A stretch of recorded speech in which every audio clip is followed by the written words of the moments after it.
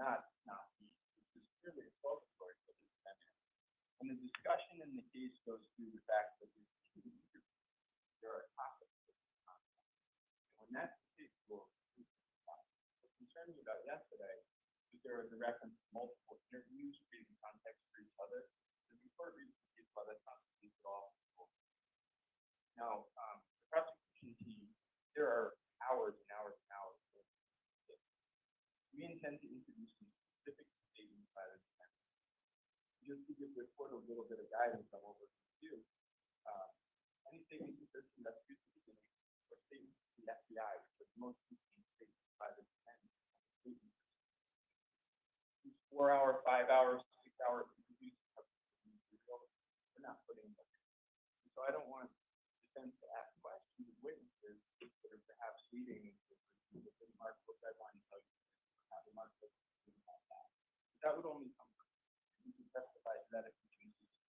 But the case law talks about that reliability. Now there are 3 other smaller parts that if the court's concerned, I can always give the court a transcript in advance and the full transcript. The court can see that it is complete follow.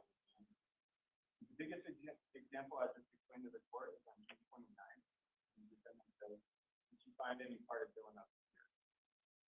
That's a 2-minute clip that captures the entirety of that interaction.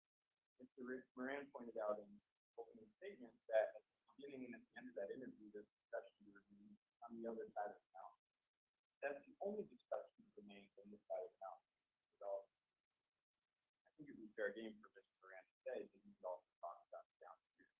But that same 2-hour discussion talks about denial of community crime, Angela Lee, camping trips with the boys, all these irrelevant topics. 3 hours. Those topics are off limits to self-service. So I just want to make that distinction for the court. What I propose is the court has concerns about any specific statement we're going to use properly in advance. And if the defense thinks that any statement by Mr. Redwine is useful that we're not admitting, I would ask the court have them give us an offer of proof or a copy of that, because we don't have information going out in front of There were at least one statement in there that, from the opening statement, that I didn't think should have been made. I can tell you that. I wrote it down, and I apparently took that pad of paper back in my chamber. So I'm glad we did my life. That's the one. Right off the bat. And that's, of course, what it's based on. That kind of thing's not an and I don't want to be standing up objecting. So I didn't do it during opening statement. I am because that's part of the I want to be. So who wants to respond to this, or do you want to respond? With respect to the several hour. I'm listening. I just don't understand why it's coming off my. Yeah, I'm all the way down. Just a second.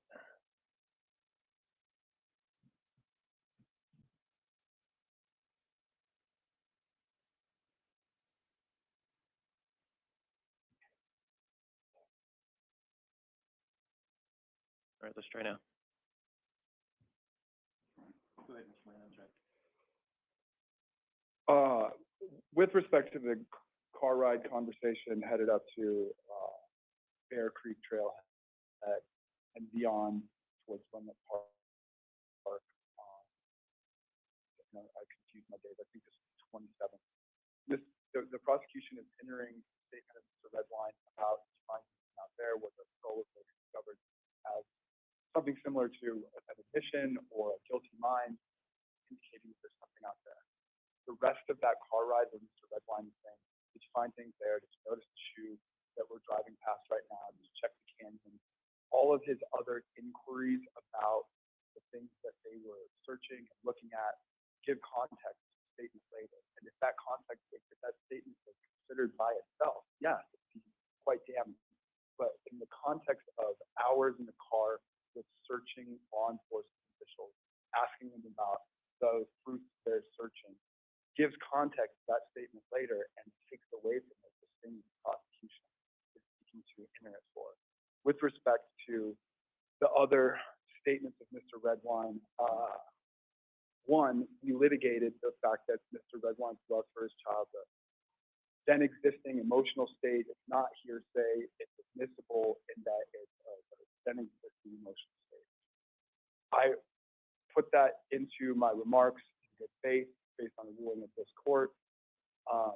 And that's sort of the end of it. I mean, the notion that Mr. Redwine didn't love his child, I mean, it was covered in jury selection, discussing jurors. So Mr. Well, I think Shea- you guys are gonna be fine. I just want to save some time. I understand both sides here.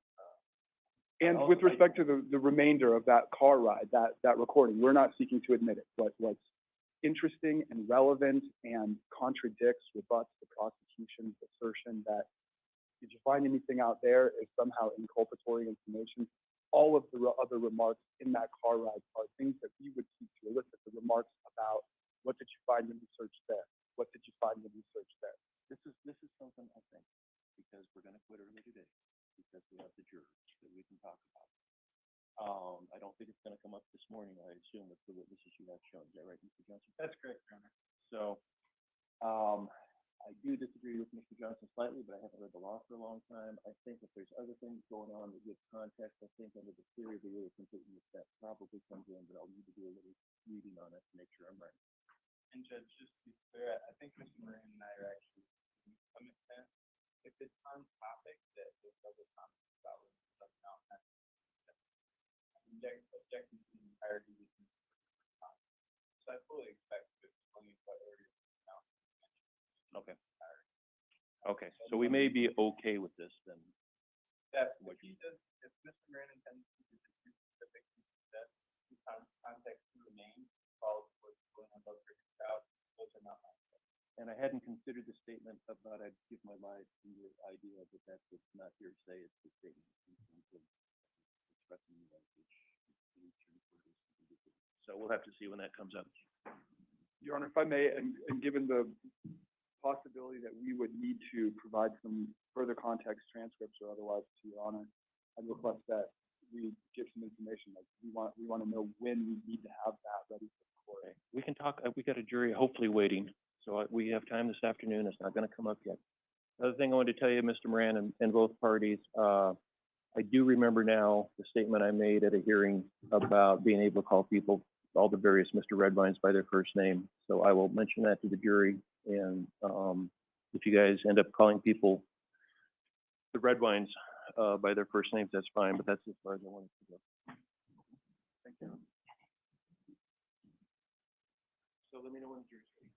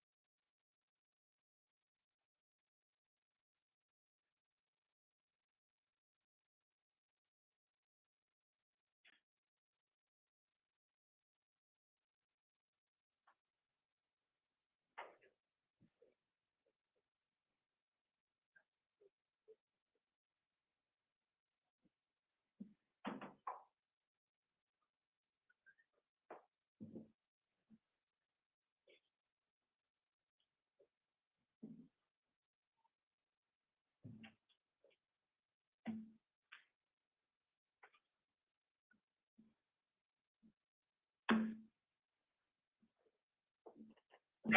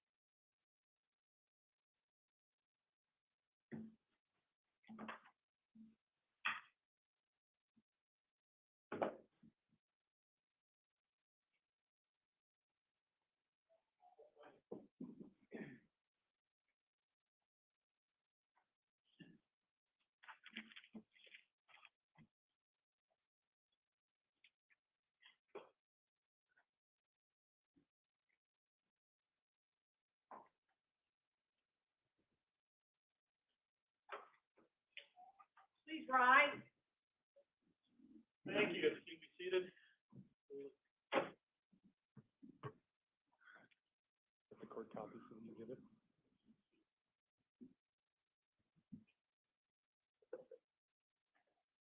Oh, good. I was wondering about those.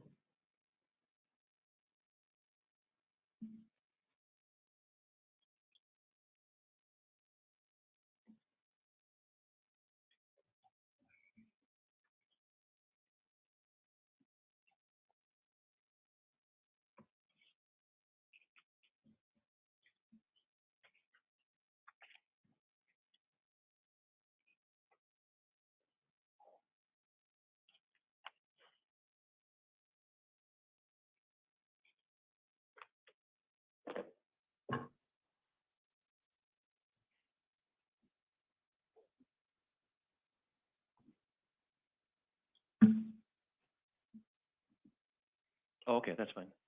That'll work. If she sees it. Otherwise, you can go get her.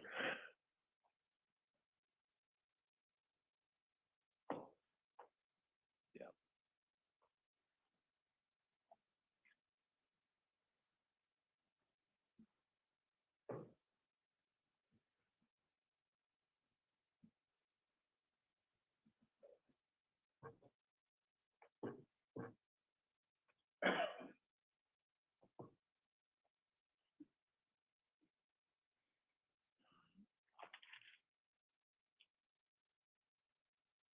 Hmm?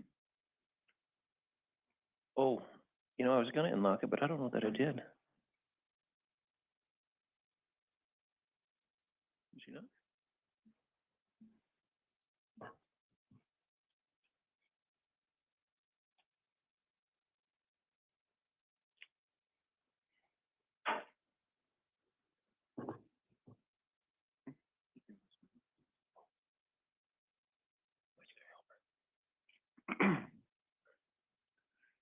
And remind me, and I'll unlock it, the next recess. Is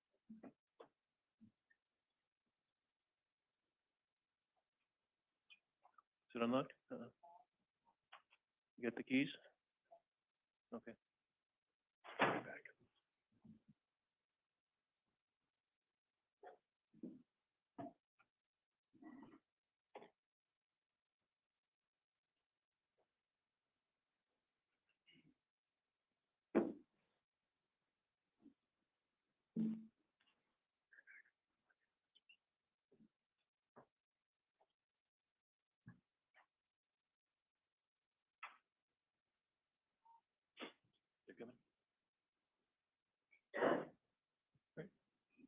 All right, so the jury, please.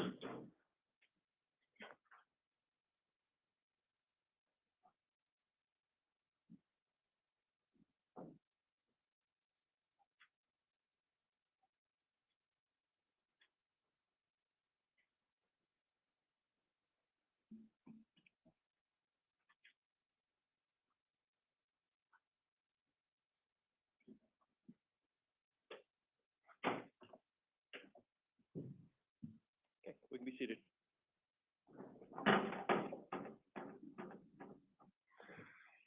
I had this courtroom for 14 years, and I was always sure that thing was going to fall on my head, and it never did. So maybe this will be the trial. In any event, a couple things before we start. We want to try and keep you away from the rest of the public, and so for all future times that you come in and out of the courthouse, I want you to use that middle door, which is locked, and there's no security there, but it's the one right next to the stairs by the flagpoles when you come up. So to do that, on lunch recesses, if I tell you be back at 1:30, that means we want to start at 1:30. Please be back at that door at 1:20, so 10 minutes early. And there will be a deputy there to let you in. In the mornings, I know most of you are parking in that parking lot, some of you aren't, that we have set up for you. Again, just meet there, even if you don't park there, meet there. We'll have you all come over at once, and the deputies will let you in, and they'll do a little security check on you. So that's number one. Number two, I've been a judge for 18 years, and it's been my policy and a gut reaction on my part to always get upset when people use first names in the courtroom in terms of witnesses and victims and that sort of thing. And Mr. Moran reminded me that at a previous hearing, I had allowed counsel to call all the Redwines by their first name because there were so many of them, and just the fact that for years everybody's been calling Dylan Redwine Dylan, and that's just going to come out. So I should not have interrupted him yesterday, and I just wanted to put that out. So hopefully I can contain myself. You may see me jump when I hear first names, but I'll try and contain myself. With that, we're ready to start evidence. So, Mr. Doherty. Thank you, Your Honor. Good morning. Your Honor, the people call Ryan Nava to stand.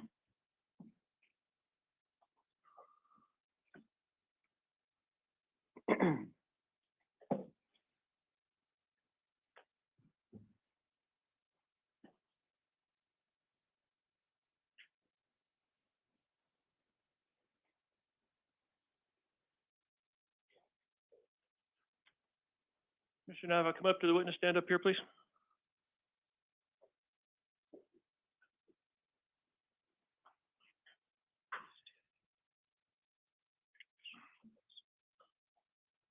And please raise your right hand before you sit down. Do you solemnly swear or affirm under penalty of perjury the testimony you're about to give is the truth, the whole truth, and nothing but the truth? Thank you. Have a seat. I want people to be able to hear you, so pull that microphone close to you. Mr. Doherty, if you can get the microphone closer to the lectern, that will help for everybody's doing things on WebEx.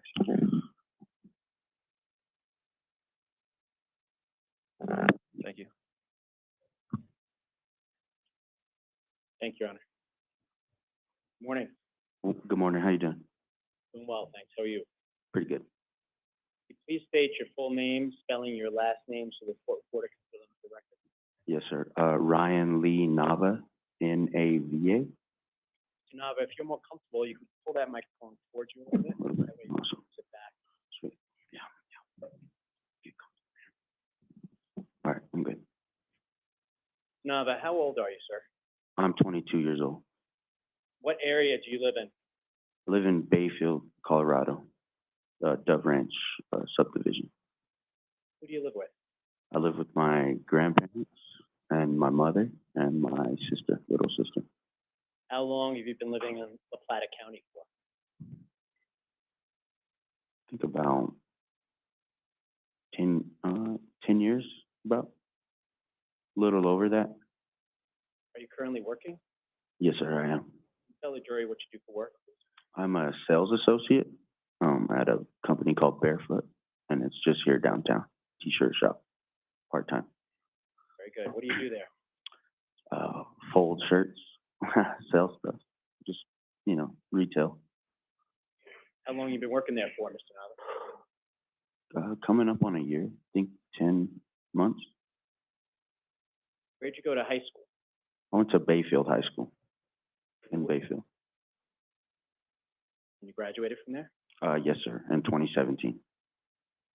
Back in 2012, where were you living at that time? I was living at the same residence I am now in Dove Ranch, 6 on Dove Ranch Road, Bayfield. How old were you in November of 2012? I would have been 13 years old. Can you tell us who some of your friends were at that point in your life, Mr. Nava? Yeah, Wesley Herring, Fernando Stubbs, Tristan Reeves, Dylan Redwine, Chris Kane, Wesley Rayburn. Those are the ones that come to my head immediately. You mentioned Dylan Redwine. Yes, sir. When did you first meet Dylan Redwine? It was the summer of 2011. Let's say July. It was July of 2011. Can you please tell us how you met Dylan? Yeah, I went to the Family Dollar in Bayfield with my grandma, and I saw a bunch of kids about my age, and I was new to town. So I think Dylan noticed me, so he came over to me and asked if I wanted to hang out. So that afternoon, I went to Wesley Rayburn's, and since then, I was his friend. Say, since then you were his friend. Which person you were friends? Dylan Redwine. You also mentioned you became friends with Wesley as well. Yes, sir. Became friends with a few guys at that moment. When you met them, it was during the summer, but when the school year resumed again, where were you going to school? Bayfield Middle School. How about Dylan Redwine? He was also in Bayfield Middle School.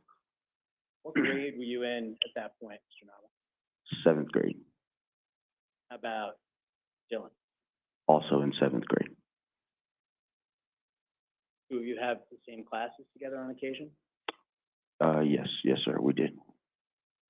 What would you do socially with Dylan in terms of hanging out with him? We love to go to the river there in Bayfield, go to AJ's, get pizza, hang out at each other's house, stay the night, prank each other, mess around, hide and seek, just stuff like that. And at that point, you were how old? I was 12 years old, I believe. How would you describe Dylan? I would describe Dylan as a good friend, outgoing, funny. To us, he was a prankster a little bit. We all like to play jokes on each other. So a funny guy, good guy, outgoing. And how close did the two of you become over time? We became pretty close. I would say definitely a best friend. Dylan ever talk about running away or hurting himself during his friendship with you? Never, no. And in terms of things that Dylan would do in his spare time, can you tell the jury some of the activities that you knew Dylan enjoyed? Yeah, I know he loved to go to the river. We all loved to go to the river there in Bayfield. He was a sports guy, so sometimes we would talk about sports. He was a social person. I think we all kind of were. Our friend group text each other, texting girls, social media, stuff like that, And in terms of texting, how often, just roughly, would you and Dylan be texting one another or talking to one another? I would say close to every day, every other day, at that age. In terms of other activities, did you know if Dylan ever wanted to go or enjoyed going fishing? I had heard about it, but I never saw him go fishing. But I had heard about that, but I never saw him do it. When you say, well, let me back up a step, I'm sorry. So you and Dylan, when you would go to the river, you weren't going there to fish? No. But you'd heard at some point that Dylan had gone fishing. Yes. And who'd you hear that from? I think from him, just saying, well, like this day I was fishing or something like that. Okay. And you mentioned sleepovers. Yes, sir. Where would the two of you sleep over together? We would sleep over at my grandmother's house, the residence I live in today. Wesley Rayburn's, Fernando Stubbs, those three are the main places we would stay.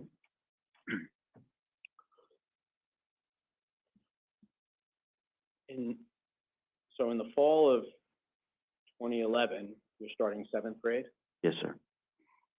Where was Dylan living at that point? I believe he was living at his mother's house. Yeah, he was living at his mother's house, I'm pretty sure. And where was that? I'm not sure. Was it in the Bayfield, Durango area? Yes, yes, And at that point in time, you would see him at school and you'd also see him socially. yes, Some point thereafter, did Dylan move out of town? yes, he did. Where did he move, Mr. Hubbard? He moved to Colorado Springs. What was the reason that he moved to Colorado Springs? I believe just with his mother. Yeah, Just to break that down for the jury, at some point, to your knowledge, Dylan's mom moved out of this area and moved to Colorado Springs. yes, sir. And you were aware that Dylan left school, left the area, and moved with his mom to the Springs. Yes, sir. Where did Dylan's father live? Vallecito Lake area up there. Dylan come back on occasion to visit his father in that area? Yes,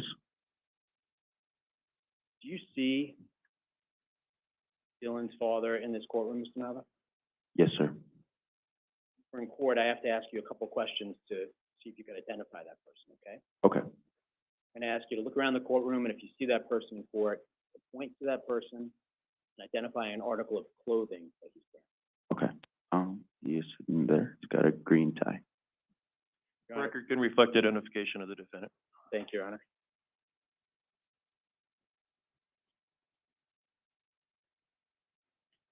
Mr. Nava, I'm gonna ask you to take a look at what's been previously marked as People's 32 for identification. It's been previously provided to and shown to defense counsel. Your Honor, may I approach the witness? You may.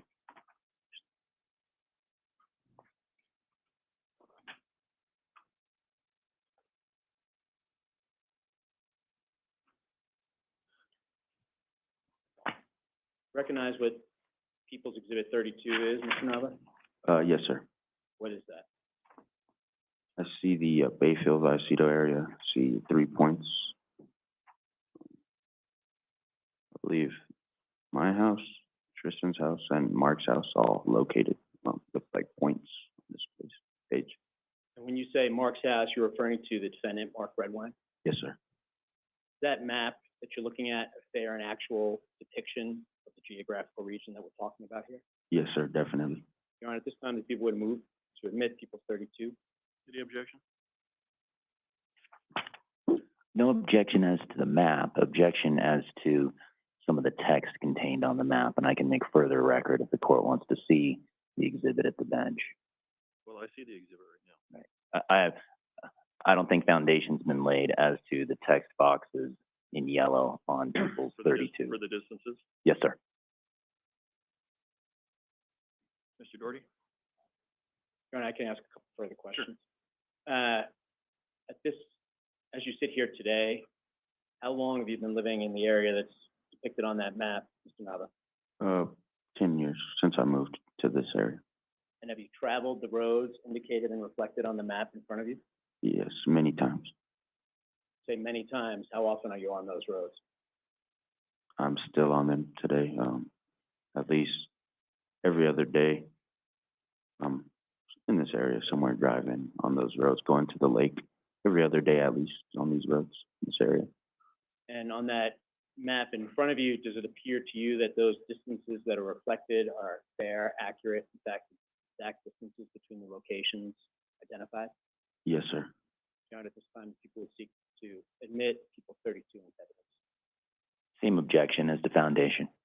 You know, I think any adult or teenager that's on an area can testify as to the roads. The jury can take the weight as to how accurate that is on their own. So it'll be admitted.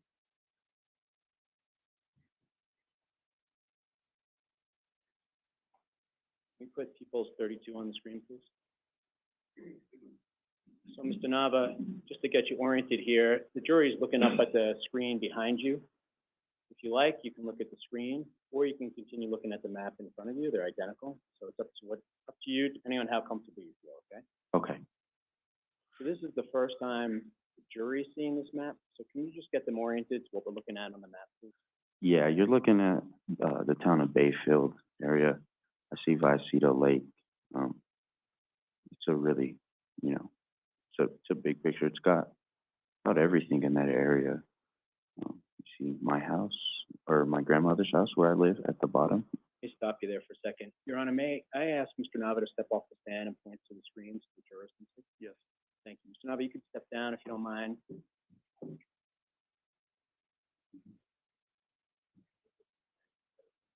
Hold on one second, Mr. Nava, I'm sorry. Yeah, let's get him a Two pointer. things. I'm gonna give you a pointer. And second, the court reporter needs to take down everything that you and I say. She'll let us know if she can't hear us. You're far away from the microphone, so I'm gonna ask you to project. So think about trying to, let the folks in the back of the courtroom hear you as you talk. We have a microphone.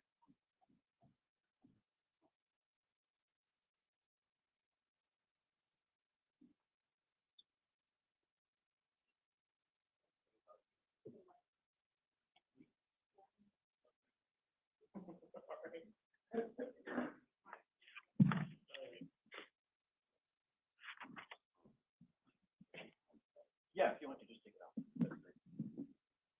Thank you. Thank you, guys. This is my residence, right, in Dove Ranch in the town of Bayfield. And you're indicating towards the bottom of the map where it says Bayfield and that yellow text box appears? Yes, this yellow text box at that point, that's my residence in Bayfield. And that's where you were living at the time in 2012, 2013? Yes, sir. Okay. If you could take us up along the road there. Yeah, and then you have a buddy of mine, Tristan Reeves' home right here. It is, at Vicito Lake. And you're And pointing, I'm sorry, I need to put it down to the court reporter, so forgive me. You're pointing to the second text box as you go up the exhibit, and it's marked, Tristan Reeves. Yes, sir, this point right here, the middle point, Reeves' house, that's the place I'm talking about. What's next? Next is, Mark's house, right here. I can definitely tell it is, just because I know the Vicito Lake area very well. And I'm referring to the very top point here that says Mark's house, I believe. I believe that's, actually, I know that's Mark Redwine's home right there. And that's the yellow dot towards the top of the map in exhibit 32. Yes, sir. Approximately how far is it from the defendant's house to Tristan's house? 5.8 miles, And how far from the defendant's house to your house in Bayfield? 21 miles. So if I were to say the defendant lived right down the road from you, would that be accurate, or is it further than that? That's not accurate. It's not right down the road. It's further. So about 21 miles. Yes, sir. You can have a seat, Mr. Nava. If you want to just put that back in there, we may have other witnesses use it. Thank you.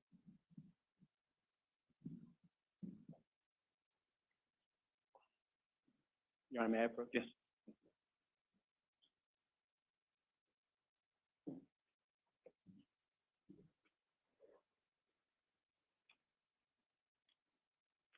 Doing okay? Oh, yeah. In your relationship, time with Dylan, sleepovers and such, how many times did Dylan walk from the defendant's house to your house? Never. Do you ever know Dylan to hitchhike on any occasion? One occasion. Tell the jury about that, please. Oh, yeah. It was winter time, and it was my friend group, Dylan included, me included, and a couple other friends. And I'd say there was about a blizzard coming down on us. It was snowing really, really heavily. And we all together started like joking about like hitchhiking. And an older man actually gave us a ride, I'd say a few hundred yards just up the road. He let us get in the bed of his truck. I think that's the only time I've seen myself or any of my friends hitchhike. So that was that time. So, on any occasion, did you ever know Dylan to hitchhike from the defendant's house the 21 miles down to your house? No. What siblings did Dylan have that you knew? An older brother, What is his name? Corey Redwine, I believe. Yes, Corey. What was the relationship like between Corey Redwine and Dylan? They were close. They were close. I remember I met Corey through Dylan, so it wasn't uncommon to see them hanging out. Corey giving us a ride, Dylan a ride, if we needed, or if it was right, if he had the free time or whatever it may be. They were close. Now I'm going to shift gears on you, okay? Awesome. Let's turn to the fall of 2012. At this point, had Dylan moved to Colorado Springs, Yes. and you were still living in the Bayfield area? Yes, sir. I believe you testified that on occasion, Dylan would come to the Bayfield area to visit his father. Yes. And do you recall on November 18th, 2012, Dylan contacting you about a visit to Bayfield? Yes, I do. Can you just, in your own words, tell the jury about that contact and the communication you had with Dylan? Yes, he had informed me that he was coming to the area. I myself was on the way back to this area, the Bayfield area, to watch. I was coming back from watching my brother play football, and he had expressed, like he did in the past, that he wanted to hang out when he was coming to Bayfield. So we made plans to meet up, and actually he was going to spend the night. I asked if he could spend the night at my mother's house, which at the time was across Bayfield. My mother said no, so I went to my grandmother and said, "Hey, can I stay at your house, and can Dylan stay with me?" And she said yes. So we had, made plans through text to hang out, him to come stay the night.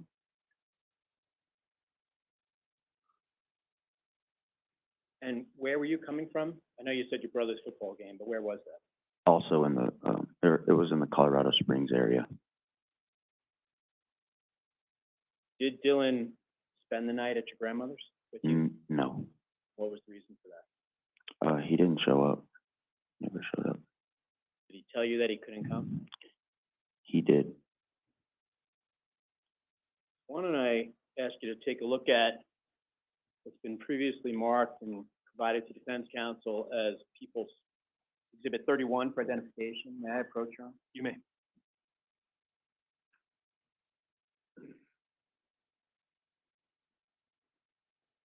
Can I drink this water? Yes, of course. I should have mentioned that. That's for you. Okay. Many as you like. So Exhibit 31, Mr. Nava, have you seen that before? Yes, sir, I have. And the jury hasn't yet seen it, so I just want to ask you to describe it in some detail before we seek to admit it, okay?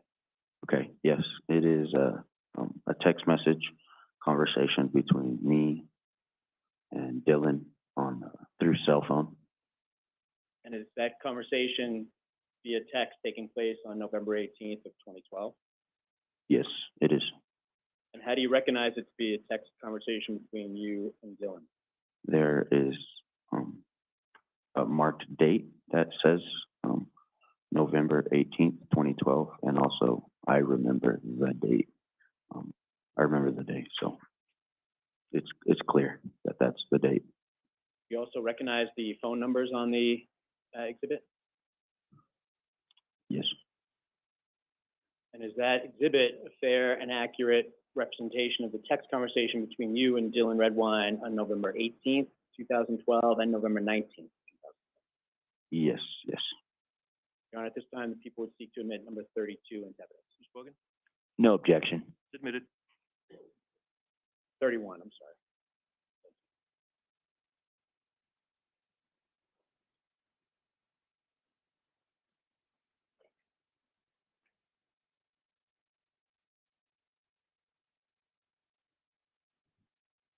So before we start going through these text messages, Mr. Nava, Yes. how quickly would Dylan Redwine generally respond to you via text when you send them a text? Pretty quick. I would say almost immediately when I was texting him. Yeah. That's generally speaking. Yes. So at this point in your lives, you're 12, 13 years old, is that right? Yes, sir. Fair to say that Dylan, and perhaps to a lesser extent, you are using different language than you might today? Yes. You're the first witness at this trial, but you're not the only witness who's going to have this experience, Mr. Nava, so I Okay. appreciate your willingness Good to to go through this. The blue text box that you see on the left-hand side of the screen, who are those text messages from? Those are from Dylan Redwine for sure. And how about the green text box? That's me. That's me. So we see here on the left-hand side of the screen, Dylan contacts you around 11:51 in the morning on November 18th. Yes. You respond with WTF, Yes. meaning what the, right? Yeah. Yeah. We'll just try to move through this part of it together. Okay. He then says, at 11:52, I'm coming to Bayfield. Yes. We're going to start to scroll down here, and I'm going to focus on some of the particular text messages, okay? Okay. What do you respond to Dylan, and what does he say back? I told him I was coming home from the Denver, Colorado Springs area. I asked him, what's with the B3? That's a signature. Back in the day, you could insert a signature to a text. So it was a new one. So I was asking him about that. He says, I don't know. Well, then I started further making our plans. Asked him if he wanted to hang out tomorrow. Nando's grounded. Me and Tristan planned on hanging out. Stop you for a second there. Yes. It says, oh, well, want to hang out tomorrow. Nando's grounded. Who are you referring to when you say Nando? Fernando Stubbs. Me and Tristan are going to hang out tomorrow, so hang out with us. He says, K, right? Yes. And then you have a text box where you start to talk about Wes. Yes, Wesley Rayburn.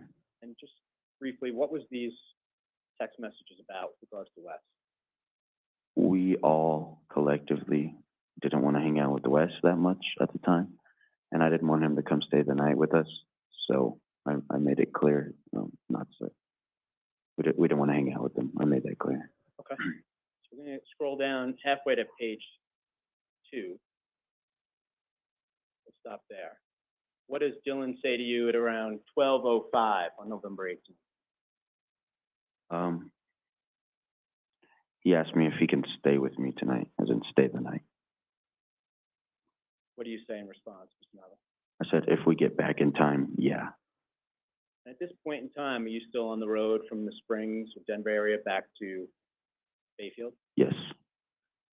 What does Dylan say in response to that at 12:07 p.m.?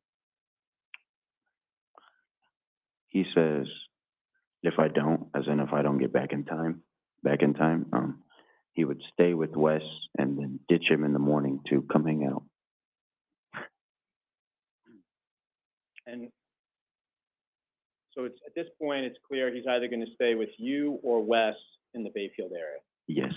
And did Wes live in the Bayfield area? Yes, he did. We're going to go to the top of page 3.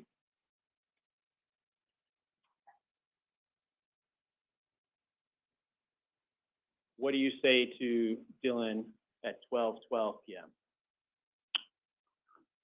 I told him you can stay, or you can, as in you can stay the night. And we will get home around 8 or 9, and I'm referring to at night. What does Dylan say in response after you send those texts? After I told him that first one about when I'm going to get home, I asked him if that was too late. He said for him, no. Scroll down a little bit further, please. What do you say at 12:15, and how does Dylan respond at 12:21? Can you repeat that?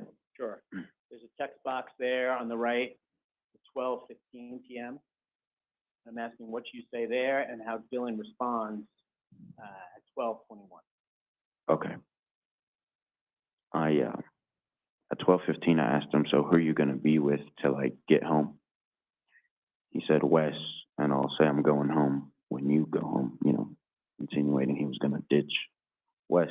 And then I responded with, okay, and he said, so it will be all good. So we had that plan. So you had that plan. The plan was Dylan would arrive, go to his friend Wes's house, and then come spend the night with you at your grandmother's house. Yes. We'll go to the bottom of page 3. Okay,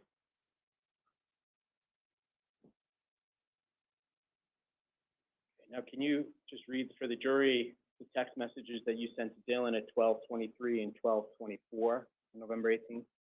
Yes, I said, all right, just make sure you don't stay the night with him, referring to Wes Rayburn. And I lied and said, because my parents get upset when they plan someone staying the night, then they don't. Wes did that to me once in the summer, and they got mad at me. I just really didn't want Wes to come stay with us. So that's what prompted you to say that particular statement to Dylan. Yes, sir. Then you have slang back and forth on page 4, and it's in evidence, could be read later, but we're actually going to skip to the bottom of page 5. Are you at the bottom of page 5? Yes, sir. Move up a little bit, I'm sorry.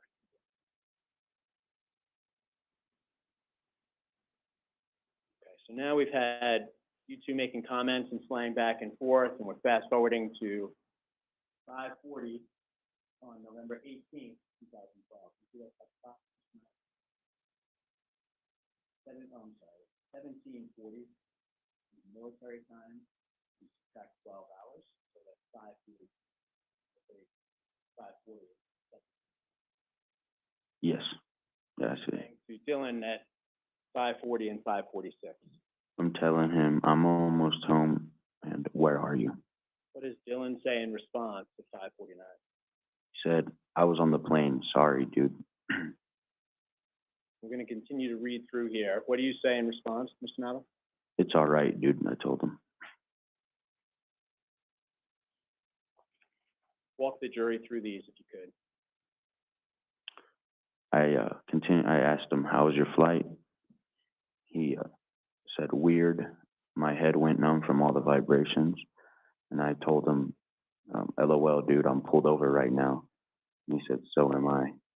And I said, by a cop, because I thought that was ironic if we were both pulled over. He said, nope, by lights from the ground and brakes. And I didn't know what he meant by that, so I asked him, what? And then I texted him, I'm in Pagosa coming, as in I was coming to Bayfield. And he randomly just changed his plan. He said, can't come, sorry, I'll hang tomorrow. And I told him, okay. You can't come. Sorry, I'll hang tomorrow. That's at 6:57 p.m. on November 18th. Yes. And it looks like at 7:09, the top of page 7, you ask him why. Yes. What does he say in response? IDK, which means I don't know. What do you ask him, Mr. Nava? I asked him, did your dad say no? What does Dylan say? He said, yeah. And I said, oh, okay. But he had asked if he could come over early, like 6:30 early tomorrow. I told him, yeah. And he said, you better let me in. I said, I will. I'm going to be at my GMOS, my grandmother's, my residence right now. Okay. So at this point, Dylan has told you that his father has said he cannot sleep over with you. Yes. And the two of you make a plan. We'll just scroll back up a little bit here.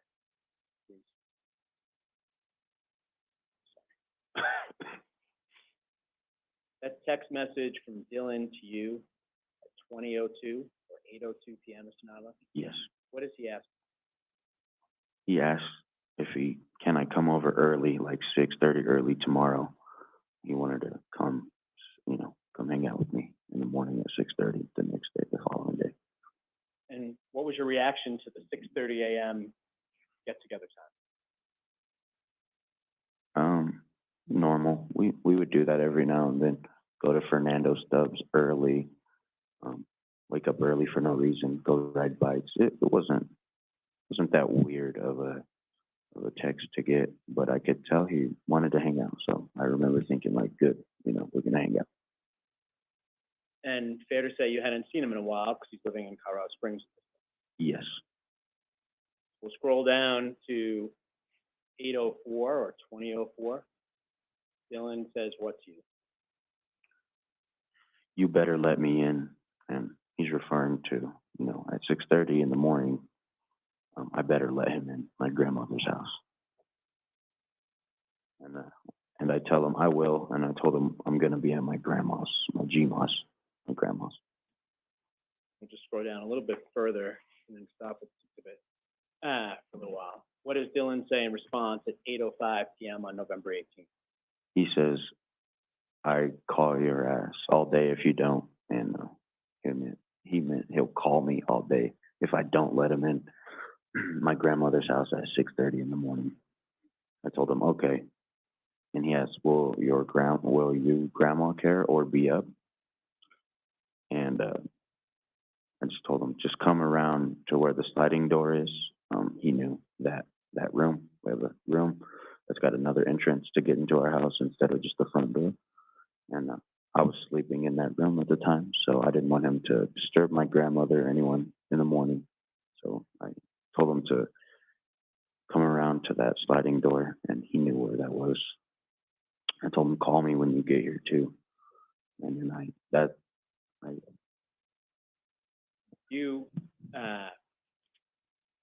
So Dylan had, based on this conversation, a cell phone, is that right? Yes. Did you know that Dylan also had an iPod that he would use on occasion to text? Yes. Recall receiving a text from Dylan's iPod that night saying, at around 8:48 p.m., I'll just knock on the window in response to what's being said in the text messages here? I don't remember. So the last text message we have via cell phone from Dylan is, at this point, the agreement about him coming to the sliding door, right? Yes. Scroll down a little bit, please. What happened when you woke up the next morning, Mr. Nava? I set an alarm, woke up, and I expected him to be there or to wake up by him knocking on that sliding door. And thought it was a little weird. Thought it was weird that he was not there because I know he wanted to hang out, and I wanted to hang out with him too. And so I just started asking him, where are you? Simple. Let me stop you for a second. What time did you set the alarm for? I set an alarm for 6:30 in the morning. When you woke up and you realized Dylan was not there, what did you do besides text message? What did you do in terms of your own actions? I got up and I went outside just to look for him. Maybe he was sitting out on the patio area. Like I said, he's familiar with that part of my grandmother's home. So I went outside and I took a look around. Still in there? No, sir. Then you mentioned the text message to him at 6:46 a.m. on November 19th. What do you text Dylan? Where are you? You ever get a response from Dylan? No. Do you attempt at any point that morning to call Dylan? I did. And what happened when you called Dylan? He didn't answer the phone. Then at 10:08 a.m. on November 19th, we see another text message on the screen. Can you tell the jury about that, please? Yes. I texted him, told him, come to Nando's. At that time, when I sent that text, come to Nando's, some time had passed from when I had woke up. And I decided to make a backup plan and go hang out with Nando. And I remember thinking, well, I don't know why he's not here, but whenever he is ready to hang out, I want to let him know where I'm going to be so we can all hang out. We had made plans to hang out, all of us, Nando, me, him. So I just let him know my secondary plan at 10:08. So when he was ready to hang out, he could know where to find me. Dylan ever come that day? No, sir. What did you do during the course of the day? I went to Fernando Stubbs' house, and I wanted to go do something, you know, like I said, go bike, go to the river, but Fernando couldn't leave his home, and because he was watching his little sister, and so I just stayed there that day with them, and we just hung out inside his house and watched TV, and that's about it. Just hung out. So you and Fernando were at Fernando's house the entire day on November 19th. Yes, You never hear from or see Dylan that day. no, I don't. Who did you see from the Redwine family later that afternoon? I saw Mark Redwine. Approximately what time did you see the defendant? I don't remember. It was in the afternoon, past noon for sure, Where did you see him? at Fernando Stubbs' house where I was at. What was the reason the defendant had come to Fernando's house? I remember him saying he was looking for Dylan. He didn't know where he was, and he thought he might be here or at Fernando's. Let's scroll down to the next text message we have on this exhibit. What do you text Dylan at 4:12 p.m.? I told him, dude, your dad's looking for you, as a result of Mark coming to Fernando's and saying he didn't know where he was at. Now it's late afternoon on November 19th. Yes, yeah. And when had you last heard from Dylan? I hadn't heard from him since 11/18/2012, and I don't know military time, but at night, the night of November 18th, 2012 was the last time I heard from Dylan. And one of his last texts to you was that he was going to call your butt all day if you didn't open that sliding door. Yes. And did he even call you once that day? No, he didn't. So let's scroll down and talk about other text messages that you sent to Dylan on the evening of November 19th. Yeah. So after I told him his dad was looking for him, texted him again, "Are you all right, dude?" I started becoming very worried. I was already a little confused by his actions, but when I sent him, "Are you all right, dude?" I remember I became more worried. And later, I told him, "Dude, you need to call somebody, anybody, as soon as possible. We all worried about you. Your mom called and she's worried, bro. Seriously, and another text, I told him, seriously, when you get the message, call someone." I just wanted him to really call somebody because something was not right. That text message, and it says 1959, 7:59 p.m., Mr. Nava. Yes, You referenced Dylan's mom. yes. What had happened that prompted you to send that text? I can ask that a different way if you like. Sure. You say your mom called. Yes. Text message to Dylan. So what had happened? Um, Had his mom called you? yes. I don't remember when. I believe his mom called me. She told me she hadn't heard from him. That's the only thing I remember about that. Scroll down to the end of. So that's the end of that exhibit, Mr. Nava, and I'm going to take it off the screen. Can you tell the jury what were the next several days and weeks like? Hard, worrisome. The only thing that me and my friends wanted to do was be together, just because we couldn't find Dylan, and the only topic on my friends' mind, my parents, their parents' mind was Dylan. It was a hard time because we had a brother missing. See Dylan's mom at all in the days that followed him disappearing? Yes, I did eventually. What was that like? It was it's hard seeing her emotional and worried about her kid. my friend. It's hard. Nava, when and how did you find out that Dylan was dead? Yeah, it was, I believe, June 2013. We had known there was some sort of search going on, and I was at home. I was at home with my mom, and she got a call. She started crying. I knew, and she told me that he was found. Yeah, she told me he was found, so that's how I found out, through my mom, who had received the call and got that information that, you know, parts of him were found. And did you learn they were found up on Middle Mountain? Yes. Objection, 401, 402, 403, hearsay. Do you really need that, or what's the purpose of it? I do, Your Honor, for a couple of follow-up questions. All right, go ahead. Had you ever known in your friendship with Dylan to walk up Middle Mountain Road? No, Did you attend a memorial service for Dylan? I did. Nava, thank you very much for your testimony today. I don't have any further questions for you. I believe the defense attorney will have some questions now, okay? Okay. Mr. Boogie? Yes, please.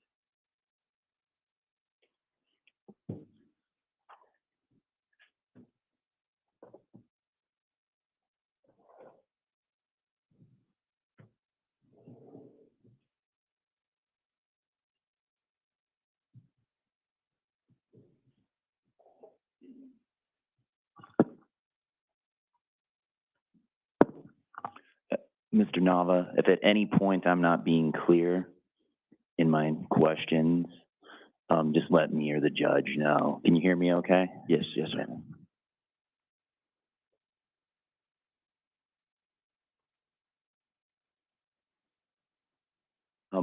I want to turn your attention to the summer and early fall of 2012. That was quite a while ago for all of us. Would you agree with that?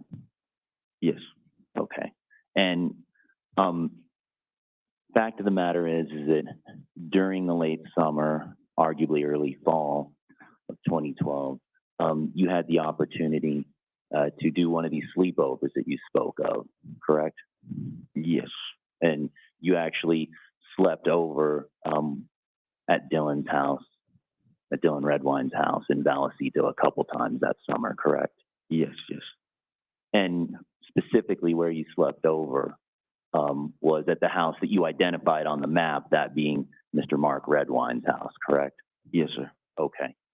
And the first time you slept over at the house in Vallecito with Dylan, that was before Dylan and his father were going to go on a trip to Boston, correct? Yes. Okay. And can you describe to the jury who else spent the night at the house in Vallecito on that occasion? I believe it was Tristan. I believe it was Fernando. Okay. So sounds like we got Dylan Redwine, Tristan Reeves, and Fernando Stubbs and yourself spending the night at the house in Vallecito, correct? Yes, at some point, yes. Okay. And that was before the trip to Boston. That would have been in August, correct? Does that sound right? Yeah, that sounds right. Okay. And can you describe for the jury what you guys did during that sleepover? We hung out in all around the house. I remember hanging out in the living room, upstairs. We played video games. I don't remember which one or on what system. We played video games.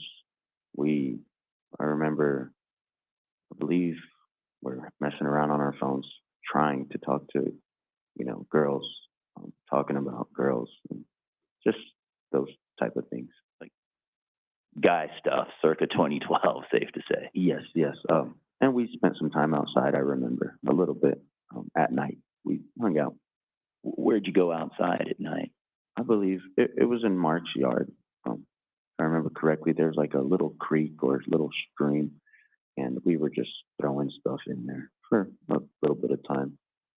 And when you and Dylan and your other friends played video games at the house up in Vallecito, was that upstairs or downstairs? We played video games upstairs. Okay. And did you eat there and hang out in the kitchen, in the living room at all? I don't remember if I ate there or not, but I do know we hung out in the kitchen and the living room at some points through that night. Okay. And where did y'all sleep that night? I believe some of us slept downstairs, and someone might have slept upstairs. Might have been Dylan that slept upstairs. So some folks slept downstairs on the couches. You think maybe Dylan slept upstairs? Yes, sir. I think it was Dylan.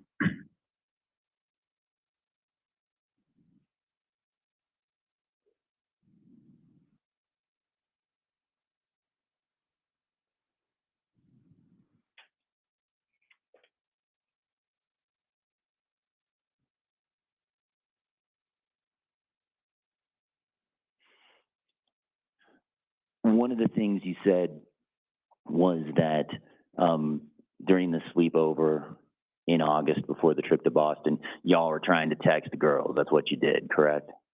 Yes. So you've had experience trying to send text messages on 2012 phones from that house, correct? Yes. And you've also tried to text back and forth with Dylan when he's been at that house, obviously, correct? Yes. Okay. And you know that sending and receiving texts from that house in Vallecito, was difficult in 2012, correct? Yeah. Yes, sir. I remember there was only certain spots in the house you could get service, I believe. So if we wanted to text somebody, we would just go to one of those spots. Right. There was only a couple spots in that whole house where there was cell service where you could get texts, right? Yes, sir. And same sort of question here. There are only certain parts in that house where you could send texts, right?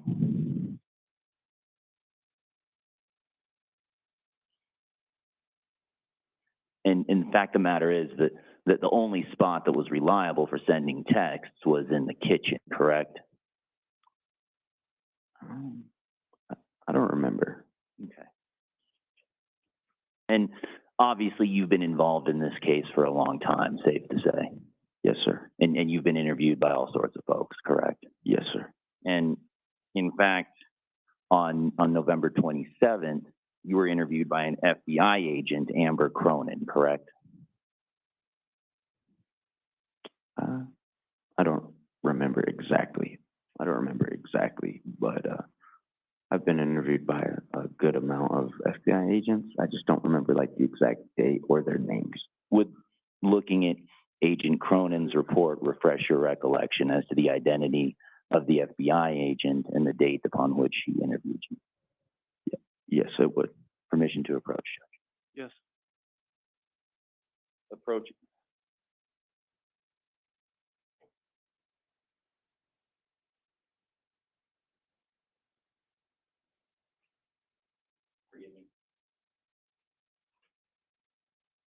I'm just going to ask you to look at the first page of this piece of discovery. I'm not going to ask you to read it out loud. I'm going to turn your attention to the bottom of the page. And then my question will be if that helps you remember the name of the FBI agent and the date you spoke to him, okay? Okay. If you have any questions about this process, let me or the judge know. Okay, sweet.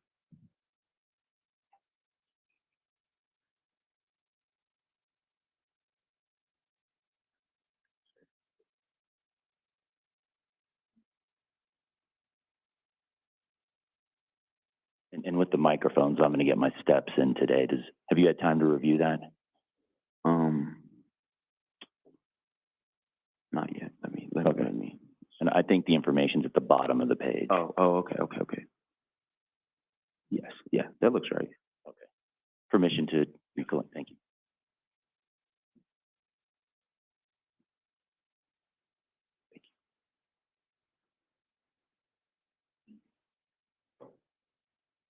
Does Agent Cronin's report refresh your recollection as to whom from the FBI you spoke to on November 27th, 2012. Yeah, it helps a lot, definitely. Okay.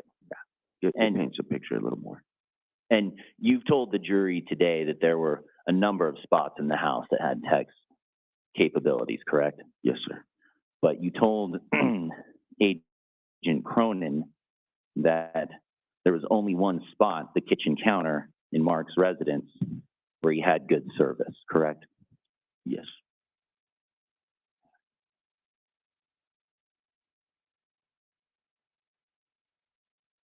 So, at a bare minimum, the cell coverage in that house was not great. Safe to say? That's safe to say.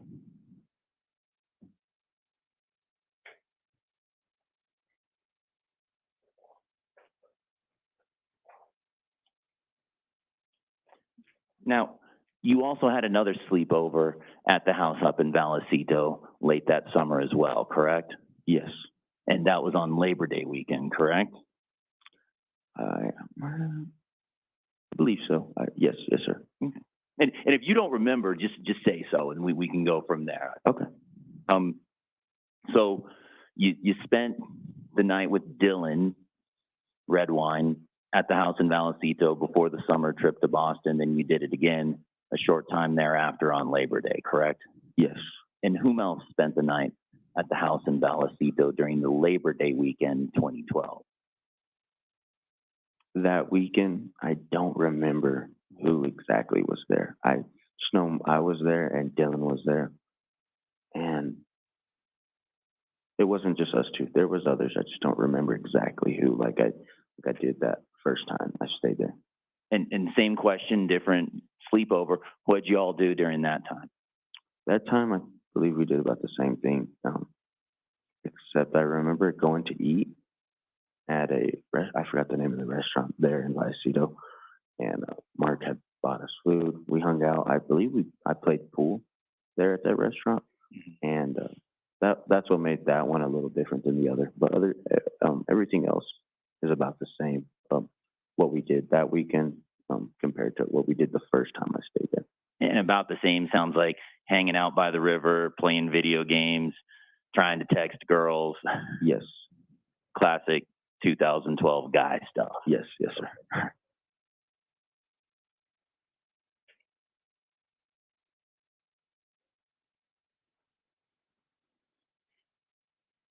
And during these times, when you're spending the night at the house in Vallecito, you get to see Dylan Redwine, you get to see Mr. Redwine as well, correct? Yes, sir. And you got to see them interact, right? Yes, I did. And was that the only times you got to see them interact, was during those sleepovers? Did you see them interact other times? I've seen them interact other times. I had seen Mark pick up Dylan from my grandmother's before. So I had seen them interact a few times. Okay. Yeah, other times. And based from those interactions and the fact that Dylan was one of your best friends, you've seen the two of them, you got an idea of how they got along. I got an idea. And safe to say, you got the impression that Mark Redwine and Dylan Redwine were best friends, correct? Yeah, I remember saying that, and I thought that. Yeah.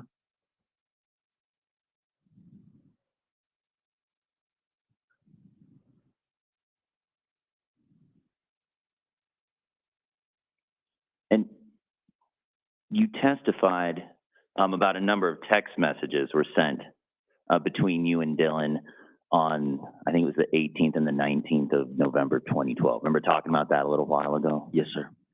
And safe to say he does not talk about his father, except saying his father said no in those text messages, correct? Yeah, that's correct. That's the only time he mentioned his father.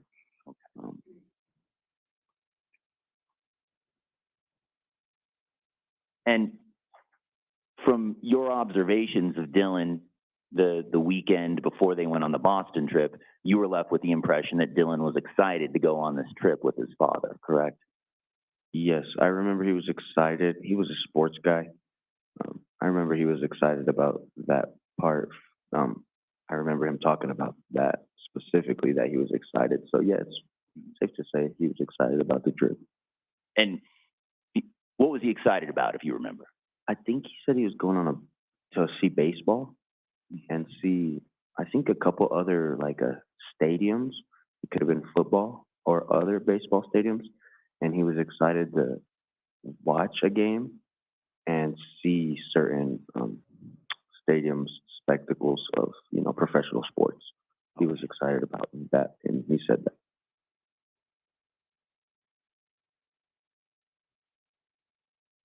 And on direct examination, you got asked some questions about Dylan and hitchhiking. Remember talking about that a little while ago? Yes. Okay. And you even talked about a time that you and Dylan and several of his friends hitchhiked and caught a ride in a blizzard, as you discussed it, correct? Yes. Okay. And who there was for that event? I believe it was me, Dylan. I know Fernando was there, and I want to say Wes. Yeah, Wes Rayburn was there because we're going to his house, and we had been hanging out there. So at the least, it was those gentlemen. Okay. And in that event, in a blizzard with your friends, it was Dylan who actually flagged down the ride, correct? It was all of us. I remember I was doing that too. Like I said, it started off as like we were kind of joking. We're all like kind of sticking the thumb out and messing around. I'd say it was all of us. I remember it was all of us doing that kind of joke, and then it worked actually. So Okay. we collectively kind of did that. Right.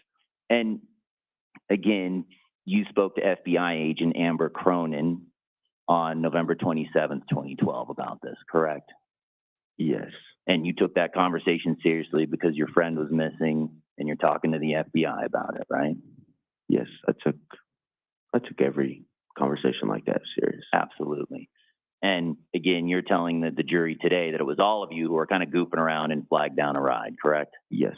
But you told Agent Cronin from the FBI a group of friends were walking home out in the cold and Dylan flagged down a driver to obtain the ride, correct?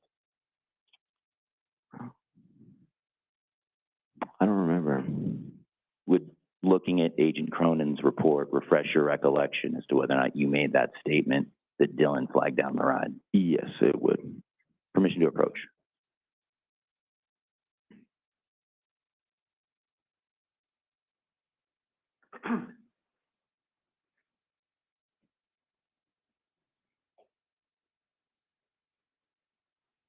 And again, Mr. Nava, I'm not going to ask you to read that out loud. I'm going to ask you to turn your attention to a little bit past halfway down the page. It's the third full paragraph from the bottom. Yes, sir. And ask you to review that and let me know when you're done reviewing that.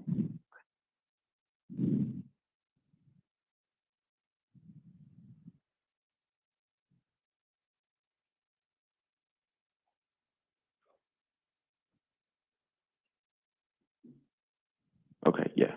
You said to kind of give my review, is that what you said? And by review, I meant to say read. Okay. Yeah, I read it. Having read that paragraph in FBI agent Cronin's report, does that refresh your recollection that you told FBI agent Cronin that Dylan flagged down a driver to obtain a ride on that snowy day? Yeah, I told her, her. I told her that. Sorry. Permission to approach to get. Yes.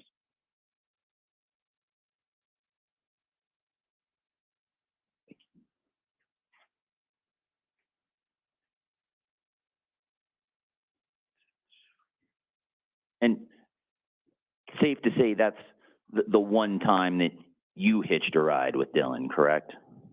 Yes, that was the only time I had seen, or that I had done that before. I didn't do that before. After, it was the only time I'd done that. But at that time in 2012 and today, you don't know how frequently Dylan Redwine hitchhiked. I know. I would say I know how frequently he hitchhiked. Okay. And I know. I think, yeah. I never saw him do that before or after, or like talk about it. I think we're just really desperate. I remember being really, really cold, like, so, yeah, that's what I would say. And during that same conversation with Agent Cronin that you took seriously because your friend was missing and it was the FBI, you told Agent Cronin that you did not know how frequently Dylan hitchhiked, correct? Yes, that's correct. But knowing what you know about Dylan, knowing about the one time you did hitch a ride with him, you knew that he was not afraid to hitchhike, correct? No, I don't know. I don't know if he was afraid or not. And again, during that same conversation you had with FBI Agent Cronin on November 27th, just days after Dylan went missing, you told the FBI agent you knew Dylan was not scared to hitchhike. Yeah, I remember saying that. But that's fine. You answered the question. And in fact, knowing what you knew about Dylan in 2012, it wasn't beyond your comprehension that perhaps Dylan may have tried to hitchhike to your house that morning, November 19th, correct? Can you repeat that question, please? Fact is that in 2012, when this happened, when you remember you talked about when Dylan didn't show up at your house on the morning of the 19th, right? Yes. And you believed that he might have tried to hitchhike to your house that morning, correct? No. Okay. No, not correct. And again, on November 27th, you met with the FBI and spoke about these issues, correct? Yes. And that conversation was with Agent Cronin, correct? Yes. And you told Agent Cronin that you believed Dylan would have attempted to hitchhike because you knew Dylan had tried to hitchhike before. Did I tell her that? That is what you told her. Oh, okay. Then yeah, I told her. You can't testify. He has to remember, Okay. correct? I can use the exact language of the previous. Okay. But I'll do that too. Do you recall telling Agent Cronin that you believed Dylan would have attempted to hitchhike because you knew Dylan had hitchhiked before? I don't recall that. I don't Okay. recall that. I don't think I ever really thought that was what he would do to get to my house. So no, I don't recall that. Would looking at FBI Agent Cronin's report refresh your recollection as to whether or not you told her that on November 27th, 2012? Yes, it would. Yes.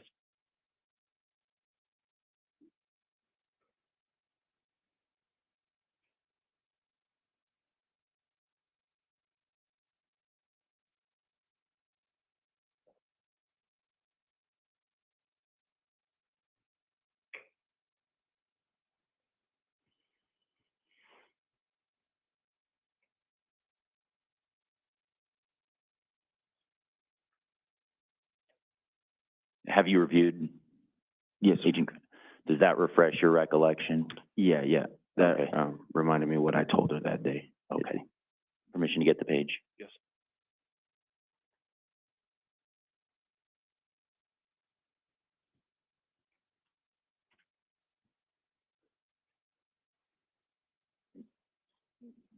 Turning your attention to People's Exhibit 32, which is the printout of text messages. It's right in front of you.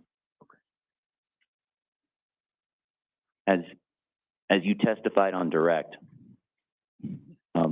you sent a text message to Dylan on the afternoon of November 19th, 2012, correct? I think it's towards the very end of that exhibit.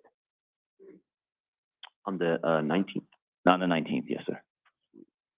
Okay. And I think it's before that page, but you texted Dylan, dude, your dad's looking for you, correct? Oh, yes. Okay. And what's the time signature on that? 1612. And as we know from Mr. Doherty, that we subtract 12 from that and we get the actual time if we're not in the military, right? Yes. So that would be 4:12, correct? Yeah, 4. Okay. And you sent that text message out to Dylan because one, you were concerned about your friend, right? Yes, sir. And two, you had seen Mark Redwine looking for his son that day. Yes, when he came to Nando's. And when you say Nando, I know you mean, Sorry. Yes, Fernando Stubbs. okay. And since the time signature on that is 4:12 normal time, 16:12 military, I assume that interaction with Mr. Redwine occurred before 4:12 on that day. Yes, sir. It occurred before I sent that text. Nothing further for this witness, Judge. Any redirect? Yes, Your Honor, thank you. Mr. Nava, I just have a few final questions for you, okay? Okay. The one time that you knew Dylan had hitchhiked, you mentioned that was happening, or that happened when it was snowing. Yes. What was the weather like on that day? Like I said, it was like a blizzard. It was too cold. You needed like ski gear to be out there, and we didn't have. I don't know why, but we didn't have that much like warm clothing, so it was like close to a blizzard. It was snowing like really hard. So yeah.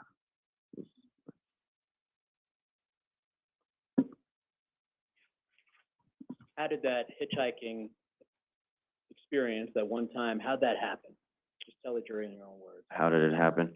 We were on the same road in Bayfield as my friend Wesley Rayburn's house, and we were probably a few hundred yards. We weren't far.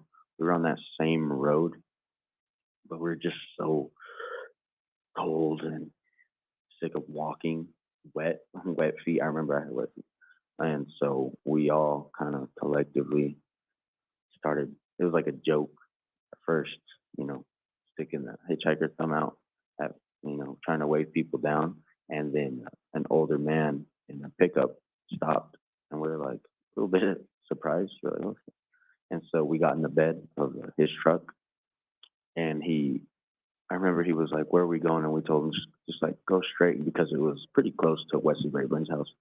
And we told him stop. I remember we were like, stop, stop. We kind of gave the pickup truck a tap, and we just hopped out. And that's how it went. I remember that.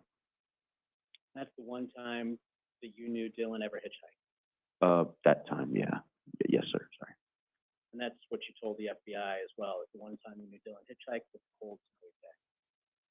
I believe so. I'm not sure if I said that or not. And may I approach? You may.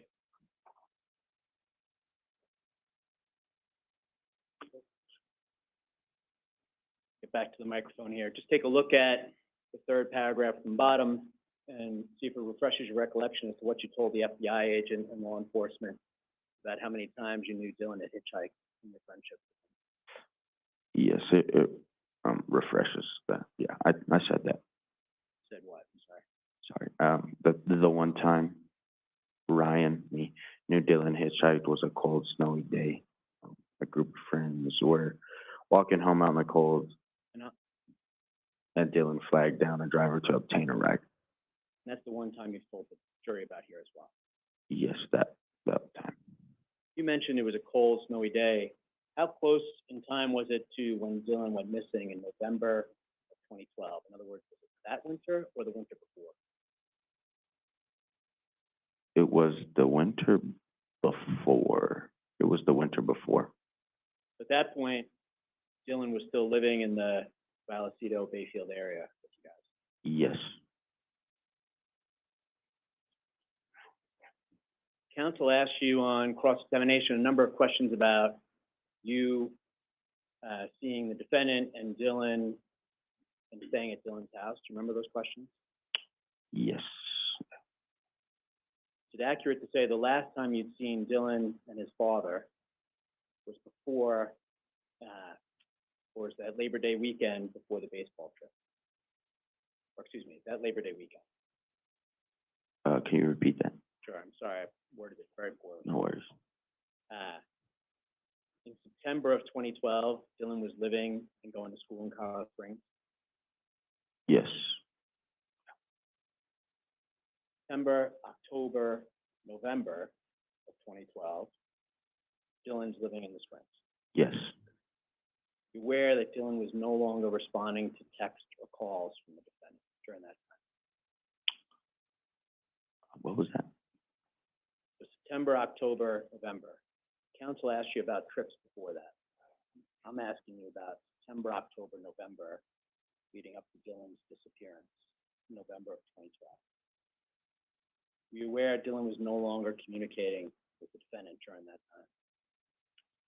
I wasn't aware. And the night that you last spoke with Dylan via text, was it unusual for him to drop off the way he did in terms of communication? Yes, it was. You never heard from him again? No, I didn't. Cell, email, social media, landline, nothing. Yeah, nothing, never, again. I have nothing further, Mr. Nava. All right, I think we may have some questions from the jury. If so, just pass them down to Cindy.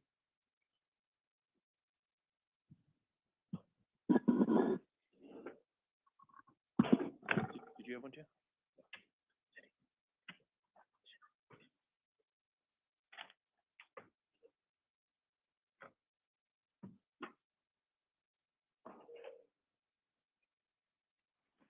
Okay, counsel, if you want to come up.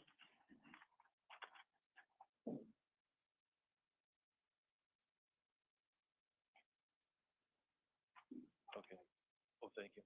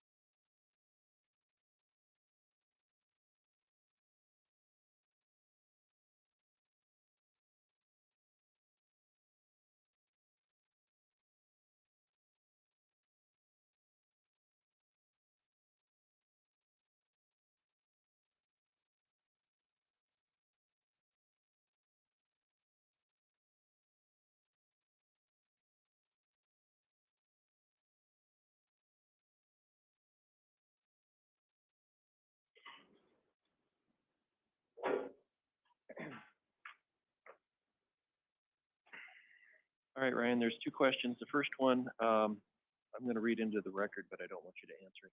Okay? Okay. Was Amber Crone's and Ryan's interview, or your interview with with Amber Crone, recorded or written? I guess I can ask you one thing, which we didn't talk about up here, but I think it's okay. Do you remember if it was tape recorded or not? Did you see a tape recorder? When you got interviewed by the FBI agent, Amber Crone? I can answer this one, right? No, I just changed my mind. I'm sorry. I didn't explain that. Sorry. So you can't answer this question. Do you remember seeing a tape recorder? I don't remember. Okay, and that's fine. Okay, that's as far as we're going to go on that. The other question is, it's written, was how was Ryan going to get to your house? I think they meant Dylan. So how was Dylan going to get to your house at 6:30 a.m.? You can answer this one. I don't know. Okay. All right. Anything else from the jury? Anything else based upon that from either side? Not from defense. Not from the prosecution, Your Honor, except I would ask that Mr. Nava be excused from this appearance. Okay, any problem with that? We don't have him under service, no objection. Okay, that means, your responsibilities in this case are done, so you Okay. can do what you need to do. Okay. Thank you. Thank you. Okay. Next witness? Your Honor, the people call Amanda Saxton to the stand. Okay. And with the court's permission, may I retrieve the exhibits and documents from the witness stand? You can put them on the table right there because, unless, are you gonna need them? I do not. I just want to get them off the witness stand. Oh, that's fine.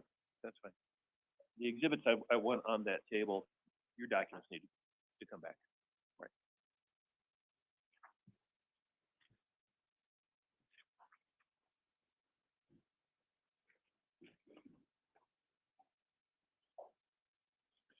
Ms. Saxton, come on up to the witness stand, please. And if you would raise your right hand before you sit down. Do you solemnly swear or affirm under penalty of perjury, the testimony you're about to give is the truth, the whole truth, and nothing but the truth? Thank you. Sit down. You're gonna have to speak up louder than that. Try and talk into the microphone. No worries. May I inquire, Your Honor? You may. Good morning, ma'am. Hi. Can you please state your full name and spell your last name for the record? And the reason I ask you to do that is the court reporter has to type down everything we say, including the spelling of your last Sure. My name is Amanda Nadine Saxton, Saxton. name. How are you today, Ms. Saxton? Doing good. Doing good. How old are you? I'm 22. Can you tell the jury where you're living currently, please? I'm currently in Moscow, Colorado. And what are you doing for work? I currently work for the city of Alamosa as a site manager. What does that involve on a day-to-day basis? So I am working in a shelter called the Non-Congregate Shelter. It is for people who need to isolate or quarantine if they test positive for COVID or if they've been exposed to COVID. And are these individuals homeless?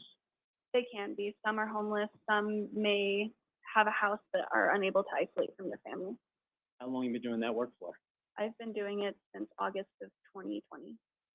Where'd you go to school, Ms. Saxton? I went to school at Adams State University. And as you know, we're talking about events that took place in 2012. How old were you in November of 2012? I was 13. Where were you living at that time? I was living in Durango, Colorado. Who were you living with? I was living with my mom, Karen, and my stepfather, Sean. Who were some of your closest friends during that time period? So my closest friends, I had a friend named Kayla in Durango, and I had a friend named Alex in Durango, and then Dylan was a close friend of mine, but we only kept tabs over the phone. We'll talk about that, okay? How'd you first meet Dylan? When I moved to Bayfield in 4th grade, he was one of my first friends in Bayfield, How'd you guys meet? in school. And what grade was that? Sorry, you said. 4th. Where was Dylan living at the time? I believe he was living in Forest Lake in Bayfield. Some point, did the two of you end up going to different schools? Yes, in middle school, I moved to Durango, and so that's when we parted ways, What grade does middle school start for you? 6th grade. So in 6th grade, you moved to Durango and you're no longer going to school with Dylan. How did your relationship change with Dylan during that time period? We stopped talking for a while there. I can't remember how long we stopped talking, but we finally reconnected in 7th grade, and we started talking over the phone after that. How'd you reconnect? We reconnected through, I actually can't remember if it was Facebook or somewhere else. I can't remember. Okay. And you said the two of you would talk over phone. Yeah. What did that involve? Just texting mainly. And were you ever on Facebook together as well? I can't remember. At some point, did Dylan also move from the area? To Colorado Springs? Yes. And approximately when was that? I know it's a long time ago. Oh, I don't remember when exactly he moved. I just know that he did move. And after he moved, did the two of you stay in touch? Yes, we did. How would you describe Dylan? Honestly, he was a pretty fiery kid. He had a little bit of a temper. He was loud and he was pretty, at least with me, he was loud. He was just an overall pretty fun, rowdy, short-tempered kid. Okay. Fun, rowdy, feisty. Mm-hmm. Sounds like the ingredients for a 13-year-old boy. The kind of kid who would stand up for himself, his loved ones. Yeah, I think so. And what was your relationship like with him in 2012? In 2012, when we were talking over the phone, we were kids. We were 12-year-olds or 12, 13-year-olds. You know, we were very obnoxious and felt like we were invincible. You know, like nothing could touch us. So How often would you talk, just roughly? almost every day. And how would those conversations take place? They would just be basic, short conversations of, hi, what are you doing? Stuff like that. That via text? Just generally speaking, how quickly would Dylan respond to you when you would text him? It was usually almost instant, and if not, it would be within 30 minutes maybe. And when, so during the school day, of course, you have school. Mhm. Roughly what hours of the day would you and Dylan tend to talk? We would talk every once in a while in the morning, but it was mainly in the afternoon and night and evening. What kind of hours would Dylan keep at night and evening in terms of text messages with you?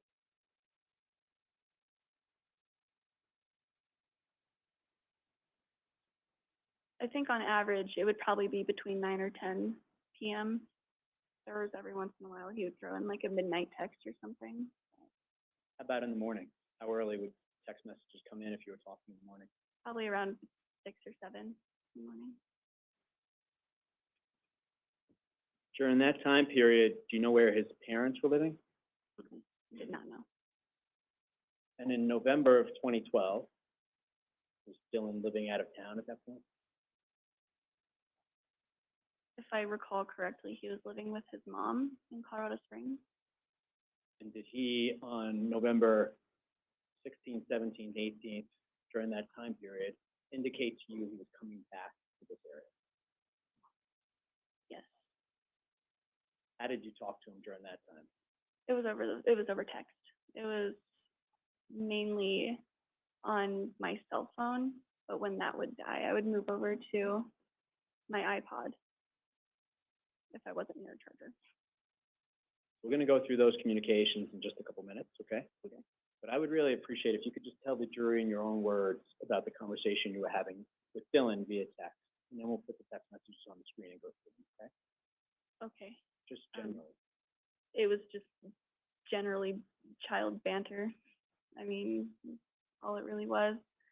A lot of banter and going back and forth about dumb childlike things. That's what I can really do. And whose phone or what phone were you using when you were speaking with Dylan via text? It was my cell phone until I lost that phone, and then I would jump to my mom's phone sometimes. And did you ever communicate with Dylan through any other device? My iPod. You have your phone, your mom's phone, and the iPod. Yep.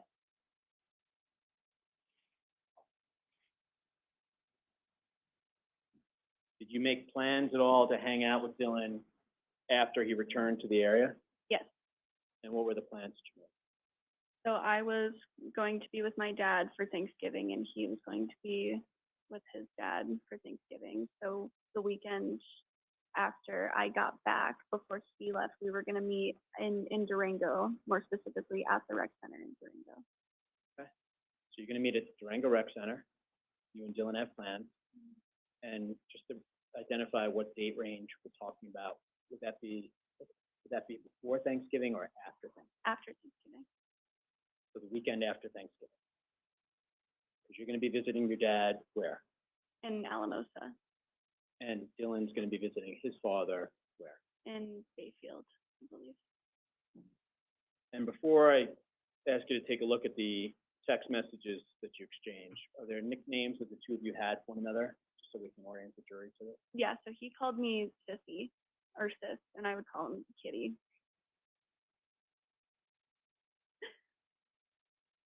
And at some point, you'd mentioned your phone ran out of battery power. Yep. And you switched to what?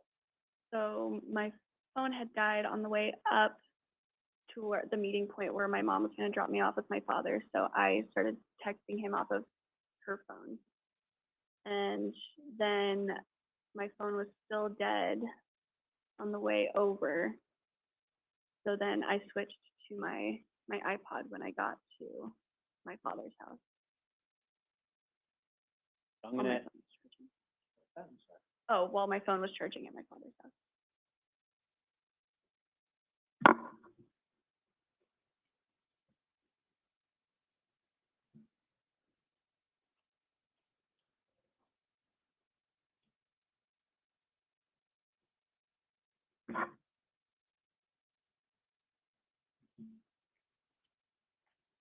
So I'm gonna ask you to take a look at People's Exhibits 33, 34, and 35 for identification, which was previously provided to and shown to council. Council, do you want to take another look at these? Okay. Just one second.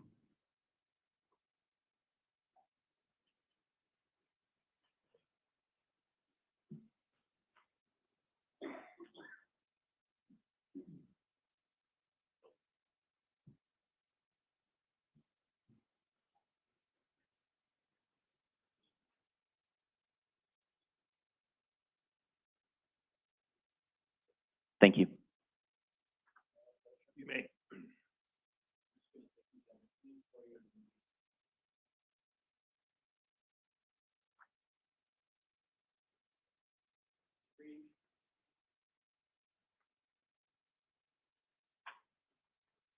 Four.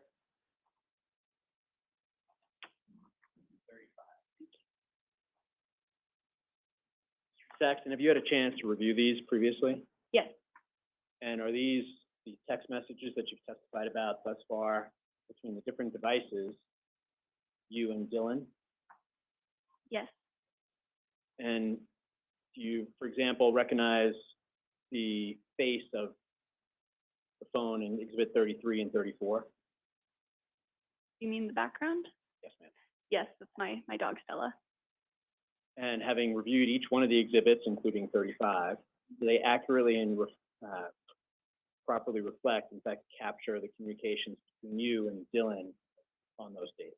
Yes. All right, at this point, I'd seek to admit 33, 34, and 35 into evidence. Mr. Bogan? No objection to 33 and 34. I do object to 35 under 902, 41402, and Glover. And I can Why give. don't you be a little more specific? I was just trying to follow the court's direction regarding speaking objections. I understand, but I don't think that the foundation that's required for a printout from a social media platform has been met under People v. Glover.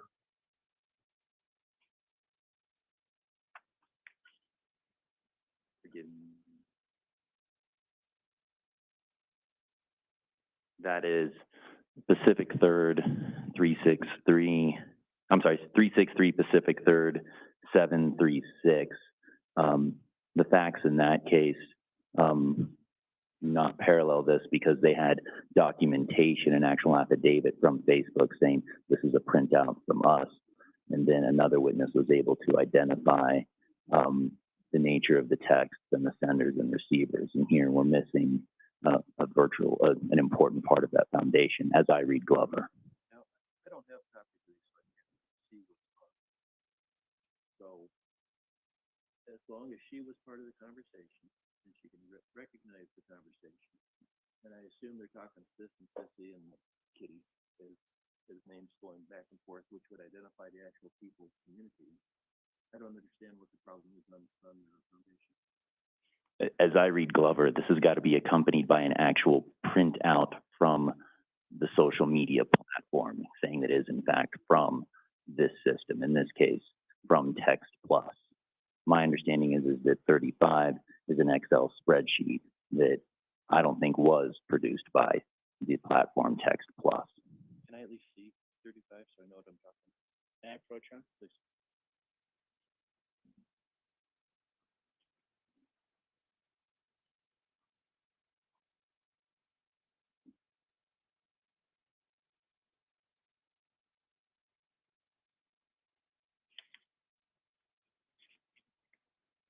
All right. Did you want to respond at all or not? I'm prepared to rest on the record, Your Honor. I do have the certification from Text Plus, but again, since the witness is aware, That's fine. I'm gonna allow 35 to come in. thank you, Your Honor. Oh, yeah, and 33 and 34 are also admitted.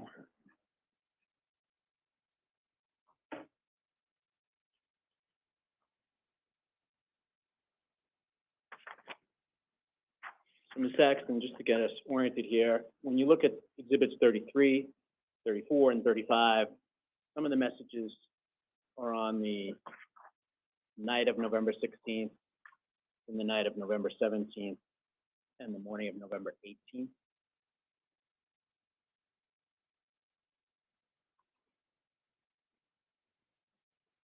The night of November 18th. Yes. So when you look at Exhibit 35, the one to your left, that's from Text Plus, right? Yes. What devices were you using at that point? I was using my iPod. So when you use the iPod, it goes to what's called Text Plus, and that's what you see there. Okay. And that contains the communications back and forth between you and Bill. Before we We put them need on, yes and no's, please, okay? Because Oh, I'm sorry, yes. thank you, Your Honor. Just to get you oriented, the times on that document say PST, in other words, Pacific Standard Time. Yes. The times are 1 hour off from Colorado. Okay. Does that make sense? Yes. So we're going to put Exhibit 35 on the screen with the court's permission and just have you go through some of those, okay? go ahead. Thank you, Your Honor.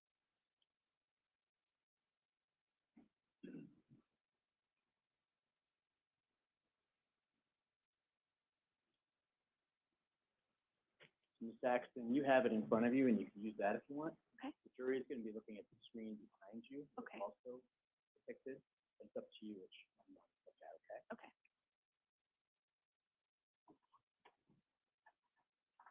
I'm going to blow it up here. Take a look at the first one. It says case 50. Time stamp on the right is the time is 7:50. It's military time, so it says 1950, but you subtract 12 to get 7:50. That's Pacific Standard Time. So can you walk the jury through the conversation that you're having back and forth? And I'll have some questions for you as we go along, okay? Okay. Starting with hey, sissy. You want me to read it out loud? Fine, yes. Okay. Starting at Hey Sissy. Hi, Kitty. What are you doing? Watching Brickleberry. How about you? Stop you for a second there. Okay. So who's saying watching Brickleberry? I am. And where were you at that point? I was at my father's house in Alamosa. What is Brickleberry? It was an animated TV show on Comedy Central. It's just about a talking bear that was crude, and that's pretty much it. And you say you text Dylan HBU. What does that mean? How about you? What does Dylan say in response? Watching Adventureland. What is Adventureland? I don't remember what that is. Is it a movie of some kind? Or show? I don't remember. And you respond how? I said, haha, awesome. Dylan then says something and you go back and forth here. Yes. I'm not going to have you read the entire, you're welcome. I'm not going to have you read the entire thing. It's an evidence so the jury can read it. But then the two of you say some cute things back and forth to one another, right? Okay. You're not the only one who's going to have this experience during this trial, Ms. Saxton, and it's a long time ago, so it's okay. Fantastic. And I think it's safe to say the judge and people on this side of the courtroom have seen much, much worse than this, so no need to be embarrassed, okay? So why don't we scroll down, though, a little bit, and I'm not going to have you read it until we get to the bottom. And you see on the right there, sorry, just a little bit up, please. Perfect. It's 8:23 Pacific Standard Time. You see that? 2023. And we have the sissy, sissy, sissy text. Mm-hmm. Who's that from? Dylan. What do you say in response? Kitty, kitty, kitty. And then what does Dylan say in response? Is pimpin'. And is that some slang that he would use on occasion? All the time. So that's 8:37 is that final message from Dylan. And that's Pacific Standard Time, so it's actually 1 hour off from Colorado. Okay. That's the last communication you ever received from Dylan? On that Exhibit 35? Yes. Why don't we take that off the screen, okay? Okay. Approximately what time had you arrived at your dad's house that evening? I don't remember. Do you recall approximately what time you went to sleep? Around 8:30. And what was the reason you went to bed at 8:30 that night? I was just exhausted. I was tired. When you would normally communicate with Dylan, is that how it would normally end with him? No. Tell the jury about that, please. He usually, when we would have conversations back and forth, he usually was the one that would end the conversation. Even if it was over mid-conversation, he would usually respond relatively quick to continue the conversation. But this time around, he did not. Is that unusual? Yes.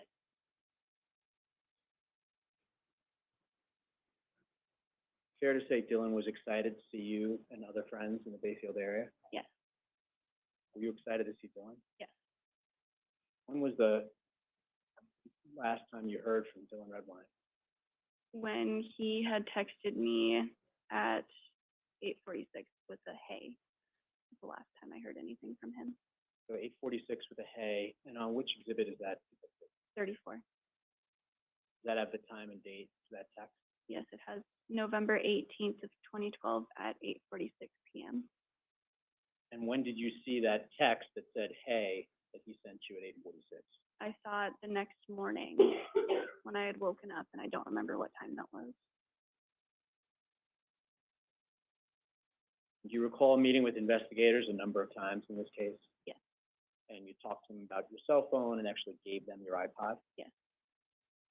How'd you first find out that Dylan was missing? My father was on Facebook, and there was a missing poster on Facebook, and he asked me if he was my friend, and I said yes. What was your reaction? I was pretty shocked, and I almost didn't really believe it at first. So. What were the days and weeks that followed like from your perspective? It was just a lot of, like, I was just still really in shock. There was a lot of unknowns and kind of just carrying through life as normal as I could, but still kind of expecting some text like saying, hey, I'm still here. You know, just thinking maybe he ran away or something. Is that what happened? I don't know. Objection, Judge. I'm gonna sustain that. Did you ever hear from Dylan? No. You never received text or a message from him after that? No, did not. You send him another text message? I do. We're gonna put number 34 on the screen. And go to the November 20th text messages. Okay, so the top of the screen there, we see hey, and then the next one is November 20th, 9:26 a.m. And what is this text message? It's just me trying to reach out to him after I find out that he was missing. And then November 20th at 9:36 a.m. Is that a text message from you to Dylan? Yes. And we could see it on the screen, but if you could read it into the record, please. Which one? The 9:36 a.m. one. Does Dylan please answer me? Ever hear from them again? No. And we'll go down to November 28th. And we'll actually go to the next page because it captures the entire text. Right. Read the November 28th text that you sent to Dylan. All of it? Fine, Jess. Says Dylan, I'm pretty sure you won't get this, but in case you do, I just wanted to tell you that I've liked you forever. Like, I love you, and I have loved you to this day, and it breaks my heart to know you're gone, and I hope we find you because you mean so much to me. You're amazing and hilarious, and I'm doing as much as I can to find you. I promise. I'm sorry.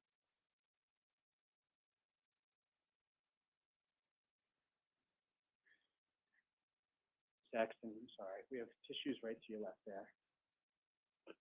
Water, and you have water with you as well, I see. It's fine, just take your time.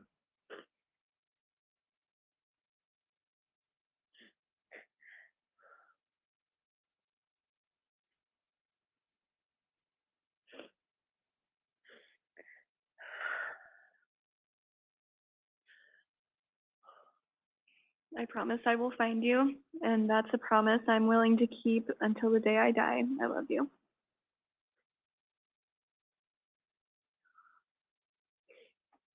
Saxton, when and how did you find out that Dylan was dead? My mom had told me when we had seen it on the news. I don't remember when that was, so. I don't have any further questions from Ms. Saxton. Thank you very much, ma'am. All right. So, Ms. Saxton, we're gonna take a recess. It was time to anyway, it's probably good for you. So, we'll take 15 minutes, ladies and gentlemen. Remember, don't talk to each other about the case. You shouldn't be seeing anybody else during these 15 minutes, so we won't go through the whole admonition. And we'll start up again at, about a quarter after, 16, 17 after.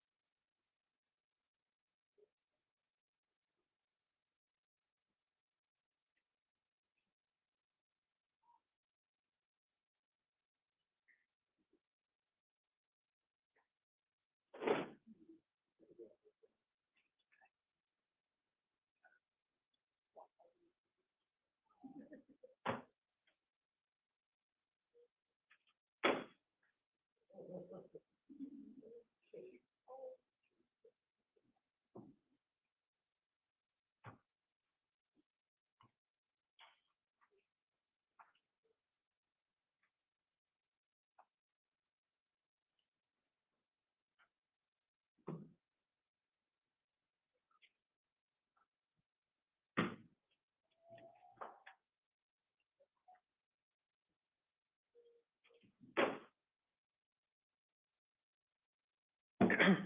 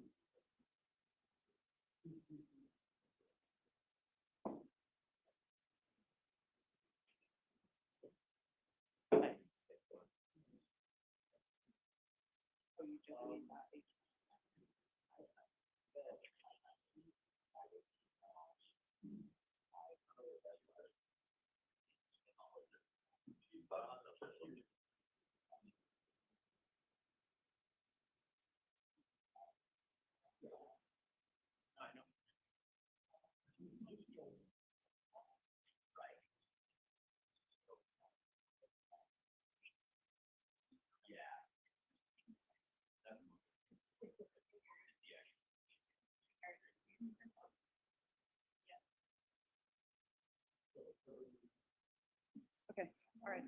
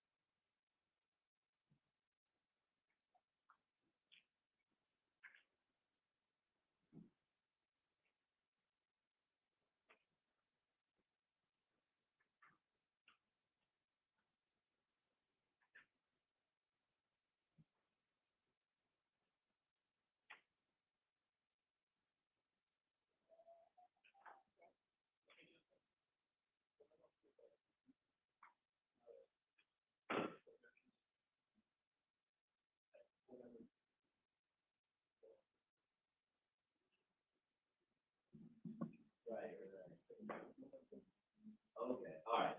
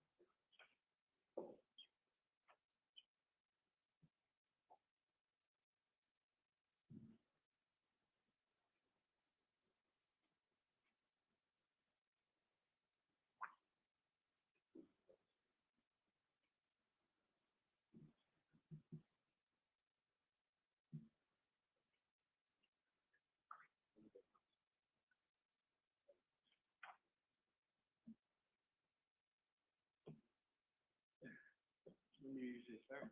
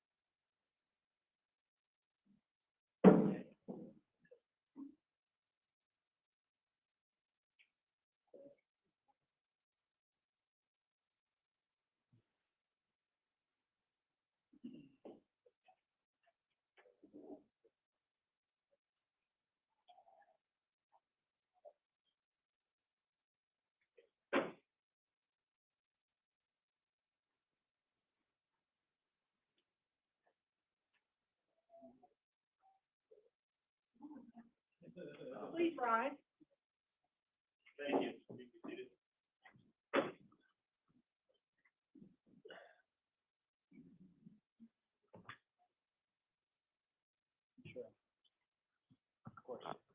So, Mr. Moran, I understand you have, something to talk about with the next witness after Ms. Saxon?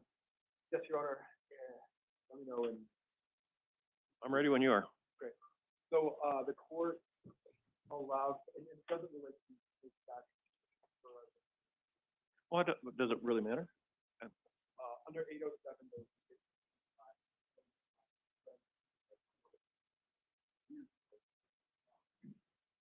the avenue of mission for the Colorado seven. The statement from Ryan Nava had greater appreciation of responsibility.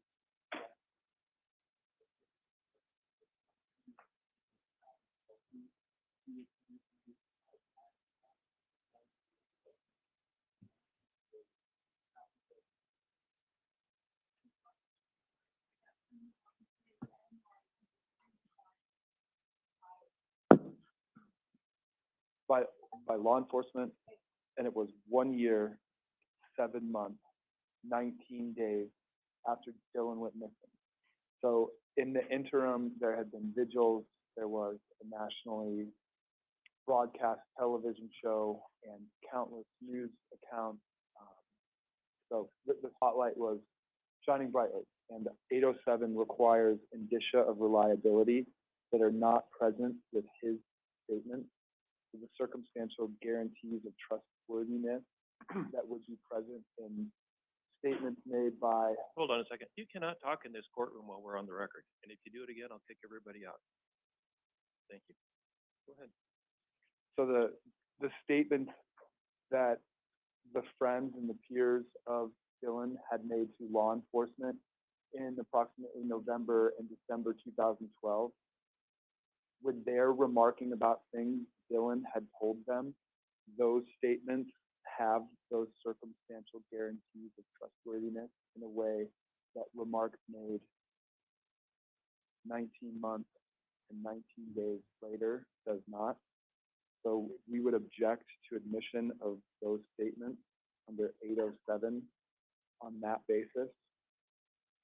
And we would also constitutionalize that objection under the Sixth Amendment Confrontation Clause, the United States Constitution, and the more stringent protections of Colorado Constitution, Article 2, Section 16. And I'm of course referring here to Colorado Rule of Evidence 807 and its requirement of circumstantial guarantees of trustworthiness. So I don't remember Adam Harvey. Whose witness is this going to be? Okay. I don't remember Adam Harvey. I don't remember doing a hearing about this. Was this not brought up before? I know you weren't part of the case back then, but. Yes, Your Honor, that is correct. It predates my involvement, but I do believe 807 notice was provided and ruled on previously. I can just make a very brief record of the Sure. Counsel's correct as to the date, but I believe respectfully incorrect as to the law and consequences of the delay between the incident and the interview of Mr. Harvey. Certainly, counsel can cross-examine him, and 807 notice was provided with this in mind. But Mr. Harvey's testimony is fairly direct and focused and corroborated by photographic evidence. So while counsel can inquire if he wishes about TV coverage and so on, that's appropriate for cross-examination if you choose to do so, but should not bar the witness from testifying. And again, I do believe this was an issue ruled on by the court previously. That's my information from co-counsel. And I certainly don't think the delay in this case, particularly since it's a cold case homicide, should preclude the witness from testifying. Judge, if it's helpful, I think June 24th of 2019 report issued a ruling. That was the date filed with the preliminary order regarding the admissibility of hearsay statements under the residual hearsay rule B4 and B1. And there were 12 attachments. One included Adam Harvey's statement. I appreciate Mr. Johnson's assistance, Your Honor. Yeah, me too. Anything else you want to say? Only that Senator Doherty referenced the photograph. I don't think that there's an exception to that. It's strictly just by Mr. Hart, he did that one, but his father, that we're objecting to. When the issue came up in 2019, the court did make some reference, and I was reviewing quickly earlier this morning, but what I was seeing is that some of that also already did. So I don't think that there was a complete record with respect to all of the comments that we made. Never finalized what the future hard listed. So it's simply photographs that no objection necessary with respect to remarks about Mr. Redwine that Adam Harvey's recollection many months after his wife was died. Redwine testified many times on the trial. That's why we're concerned that Adam is saying so long after this that having contact on the lack of trust that should be required for we're violating, or when we're coming up against the constitutional requirements there.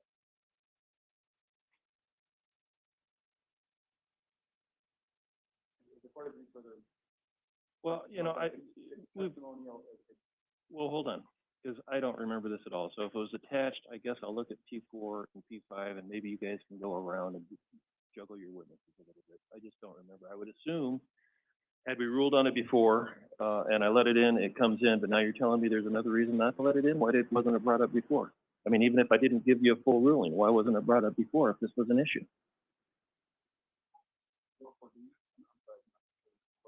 Well, I'm asking you, if you thought that maybe I left you an out, why didn't that get litigated before? We've had years to do this.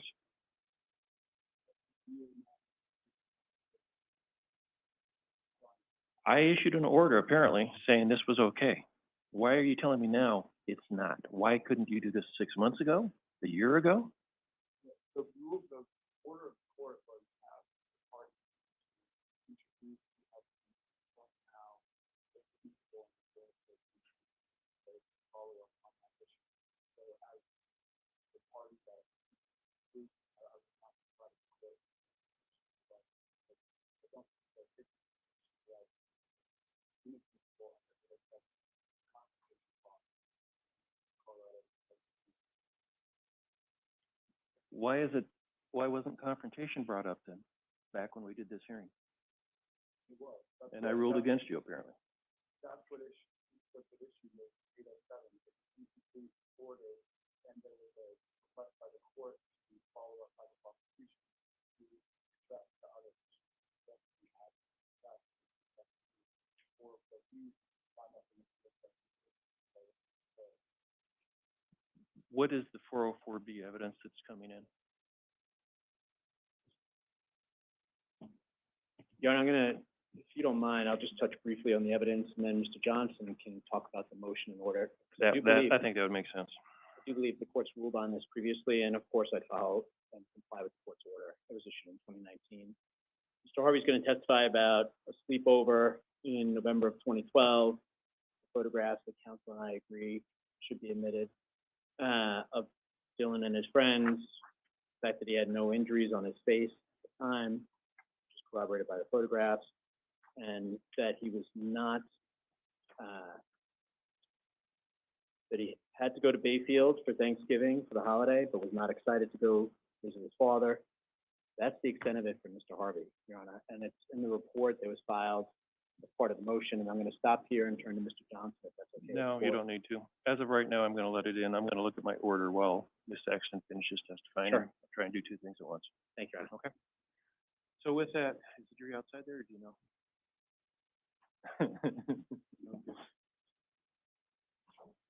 Okay.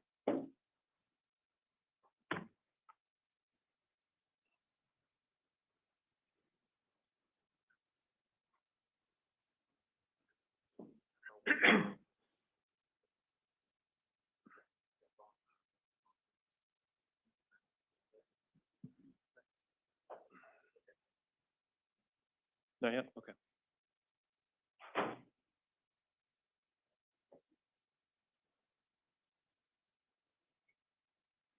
Your Honor, Yes, I'm sorry. Am I to understand the jury's not back yet? not yet. May I ask a quick clarifying question of the court? Sure.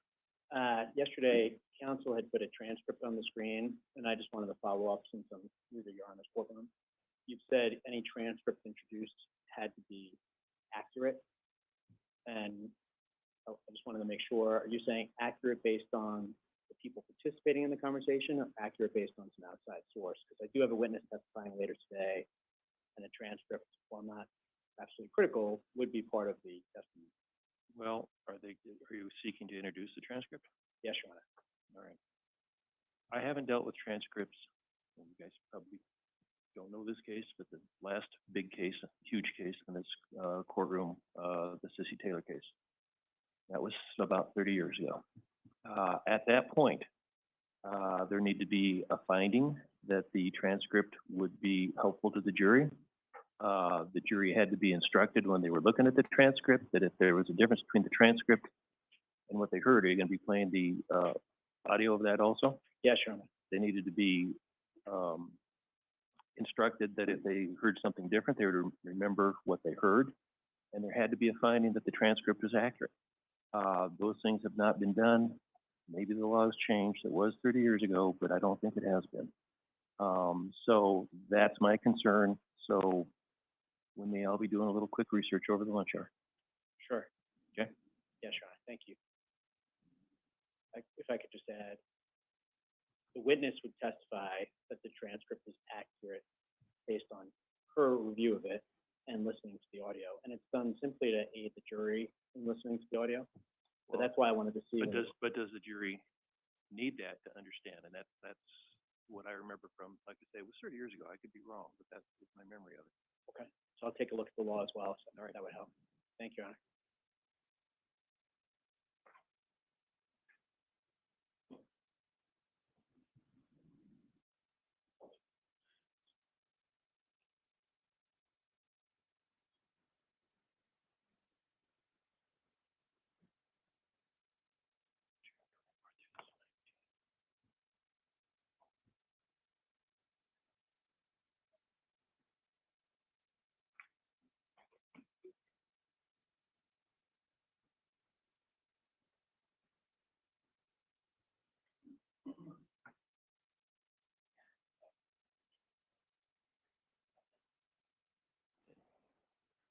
So we've got more people in the courtroom now, and I know things, well, I can do it when the jury comes in. That's okay. Bring them on in. Everybody right?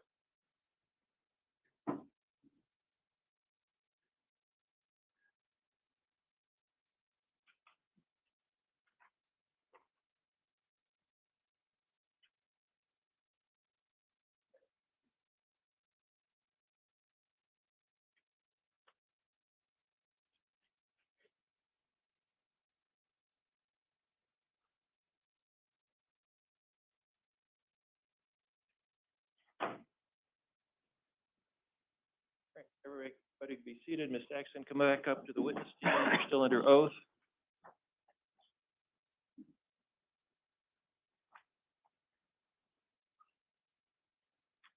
Just have a seat. And before we start, I just want to let people out in the gallery and the audience know that even though you may think it's okay to talk back there, it's not, particularly when we're on the record. And it will really annoy me, and I may end up kicking you guys out of the courtroom. So I appreciate, I'm talking up here, or counselor talking, and Ms. Grigsby is reporting that you were quiet. Whispers we can hear, and it's very disturbing. So, ready for a cross? Yes. Thank you.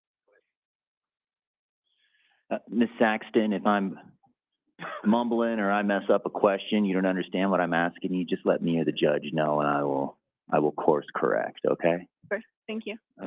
I don't know if you have People's 35 in front of you. It's kind of the Yes, white I piece do. of paper. Okay. I do. And you testified on direct that, based upon your recollection, that's an accurate record of some text that went between you and Dylan Redwine the night of November 18th, I believe. Yes. Is that correct? Yes. Okay. And again, refresh all of our memories. It sounds like there were several different devices that you were texting back and forth with Dylan, and it was a different time, different, I don't know, maybe it was 3G, I don't know. But inform the jury of of the devices you were using to text with Dylan that night. Sure. I was texting him. I'm sorry. You mean that night in particular? Yeah, the 17th and the 18th. Okay, so that in a whole. Okay. So yes, I was texting him off of my personal cell phone, and I was texting him off of my mother's personal cell phone, and then I texted him off of my iPod. And again, turning your attention to People's 35, sounds like which devices are being used on your end for this? It would be my iPod. Okay. And to use an iPod to text someone in fall of 2012, you had to have a special application or an app, right? Yes. Okay, and that was Text Plus, right? Yes. Okay. And People's 35 is a rendition of the Text Plus Yes. messages, safe to say? Yes. Okay. And one thing you got asked on direct concerned the very last message, and I'd turn your attention to the bottom of People's 35. And I'm going to turn your attention to the last three messages, just to reorient everyone. Third from the bottom says, sissy, sissy, sissy, correct? Yes, And that is from, Dylan. okay, so Dylan's calling you by your nickname, I take it? Yes. Sissy, sissy, sissy. You call him by your name for him, Kitty, Kitty, Kitty, right? Yes. Okay. And then the last message after y'all calling each other nicknames comes from Dylan, correct? Yes. And that one is, as contained on People's 35, says, is pimping, right? Yes. And as you stated on direct, that's a phrase, a term that he used all the time, right? Yes. Okay. Used it when he was talking to you in person? I can't recall if he would use it in person. More so on text and instant messages? Yes. Okay, so that's not a message from Dylan as far as the verbiage goes. It seems weird to you or uncharacteristic. No. Okay. It's in terms of the text messages itself, it's pretty characteristic for him on text. Okay. And you testified on direct that obviously you were very close with Dylan. Yes. And remind us of when you met him and how you met him. Sure. I met him in 4th grade. I met him at elementary school, and he was one of my first friends there. Right. So we were close. And what sort of stuff did he like to do in the outdoors, if you know? I don't really know, or I can't really recall. I just remember hanging out a lot, either at church or on the playground. So. Okay. And it's been a long time. I get that. Yes. And you say you don't remember what sort of things he liked to do in the outdoors. Did I hear that right? Yes. Okay. And you've been interviewed by all sorts of folks about this situation, correct? Yes. And do you recall telling FBI agent Joseph Lunaro that you recall Dylan liked to hunt and fish and ride four-wheel terrain vehicles?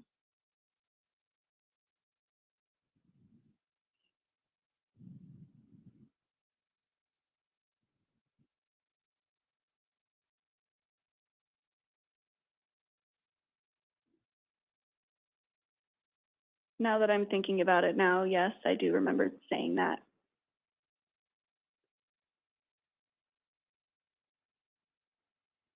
And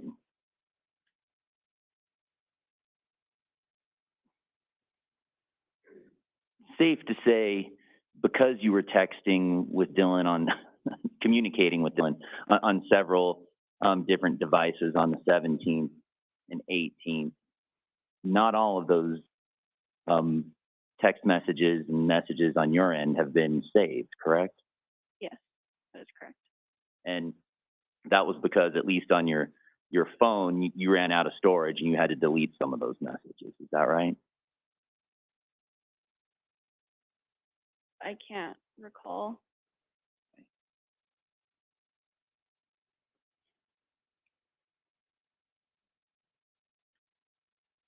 And again, it's been a long time. You've talked to a lot of people. Do you recall telling FBI agent Joseph Funaro that you couldn't recall the exact times of your text message conversation with Dylan on the 17th and 18th? You had erased the messages because your cell phone's memory had become full. Do you remember telling that to FBI agent Funaro?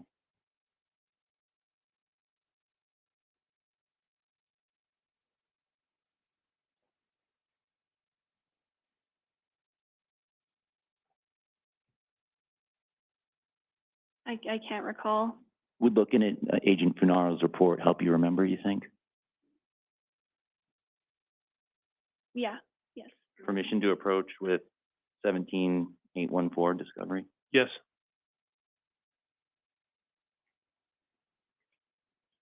And I'm going to put a report in front of you, and I don't want you to read out loud from it. I'm going to show you where I think this may help. Okay, And if it helps you remember saying that, then we'll have that conversation, okay? But I'm not asking you to start reading or anything. Are we good on that, or? yes. Okay.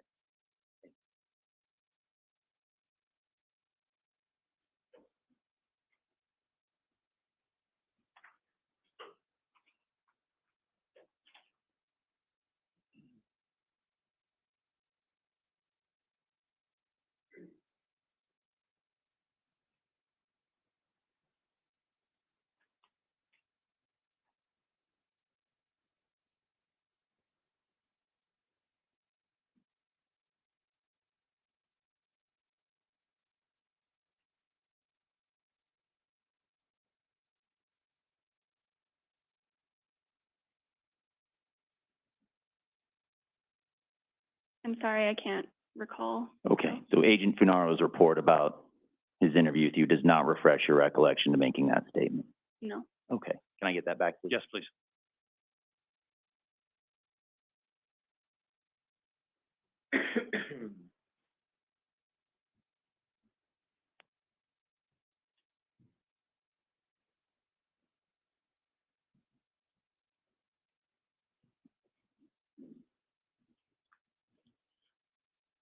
One of the things you just mentioned is that you knew Dylan from school from the 4th grade, right? Yes, And you knew him from church as well, is that correct? we went to youth group together, yes. Right.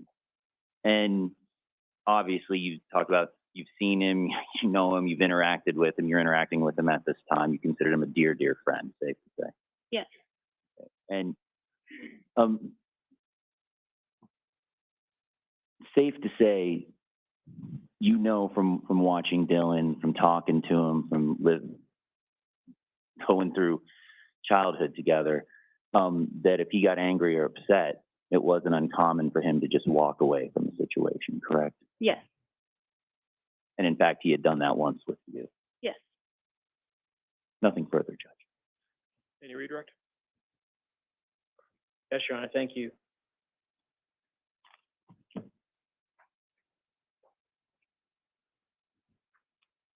I just have a couple questions. Counsel asked you about Exhibit 35, which is down there, and I feel like I could put it back up in front of you. I don't want to reach over. Knock, Yes. don't want to knock anything over. Thank you.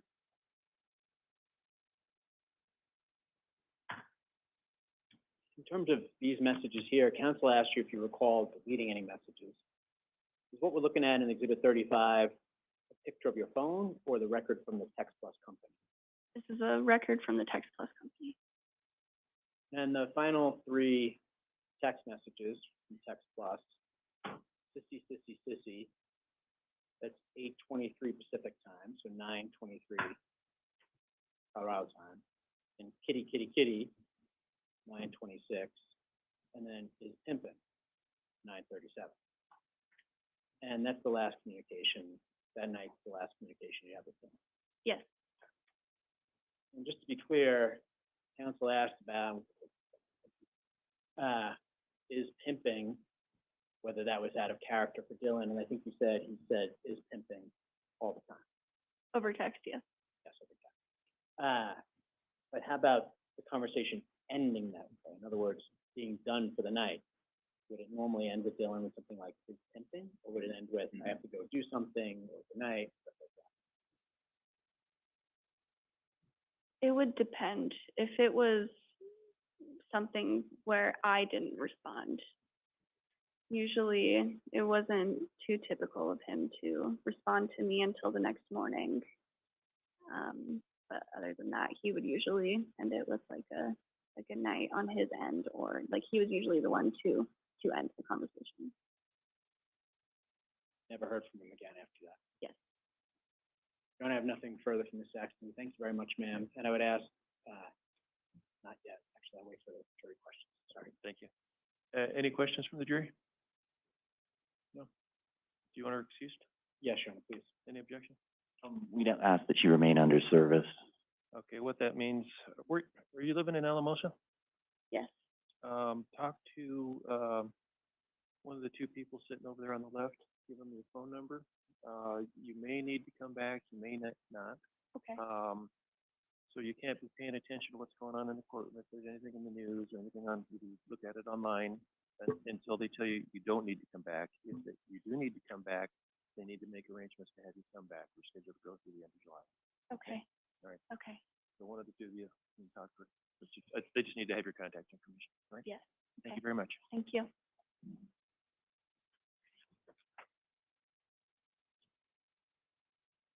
Your next witness? Your Honor, the people call Adam Harvey to the stand.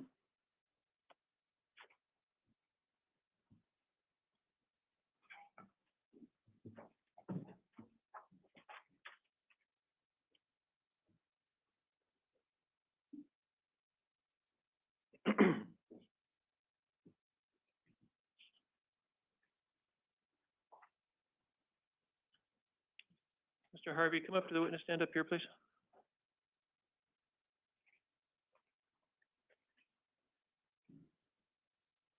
Right there.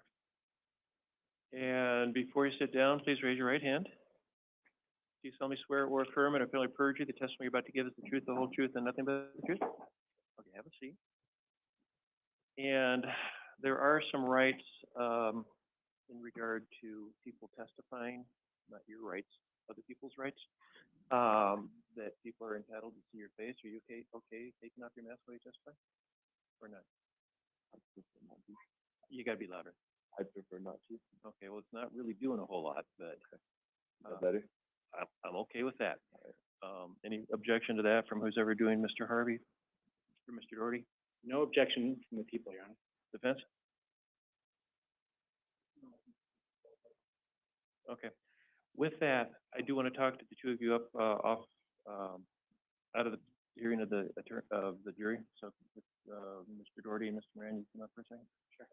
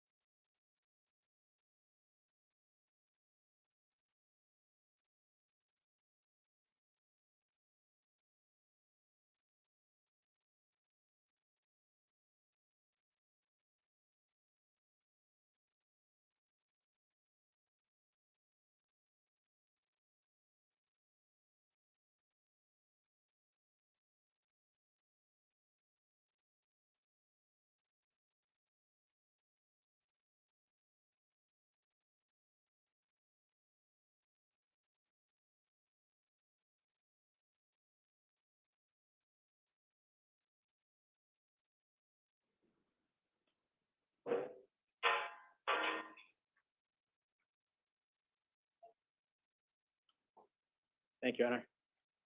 Morning, sir. Good morning. How are you today? That could be better, but A lot of people who sit in that chair feel that way, but I'm gonna only have you on the stand for a short period of time, and we do appreciate you being there, okay? So I know it's strange to be in a courtroom surrounded by all these people, but what might make it easier for all of us is if you could pull that microphone closer to you, or you closer to the microphone, that would help us be able to hear your voice. is that better? That is terrific. The court reporter has to type down everything that you and I say, so that's why the microphone is really important, and also the jury, of course, wants to hear what you have to say. Of course. What's your full name? Adam Garrett Harvey. Mr. Harvey, how old are you? 21 years old, Where are you currently living? Colorado Springs, Colorado, How long have you been living in the Colorado Springs area for? since I was born, man. In 2012, and I'm gonna ask you to talk, the jurors are struggling, I'm gonna ask you to talk as loud as you need to so that I can hear you over there, okay? All right, 2012, how old were you? 12 years old. What grade were you in at the start of 2012? 12 years old. My birthday is in January, so I just turned 12. Where were you going to school? Sabin Middle School. Sorry? Sabin Middle School, Where was that located? Colorado Springs, Colorado. Who were some of your closer friends during 2012? I only had a couple, but I had a friend of Joseph Bios, Kristen Baird, Dylan Redwine. That's pretty much it.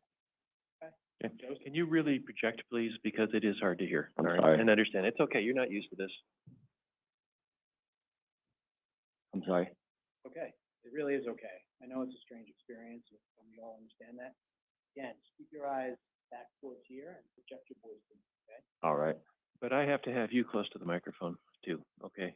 So as you can get to the lectern, Project your voice back to here. All right. because we've been getting a lot of complaints from Yeah, people watching this everywhere. I'm trying to keep people not being here, so this is better. Thank you, Your Honor. Okay. Joe Ceballos, Kristen Baird, Dylan Redwine were your close friends in 2012. Yes, sir. How did you meet Dylan? One day I was sitting out front just passing the football with Joe, and I had seen Dylan across the street, and he was throwing the football around with himself, so I had asked Joe to ask him to come over and join us. Had Dylan recently moved to that neighborhood? Yes, sir. Who was he living with in that neighborhood? His mom, being honest, I don't remember the stepfather's name, but he was living within his mom's house across the street from me. So his house was located across the street from yours. Yes, sir. Who were you living with at the time, Mr. Harvey? My mom and father. And what would you and Dylan do when you were hanging out together during the course of your time as friends? Most of the time, man, we were just being your normal, everyday kids running the neighborhood, playing football, sports. And how would you communicate with Dylan? Text messaging, or usually just face to face. I'd come home from school, he'd already be on my front porch, ready with the football How often would you guys hang out, Mr. Harvey? every single day. When you text with Dylan, how quickly, generally speaking, would he text you back? Instantly, pretty much. Can you describe for the jury how Dylan was as a person, what his mood was, how he conducted himself? Dylan was the type when he walked in the room, man, he'd light up the room, everybody smiled. I was caught positive energy from him, and that's the best way I could describe him, honestly. It's all positive. Dylan ever talk with you about running away or hurting himself? No, sir. Do you recall November of 2012? Briefly. Do you recall a couple specific dates, November 17th and 18th of 2012? Maybe not specific dates, but I could remember events. Okay. So the jury is hearing evidence about what happened to Dylan. Okay. Do you recall the last time you saw Dylan? Date-wise, I couldn't, but it was the day before he was issued to go out to Durango. Okay. It was the night before, So can we talk about that? of course. So I'm going to ask you to take us through where and when you last saw Dylan. We were at Joe's house the night before. We were up kind of late, I'd say 2, 3 in the morning, eating snacks, playing around. And last time I had seen him was literally that night, because by the time I woke up, he was gone. He was gone to catch the flight to Durango. Last contact I had with him was when he texted me that he was here and that he was there. He was taking a picture of the plane. I'm going to break that down a little bit, okay? All right. But that's exactly the date or day that I want to ask you questions. All right. Where were you guys gonna sleep over that night? We were originally gonna ask my mom to stay, but we had already stayed there the night prior, so she had said no, so we went down to Joe's grandfather and asked him, and so we stayed at Joe's grandpa's house. Okay, so you stayed at your mom's house the night before, Before that night. then you asked if they could stay over again, your mom says no. Yep. You guys asked Joe's Joe's grandpa. grandfather, Yep. and he says yes. Yep. So what you just described is you guys sleeping over at Joe's grandfather's house. Yep. And that's Joe Ceballos. Yes. And are you aware Joe Ceballos is gonna testify later today? Yes.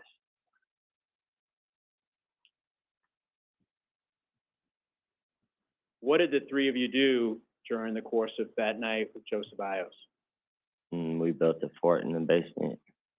Built our own little sections, had our own little snacks, watched movies. How was the mood that night?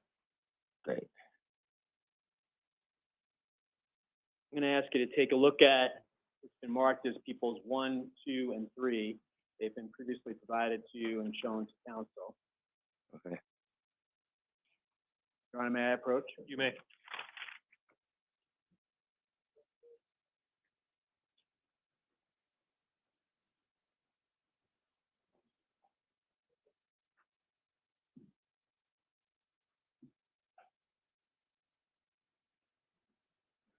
Yes.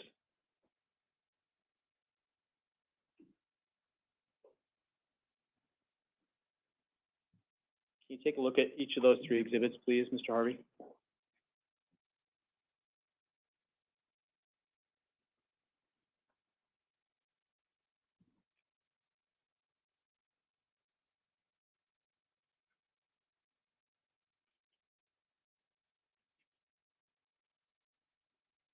Do you recognize those? I do. What do you recognize those to be? Pictures of me, Joe, and Dylan. And is that from the final day you saw Dylan live? No, sir. And when were those? When do you believe those pictures were taken? It's hard to say. It's hard for me to remember, honestly. But it was around that time, Okay. So it was around that time. give or take.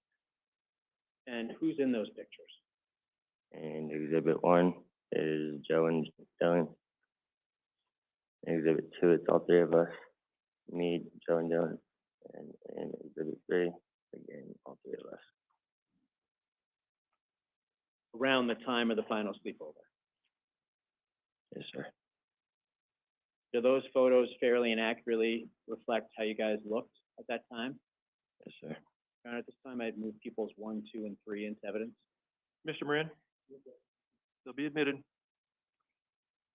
We're gonna put exhibit 1 on the screen behind you, and you can also look at it on the photo in front of you. Who do we see in this photograph? Joe and Dylan. And you can see the side of my head. So why don't we go to exhibit 2 then? So actually, can we go back to exhibit 1? Sorry.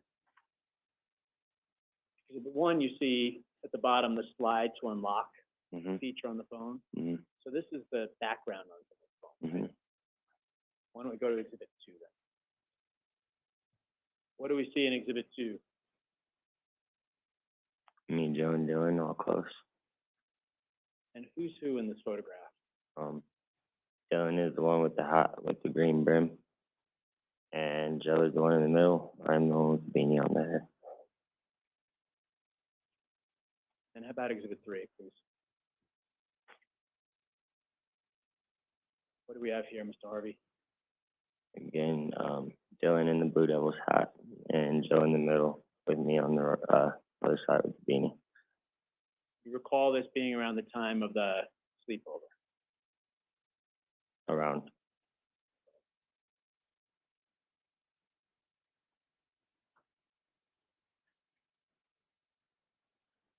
Where was Dylan going after the sleepover, Mr. Harvey? You mentioned that he woke up and he was gone, to your recollection. Where was he going? He was going to see his dad in Durango. Did you have the impression that he wanted to visit his father or no?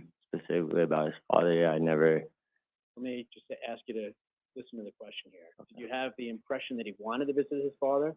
If you could answer with a yes or no without getting into too much. Sorry, can you ask the question one more time, my bad? Sure. Did you have the impression, the understanding, that Mm. Dylan wanted to go visit his father or not? Why? Okay, yeah, you by the microphone. Why? Perhaps this is a good time to approach. The objection would be based on impression being different than the court's ruling that we were just discussing. Impressions and what is admissible under Your Honor's rulings are two different things. I don't think impression is different. Mr. Doherty did clarify whether or not he wanted to go, which was part of my ruling, is my understanding, what we just talked about up here. So the question is, did Dylan want to go see his dad at Thanksgiving? We just want a yes or a no. I would never ask that question. Okay. All right. What was your last communication with Dylan? That text message of the plane, the picture of the plane saying that he was here, or that he was there, or the spot that he had landed. I'm just gonna break that down a little bit, okay? He sent you a picture of a plane Mm-hmm. saying what? I'm here. I'm here. Okay.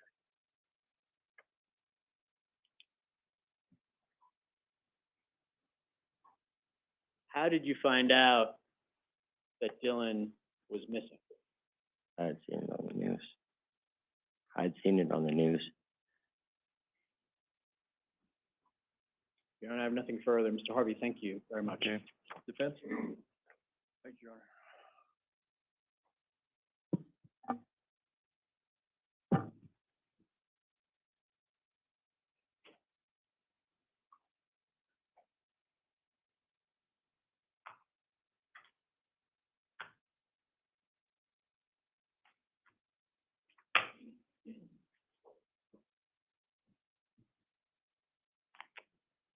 Mr. Harvey, you doing all right? Yes, sir. I'll keep it brief. You mentioned that you thought perhaps that you guys had been up until 2 or 3 in the morning.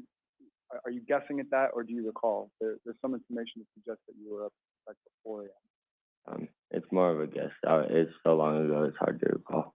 So you wouldn't disagree with anyone asserting that you were up until 4 a.m.? No. And fair to say, up until 4 a.m., goofing around, having fun. I'm sorry? Fair to say that up until 4 a.m., goofing around, having fun. Yes, sir.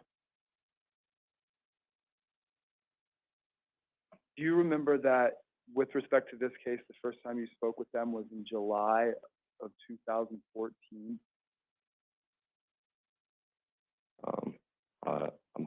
I'm confused. I'm having confusion of the question. Sure, and maybe it'll help if I just say what I'm getting at. There was some time between Dylan's disappearance and when you first had any conversations with law enforcement. I had had no conversation with law enforcement before this case. Okay.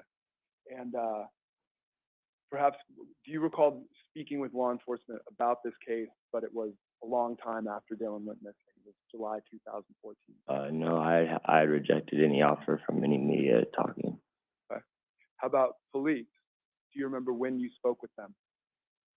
I never had to talk to the police, so You never spoke to the police about this case? I do not believe so. Do you remember speaking with Investigator Heidel here, this gentleman in the blue tie? Yes.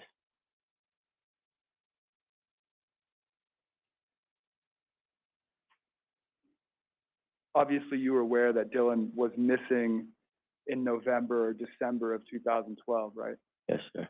And this gentleman that you spoke with, who's sitting over here with the prosecutors, you spoke with him many years later, right? Like Yes. 2020 or so? Yes.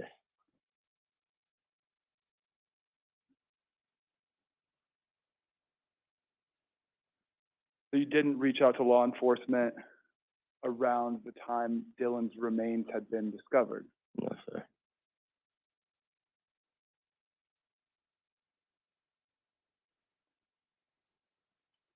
I know that this was a long time ago, and there's a method by which I can refresh your recollection if you don't remember.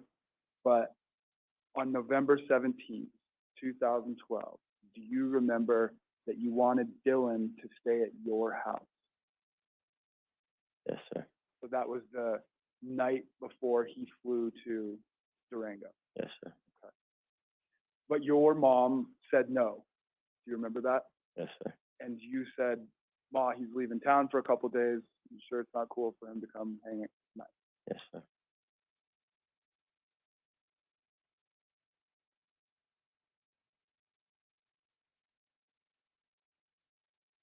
Do you remember, was that annoying or embarrassing as a 13-year-old that you couldn't have your friend over?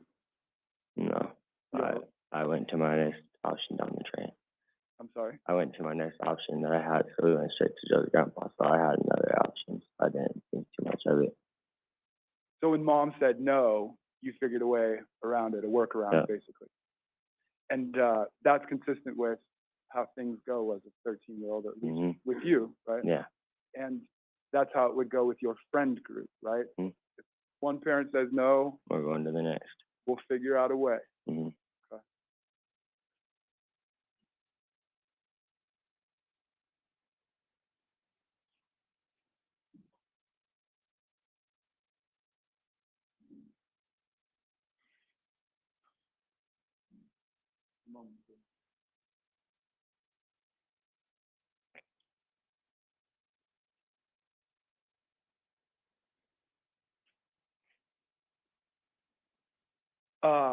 You and Dylan played basketball in addition to football, right? Yes, sir. And fair to say Dylan liked to throw the football. Yes, sir. Dylan Redwine liked to play football a lot. That was common with you two. Fully athletic. Right on. And when you guys played football, were you wearing pads? Yes, sir. Did playing football cause him to have scratches? Time to time, maybe. Scratches on his knees? Yeah, maybe falling on the street, trying to dive, catch the football. Right on. You guys were tough enough to play football in the street? Oh, yeah. And is it touch football or tackle football in the street? Touch. But still diving for catches and that Yeah, kind of thing? still going to make plays. Right on. And when you say Dylan is fully athletic, part of what you're talking about is that he'd lay himself out to catch the ball. Oh, yeah, he was always about how high he could jump and everything he could do with any type of sport that he played. So the kind of kid, when he plays ball, sacrifice his body to make Yep. the play. Yep. And sometimes that's what we're talking about, right? That's how he ends up with scratches and whatnot. But Yeah.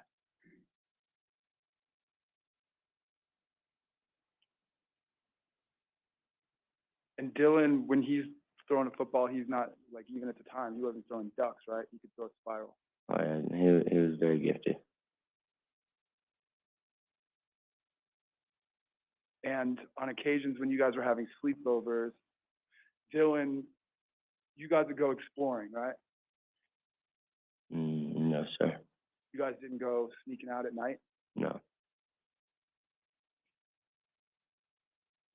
So on an occasion when you guys were sleeping over together, you just stayed in the house and built forts. Or out front of Joe's grandpa's shooting the basketball till 10 or 11 at night. And then there were occasions with Joe's grandfather where you guys were getting some heat from grandpa for sneaking out, right? As I recall, no. You don't remember Joe having to tell you guys, if you keep sneaking out, my grandpa's not going to let you stay here anymore. No, sir. You don't remember that? No, sir. That wasn't anything communicated to you, at least. No, sir.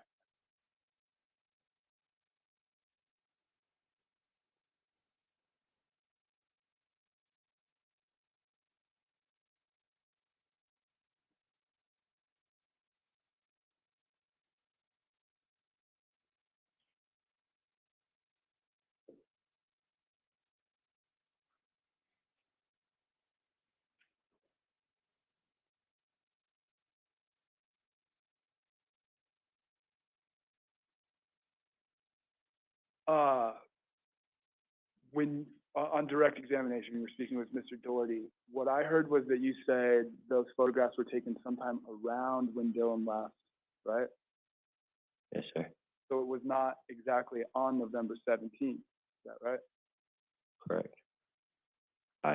I could not personally date the date of those pictures. But you were able to remember that those photographs were taken by Kristen Baird. Or her brother. Sounds like you've had an opportunity to review the report that Mr. Heidel took. Is that fair? You've reviewed that report? I'm sorry, can you ask the question again, sir? Sure. Sounds like you've had an opportunity to review the report Mr. Heidel here wrote, right? Is that why you're remembering these details right now? No, I'm going strictly off my memory. Right on. You haven't met with these guys and prepared your testimony. I mean, I have this. And did you review the reports that have been written in your preparation? No, I did not. But you're remembering without having looked at that report that those photographs were taken in days before November 17th, 2012, right? Yes, sir. And after those photos had been taken, you played football a few times, right? Yeah. But definitely played football on November 17th, 2012, right? We definitely probably passed the ball around, yeah, but maybe not a full game. Okay.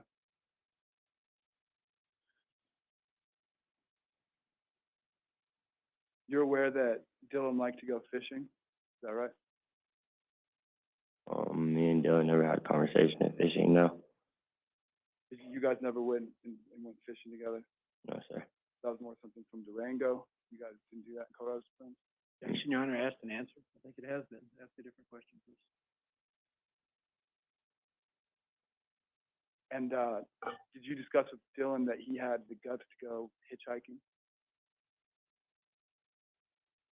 I'm sorry, one more time. Right, you're aware that Dylan had the guts to go hitchhiking, that he had hitchhiked on occasion? I mean, here in Colorado, we just stayed around in the neighborhood, so I wouldn't know nothing of hitchhiking. You don't remember Dylan talking about that to you? No, sir.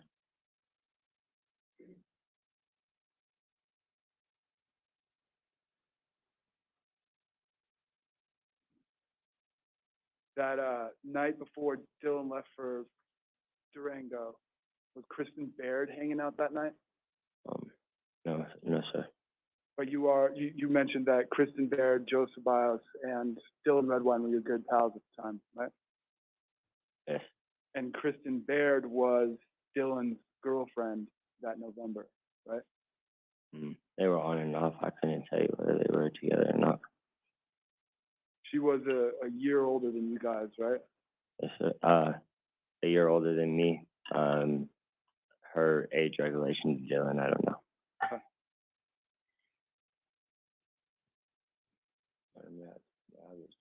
If you want water, go ahead.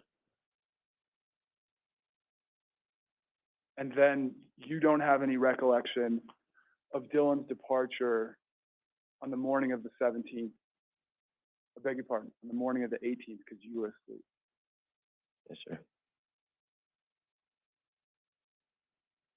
And it wasn't unusual at that age to sleep in, is that fair? I'm sorry, one more time. But when you were 13 years old, it was common to sleep in. Is that accurate? Yeah.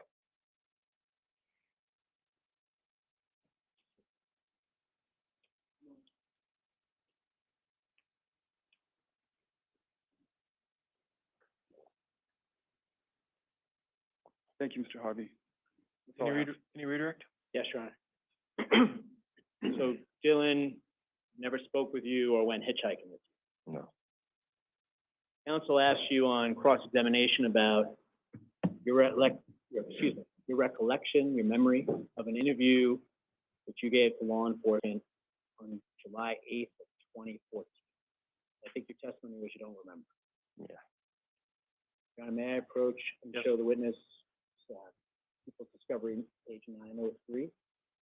I'm going to ask you to take a look at the page on the computer and then see if it refreshes your recollection. I'll have some follow-up questions for you. Okay.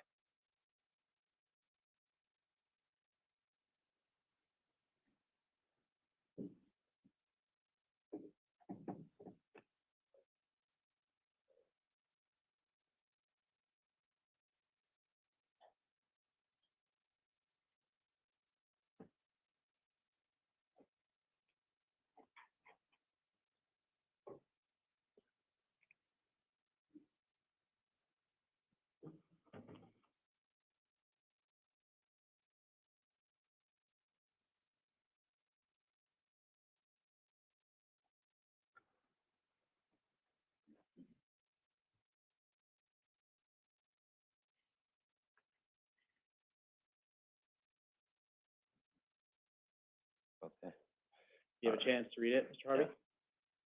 Yes, Can I come grab the computer from you? yes, you can, sir. You may, that's fine.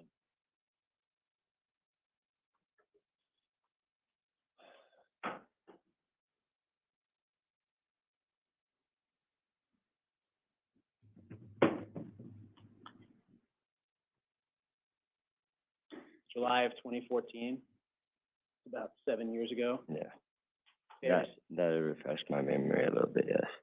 Okay, so refresh your memory as to the interview you had on July 8th. Yeah, the words that were on that page, I remember saying, or making that statement.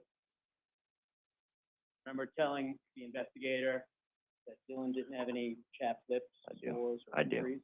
I do.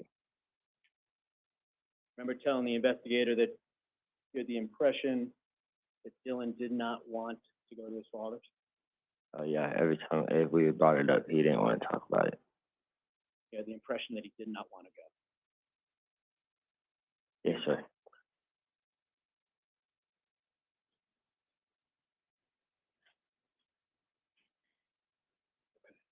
Your Honor, I have no further questions for Mr. Harvey. Mr. Harvey, thank you very much for being here today. We do appreciate it. You're welcome.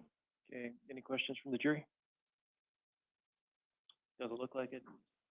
You want Mr. Harvey excused? Yes, please, Your Honor. Mr. Moran? Under 5210-201, I think we made it, he needs to remain available. Well, you're gonna have to get him back, you're gonna have to arrange all that. So, Mr. Harvey, what you're gonna need to do on your way out of here is talk to one of the two investigators that are sitting on the left side of the courtroom. One of them will get up and talk to you, and need contact information from you. You may have to come back since you're under subpoena.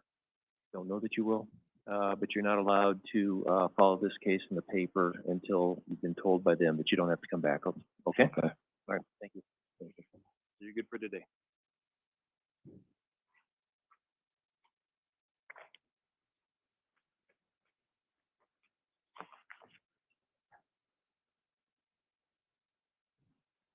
Thank you.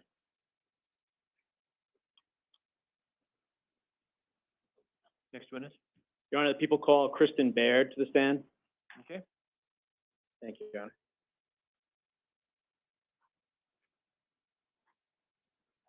Ms. Baird, come up to the witness stand up here, please.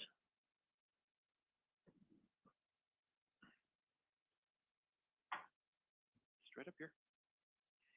And before you sit down, would you raise your right hand? Do you solemnly swear or affirm under penalty of perjury the testimony you're about to give is the truth, the whole truth, and nothing but the truth? Okay, have a seat. Just have a seat. You're looking upset before we even start, so if that becomes a problem, you need to take a break. Let me know, okay? I'm trying to do 2 or 3 different things up here at once, so I may not notice right away. All right, just let me know. If you need water, you can have one of those bottles there. So go ahead. Thank you, Your Honor. Good morning. Morning. Please state your full name, spelling your last name for the record. Kristen, Christen, Baird, Baird. Might help if you hold the microphone to you or move yourself closer to the microphone. Kristen Baird, Christen, Baird, Baird. Thank you for being here today. Thank you. I'm going to take you through a number of questions. Is that okay? Yeah. How old are you, Ms. Baird? 22, What area do you currently live in? Colorado Springs. How long have you lived in the Springs for? 12, 13 years. Are you working currently? Yes. What do you do for work? Wendy's. What do you do at Wendy's? I'm like a crew. I work window, take orders, and clean. Good. How long have you been working there for? Like 2, 3 months. Who are you currently living with? I live in my own apartment with my boyfriend.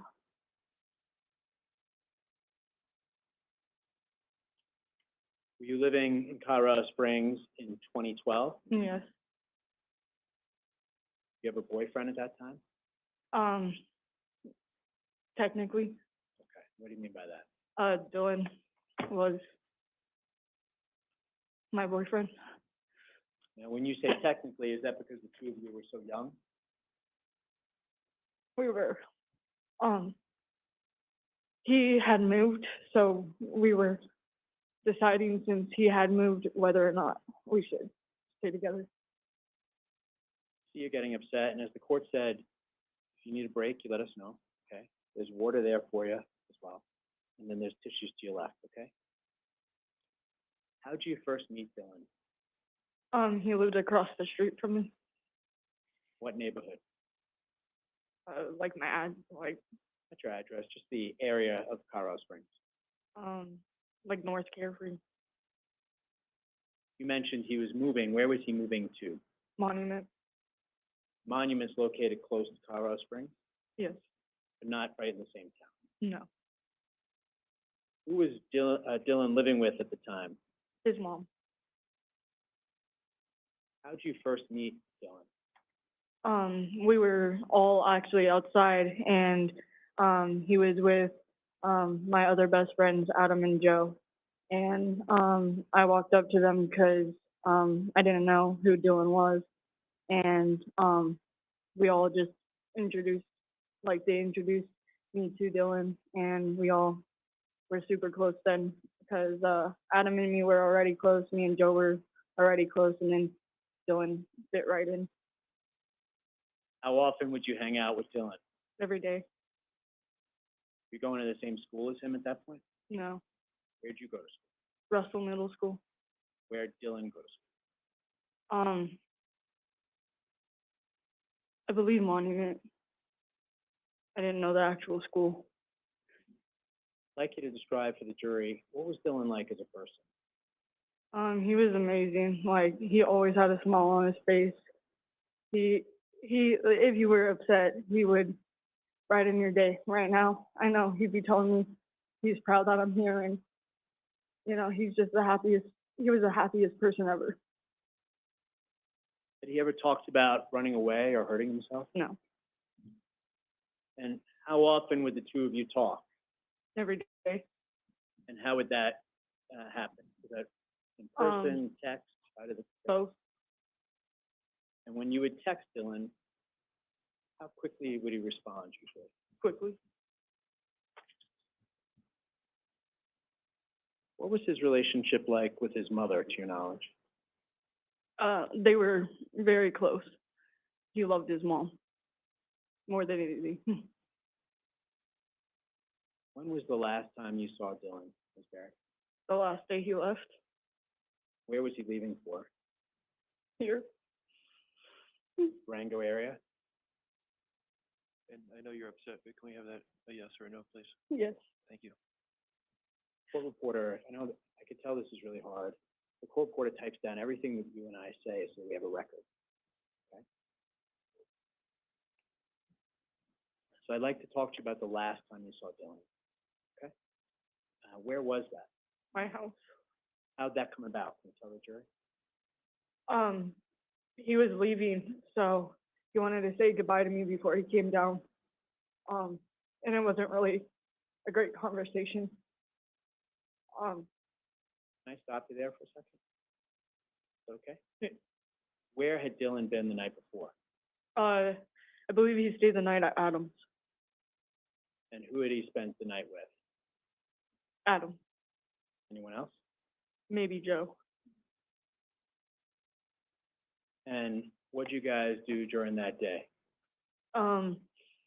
So we were all, we actually came to my house. We were just all saying goodbye. We hung out, took some pictures. Just talked about like what was gonna be going on and when he'd be back Where was Dylan going? here, Durango. For what? See his father. For what reason?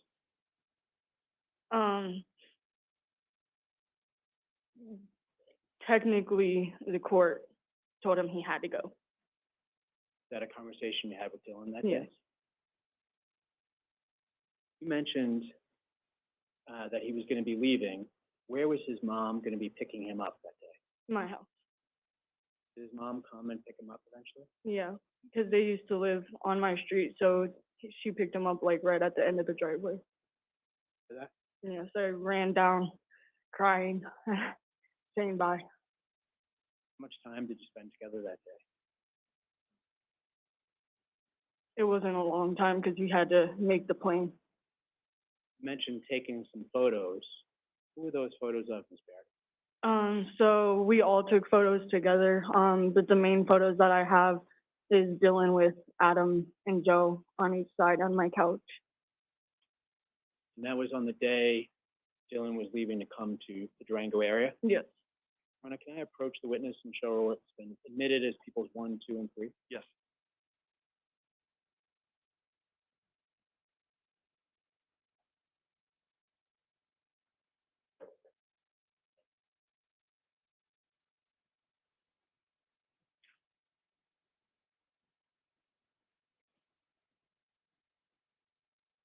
I'm gonna put exhibit 1 on the screen behind you, but you can also look at the one in front of you if you like.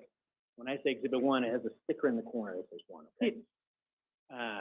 What is this a photograph of? Joe, Dylan, and Adam's actually not in this photo.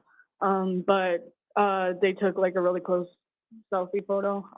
It kind of got like to where it like moved up. This kind of looks like he might have like had it as his like cover photo maybe. Cover Because photo, what do you mean by that? like the back of your like phone, like you can like your lock screen or your home screen to make it like the background to like when you open your phone, you see that every day. Okay, so let's go to exhibit 2. What are we looking at here, Ms. Baird? So behind Dylan, Joe, and Adam is my brother. They were taking a super goofy photo. We were all really close. So, I mean, they told each other they loved each other all the time. So, I mean, it was just like a super funny photo that they wanted to take. And my brother was in the background and he was doing something super funny too. So, Where was this photo taken? my couch, like in my parents' house. The day Dylan was leaving for the Durango area. Yes. We'll go to exhibit 3. How about this one? On my couch. And who's in this photograph? Dylan, Joe, and Adam.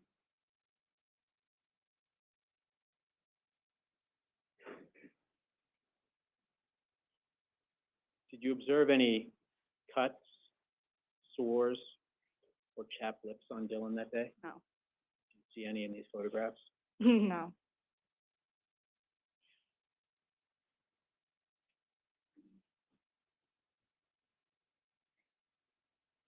Were you aware that Dylan had lived in the Bayfield, Durango area previously? Yeah.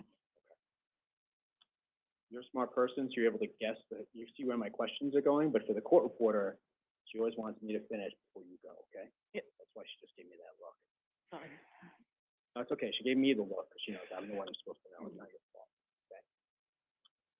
So now he's going to be flying out that day back to the Durango area. I believe he said to visit his father because of the court order. Yes. How did Dylan seem about visiting his friends in this area? That's all he cared about. What do you mean? That's the only reason he wanted to come to Durango. Was it your impression Dylan did not want to visit his father No. at that time? Sorry. No. Let's clarify that. No meaning no, that wasn't your impression, or no, he didn't want to come? He did not want to see his father. Thank you. You and the others urged him to stay in the Springs? Or talk to him about why he had to go? Yes. And what was the reason he had to go? He was mandated by the court order to come see his dad. What was his mood and demeanor before leaving for the airport on that day? He was not excited. He was excited to see his friends. He didn't really bring up much of his dad because he was not really looking forward to it.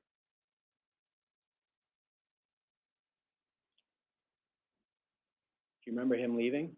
Yes. What do you remember? I remember him saying he was leaving to me. He walked outside my door. And then for some reason I started running after him because I was like, this is For some reason, They stopped you there. You're running after him before, when he's meeting up with his mom. yes. What was your emotional state at that? I didn't want him to go. When did you find out Dylan was missing? Less than 24 hours. How'd you find out, Miss Barry? So Adam and Joe, called me right after school, and they're like, Kristen, you really need to come over. And then I came over, and instantly they told me that he was gone, like missing. And what was it like over the days and weeks that followed for you? Very hard. When and how did you find out that Dylan's remains have been found? On the news. And I have no further questions from Ms. Baird. Ms. Baird, thank you for being here today. Okay. Defense, Mr. Moran?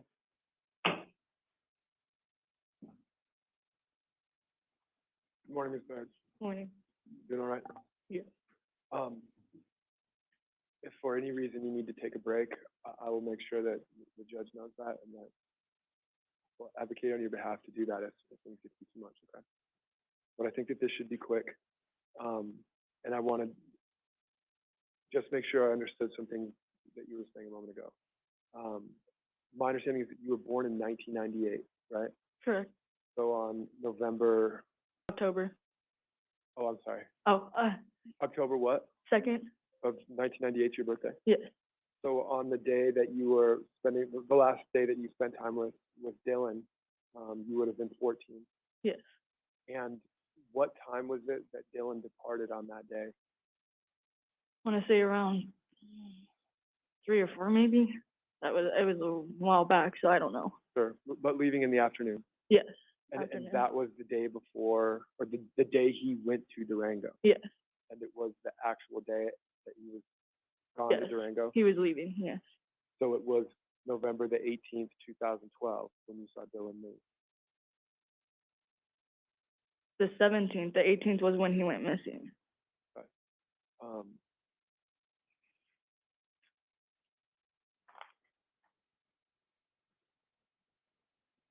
But I'm going to switch gears a little bit. He was 13 at the time that you were spending time together, November 17th or so. Yes. And the impression, or what stood out to me is that you guys were calling each other boyfriend, girlfriend. Is that right? Yes. And in 2012, he expressed preferring to stay with you for the Thanksgiving holiday. Is that right? To stay with me during Right, Thanksgiving? that he would have preferred to stay in Colorado Yes. Springs and to stay with you, Yes. right? Your Honor. Yes, I'm sorry. Objection. I believe it's a compound question about staying in the Colorado Springs area and/or with her. You can just break that down a little bit. Sure. I'm not meaning that he was going to spend the entire time, like, not that you guys had an apartment together or something, but that he was going to, if he had stuck around, he would have spent time with you, right? Yes. Understood. And his preference for the Thanksgiving holiday and time away from school would have been to spend time with you, is what he was saying. Yes. And friends. And then, so it was in the afternoon that you saw him getting picked up by his mom, right? Yeah. And you had spent the day with him preceding his pickup by his Yes. mom? He came like for the whole weekend. I see. So then he'd stayed the night, you guys had all stayed together the night before? Technically not me. I didn't stay the night. I see. Parents were strict, so, you know, girls, guys. Sure.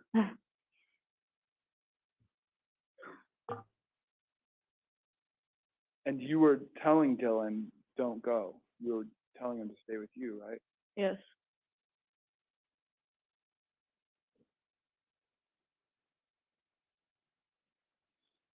It was surprising to you that the police didn't reach out to you early on. Is that right? I don't recall. Do you recall that it was 5 years after Dylan went missing before you were first contacted by a law enforcement official? I don't recall. Would it refresh your recollection to take a look at a report written by the person you spoke with? Sure. I approach. Yes.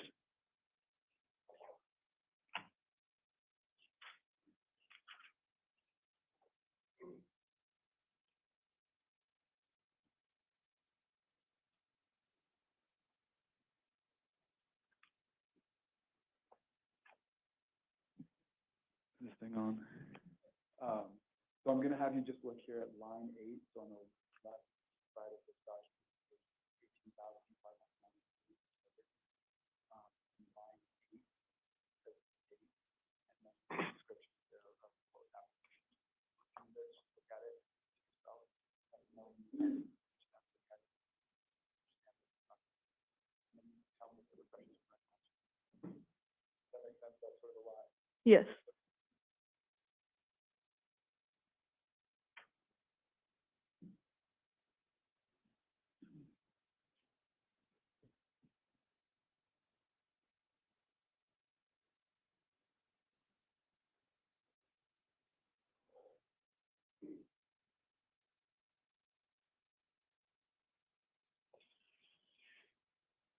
Ms. Baird, may I interrupt? So my question is, would looking at that report refresh your recollection with respect to the date that you spoke to law enforcement? Do you see the date on there? But, and I'm not asking you to read it out loud, I'm just inquiring whether you see it. Yes, I see it. And does seeing this report and the date there refresh your recollection as to when you spoke with law enforcement? A little, but not much. Okay. You have permission to say? Yes.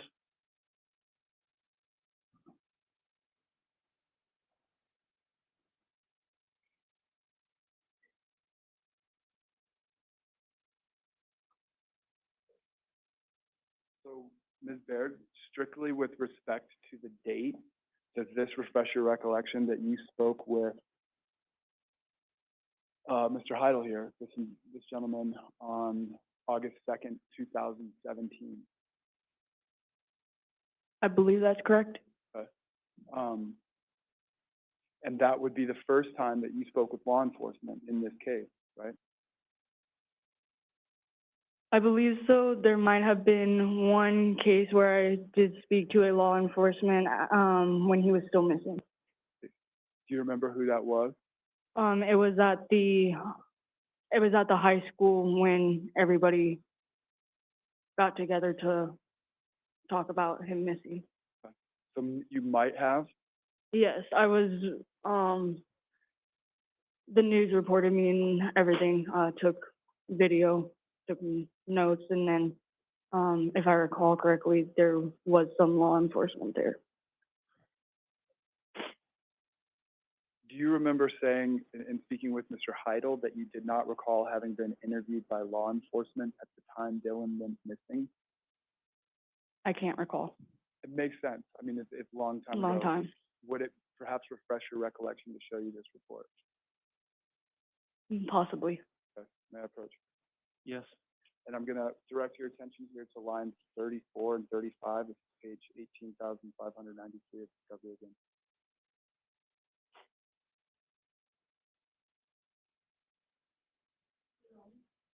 Yes, ma'am. Okay, so Mr. Moran, you have to speak up. That microphone is not gonna work unless you hit the mute button. I think it turns itself off. It went off. So if you look at it, there's a mute button. Or the battery's dead. Is the light on? Okay, it's on. All right. There it is. What I'm directing you at is lines 34 and 35.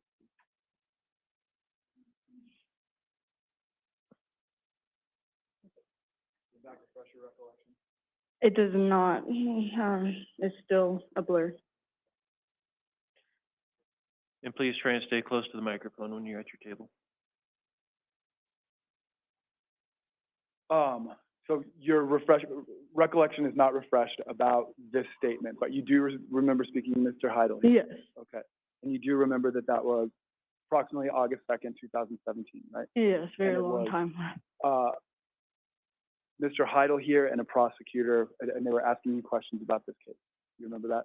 Yes, And you were answering those questions honestly. Do you recall that? yes, And you understood that this was important and that it was part of the case, correct, and it was in preparation for testimony is what you were being told, right? correct. And you do not have any recollection of telling them that you had not been interviewed by law enforcement at the time Dylan went missing. That was back to August 2nd, 2017. It's been about 4 years now, so I don't recall. Sure. It was 4 years, so I mean, I've had a lot of conversations. I Okay. did have a conversation with them, but I don't recall back to 2017. It's been a very long time. So I'm asking you to look back through the sands of time. And just so that this is clear, it's that you said you did not recall having been interviewed by law enforcement. You don't even remember that part, right? Again, it's just a little bit of a blurred. Understood.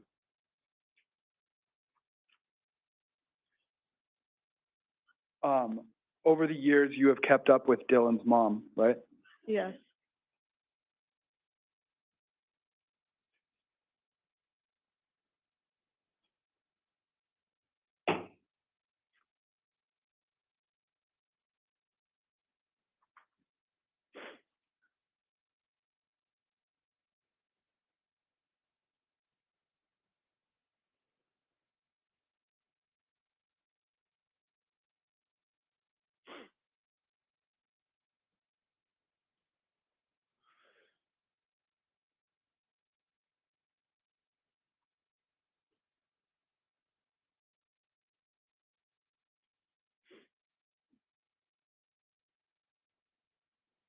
Do you recall telling Dylan that you were scared of him making the trip? Yes. And you recall that Dylan told you not to be scared? Yes. He told you, quote, it was going to be fine. Yes. And he told you everything was going to be okay, correct? Correct. One of the things that was surprising to you about him leaving or having to leave is that Dylan had not seen his father in 4 years, correct? Correct. He spent the day with you until his mom came to pick him up, right? Yes. And during that time, you told him that you thought something bad was going to happen, right? Correct. On November 17th, 2012, do you recall also telling Dylan that you wanted to kill someone? Excuse me? On November 17th, 2012, do you recall telling Dylan that you wanted to kill someone? That I? Yes, ma'am. No, sir. Are you objecting? Yes, Your Honor. What's the relevance, I'm assuming, or Yes, Your Honor. is there any relevance to that? Well, it's going to be a speaking description of what the relevance is. And if I could say Stop, something? stop. No, you can't, I'm sorry. It's not a normal conversation. It'd probably be better if you could make this decision, but you can't. That's all right. Tell me why you think it's relevant. Because it was in a text message on November the 17th. In the discussion between the two of them, it bears out the point that 13-year-olds are occasionally more dramatic than the rest of us. It fills in other testimony by this witness and gives the jury a view of how 13-year-olds talk to each other, and that the running out to the car and that kind of thing is consistent with, for lack of a more gentle way to say it, how kids are kind of dramatic on occasion. And there was a discussion about killing people at around that time. The objection sustained. The jury, every one of them was 13 at one point. I think they know what a 13-year-old's like. Number two, you have got to speak up. I mean, I'm having trouble hearing you, and I want to make sure the jury hears you. So reject, please.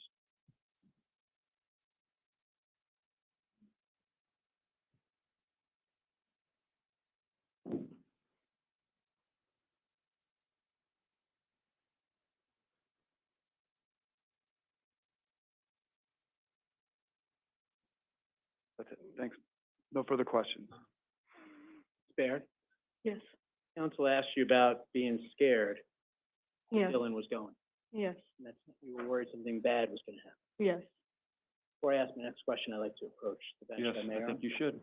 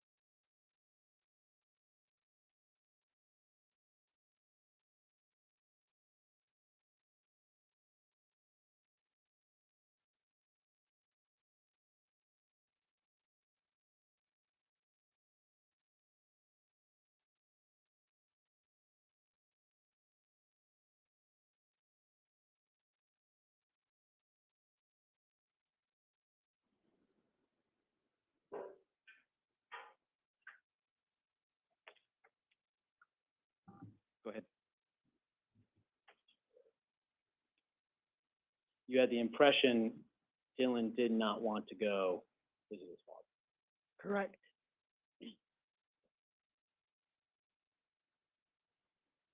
You mentioned, I believe on cross, that you attended a vigil or a memorial of some kind. Correct. Did you attend more than one over the years? For him? Dylan, yes. Just the one that they had Where was that? during, well, Bayfield. How did you get to Bayfield for the vigil? I rode with Adam's parents and him. Council asked you about a conversation you had with Investigator Heidel in 2017. Are you aware that's the same year charges were filed against the defendant in this case? It was a blurred year. Don't remember too much. Of course, speaking a couple of times maybe about the case, yes, but not really the sentence or anything like that. It was very blurred. No, it's been a long time. I think everyone understands that. Do you have a clear memory of the last time you saw Dylan? Yeah. Where was he going when you last saw him? To, here, Who was he leaving with? his mom. Your Honor, I have nothing further. Thank you very much, Ms. Barry. Any questions from the jury? So based on our conversation, you don't want to release her at this time? Or do you? You know what, Your Honor, if we could have Ms. Baird on the subpoena for the rest of the day, I'd appreciate it. All right. After today, are you gonna wanna have, are you okay with having her released? Okay, thank you. So, means you can't be in here, you can't talk to anybody about what's going on in here, until after today. After that, you'll be done. You may not be coming back, you may, I don't know. We'll see. Okay? Thank you. Thank you. So you can step down.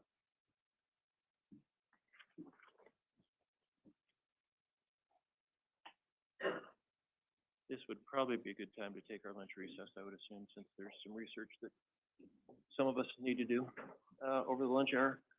So ladies and gentlemen, let me find my admonitions for you. At some point, I'll quit reading them to you, because you'll know them by heart, but, I'm gonna go through them again. So, please do not discuss this case either amongst yourselves or with anyone else during the course of the trial. Do not initiate, post, respond to anything about this case on social media.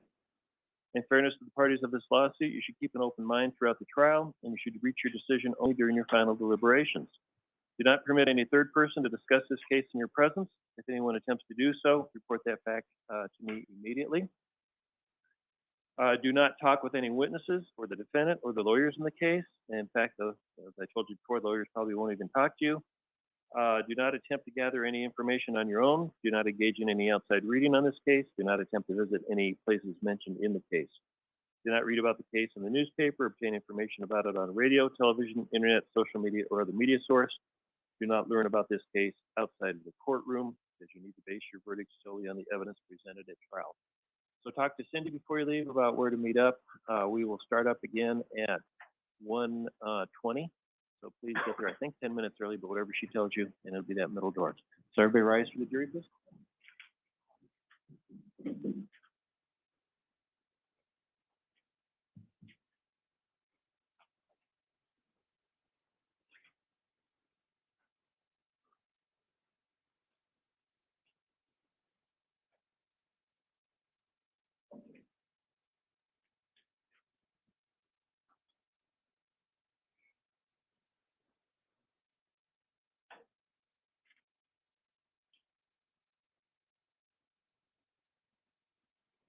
Okay, we can be seated. This doesn't have to be on the record unless somebody brings something up. I just need to talk to the parties. I do not have, I think it was 3, 34, and 5. Do you guys have a copy of that for me? Can I have it now?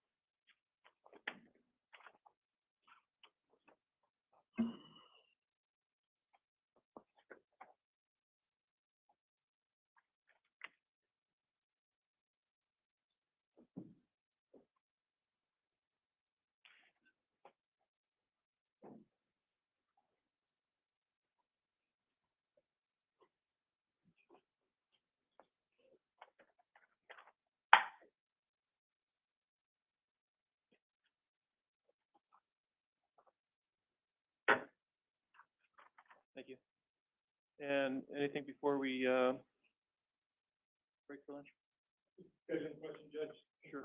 Today's the day we're ending. 3 o'clock Friday, we'll probably go a little bit longer than noon, just to try and make up for it. Okay, all right, thank you very much. Thank you, Your Honor. Uh-huh.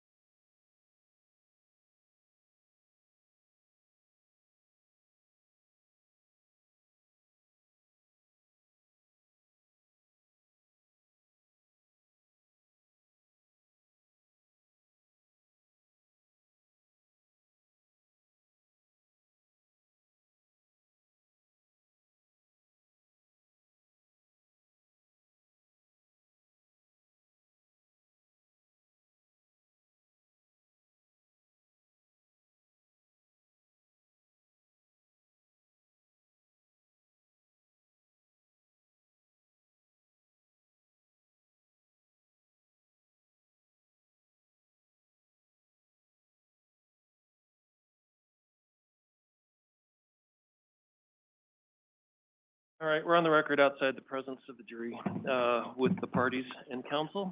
Mr. Doherty, you indicated there's something we needed to take up before the jury comes in? Yes, Your Honor, good afternoon. I sent the court and counsel 2 cases on point with regards to the introduction of transcripts along with audio recordings. Mhm. I could get into some detail if you like, but I'll put the cases on the record. It's People v. Coca, Right. C-O-C-A. It's a Colorado Court of Appeals case 40, Colorado Appeals 440 from 1978. And then, sorry,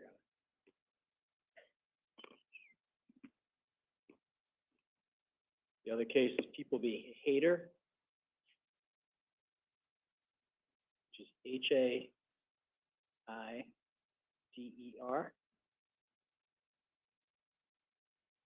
I'm just having a little trouble pulling that one up.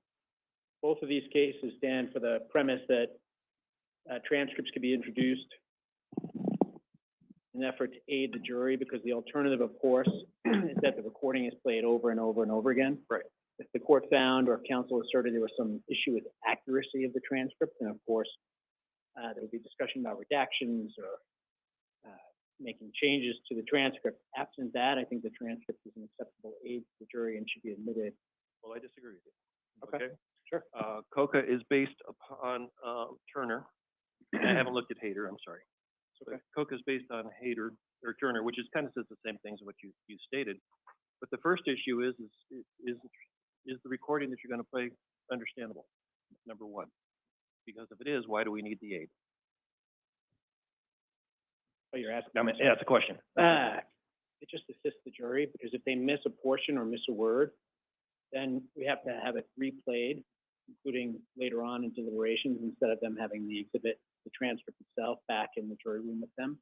Well, and the old, and I'm sorry to interrupt you. It's okay. But, if you also look at, the Turner case, it was only, the transcript came to the jury upside down. They were told that they could only look at it while the recording was being played.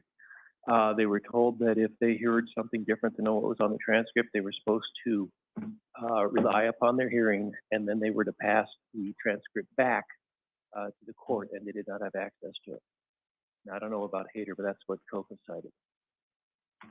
So, if it's, there are some transcripts, or if we had a transcript of one of our witnesses today, we would, a recording of one of our witnesses today, we definitely want a transcript, because it's super hard to understand. Yes. But even if the transcript is admitted for those purposes, the cases indicate that the transcript does not go back to the jury. So, I'm going to not allow, based on what I've heard, if it's a problem understanding the recording, which it doesn't sound like it's gonna be, I may reconsider, but, I'm not gonna allow the transcripts to go back to the jury or to be introduced then at that point. So, anything else? Yes, Your Honor, thank you. Your Honor, we had talked before the lunch break about the defense opening the door to prior bad Yeah, acts. and I did want to talk to you about that. And I'm sorry, the case that I was thinking of, I found it's not that new, and it is a different issue. So that's, I'm not as concerned about it as I was when we had the conference at the bench. Now that I've reread that case. But I also decided to go get lunch instead of looking at the transcript, so I don't remember why are you saying the door was open. Thank you, Your Honor. So I had asked the witness, Ms. Baird, if she had the impression that Dylan did not want to go to visit his father. She Right. said yes. Counsel then asked her if she was scared for Dylan. Another question, was she worried something bad was going to happen? And did Dylan assure her that everything was okay? Followed shortly thereafter by the question which the court did not allow about her making a threat about killing someone. My concern, and the reason I raised this both before the testimony from her and Mr. Harvey and after, is that by asking her if she was scared, and asking her if she was worried something was gonna happen, but Dylan thought he would be fine. It seems to imply that she had some irrational basis for fear for Dylan's well-being, when in fact, she had some direct information from Dylan that made her fearful about Dylan's safety. And what was that direct information? So she was told by Dylan that he had been kidnapped by the defendant on a prior occasion, abandoned by the defendant on a prior occasion, and overall subject to an abusive relationship. So, Your Honor, at this point, I could make a record, because I do believe the defense has opened the door, and I could ask to have her recalled. I'm not gonna do that, because I think, it causes the prosecution concern about what she would then say on the stand. So what I would just simply say at this point is, as I said before she testified, there are a number of witnesses here who have testimony and evidence about prior bad acts of the defendant, where if the defense inquires or implies that additional information is out there, then Hold on just a second. then they are in fact opening the door. So I'm not gonna ask that that witness be recalled at this point. Rather, I would ask that she be excused, but I do think they've come very close to, if not, have already opened the door as to Ms. Baird.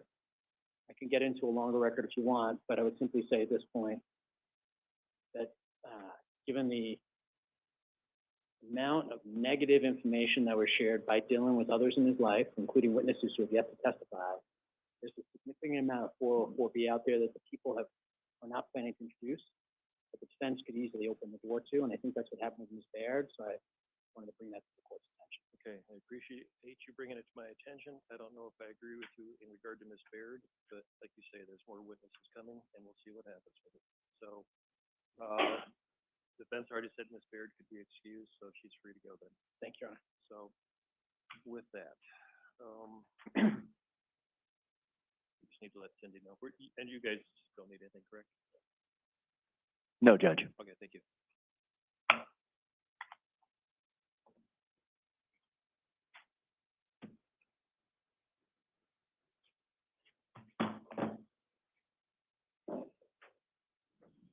Rise for the jury, please.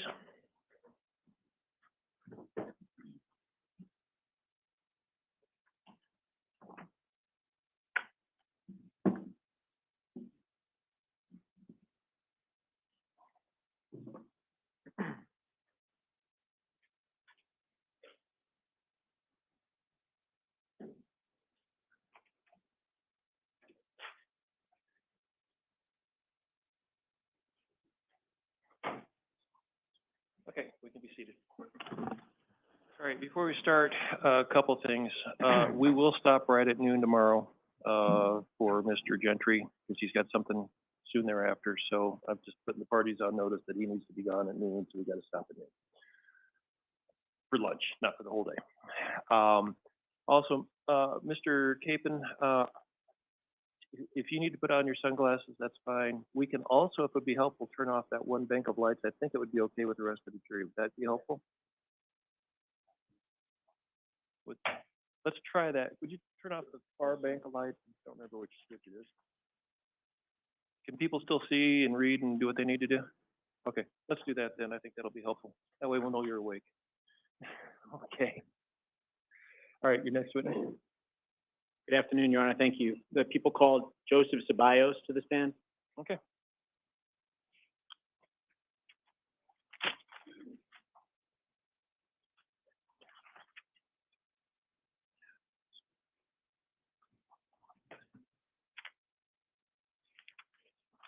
Mr. Ceballos, come up to the witness stand up here, please.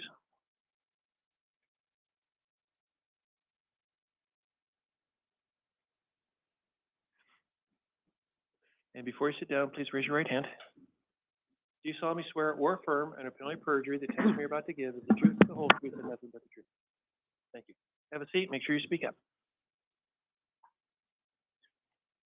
Good afternoon, sir. Good afternoon. Please state your full name, spelling your last name for the record. Joseph Anthony, Ceballos, How old are you, Mr. Ceballos? 21, Where are you currently living? Utah. Are you employed? Yes, DoorDash, What do you do for DoorDash? deliveries. And did you previously live in the Bayfield, Durango area? No. Have you ever been, living in Colorado? Yes. I'm sorry, in the Colorado Springs area? Yes. And when was that? Like in the beginning? Pretty much my whole life until 18. So 1999 till 2018. 99 through 2018, living in the Colorado Springs area. Yeah. Approximately how old were you in 2012? 12 Where were you living at that point? at my grandpa's, Your grandpa's name? Michael Frankel. And where were you living? Frankel? My bad. And you were living with your grandfather at that point. Yeah. The jury is hearing evidence about an incident that took place in 2012. So I'm going to ask you some questions about November of 2012. Okay. Who were your close friends at that point in your life? Dylan, Adam, Kristen. How'd you first meet Dylan? Me and Adam were playing football, and we just saw he was, active and playing. I think he was playing basketball or something, and we invited him to play. We played that one day, and then we just started becoming best friends and playing. As best friends, how often would you hang out together? Me and Adam, we would hang out like almost every day. How about you and Dylan? Every day, pretty much, when he was available. What about school? Did you guys go to the same school? No, What school were you going to at the time? Jenkins Middle School. Do you recall what school Dylan was going to at the time? I can't answer that. Where was he living? With his mom, across the street from Adam. Across the street from that. Yeah. How would you describe Dylan as a person? Very outgoing, very funny, humble, smart. Had he ever talked about running away or hurting himself? Never. And how often would the two of you communicate by cell phone or text? A lot. Generally speaking, when Dylan would text you and you would text him back, how quick was he to respond? Very frequent, like that. So for the record, you've snapped your fingers. Yes.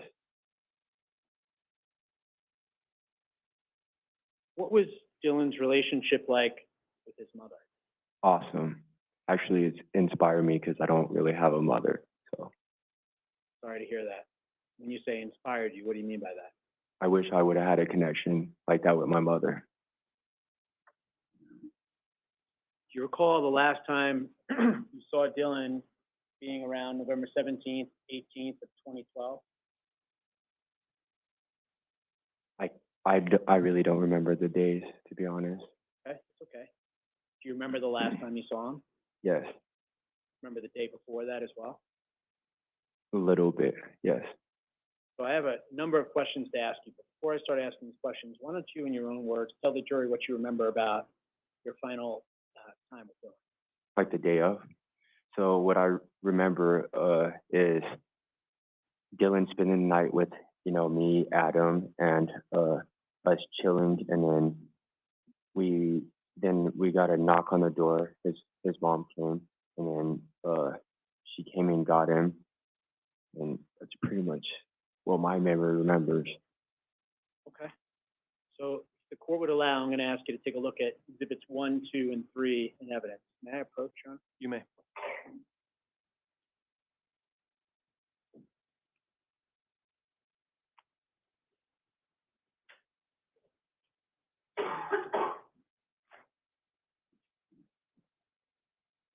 Have you seen those photographs before, sir? Yeah. You could take a look at all three, if you don't mind. Remember it like it was yesterday. Where and when were these photographs taken? Kristen Baird. The time I really don't remember, but it was for sure at Kristen's Baird house. So why don't we put number 1 on the screen, please?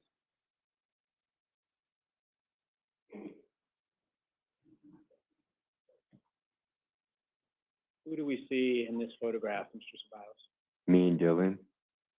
Dylan's the one to the right in the photo. Yes. How about exhibit 2, please? From left to right, Dylan, me, Adam, Harvey, What were you guys doing at that point? just messing around, having fun, being kids. People 3, please. How about people 3? Dylan, me, and Adam from left to right. Any injuries, sores, or cuts to Dylan's face? Or Absolutely not.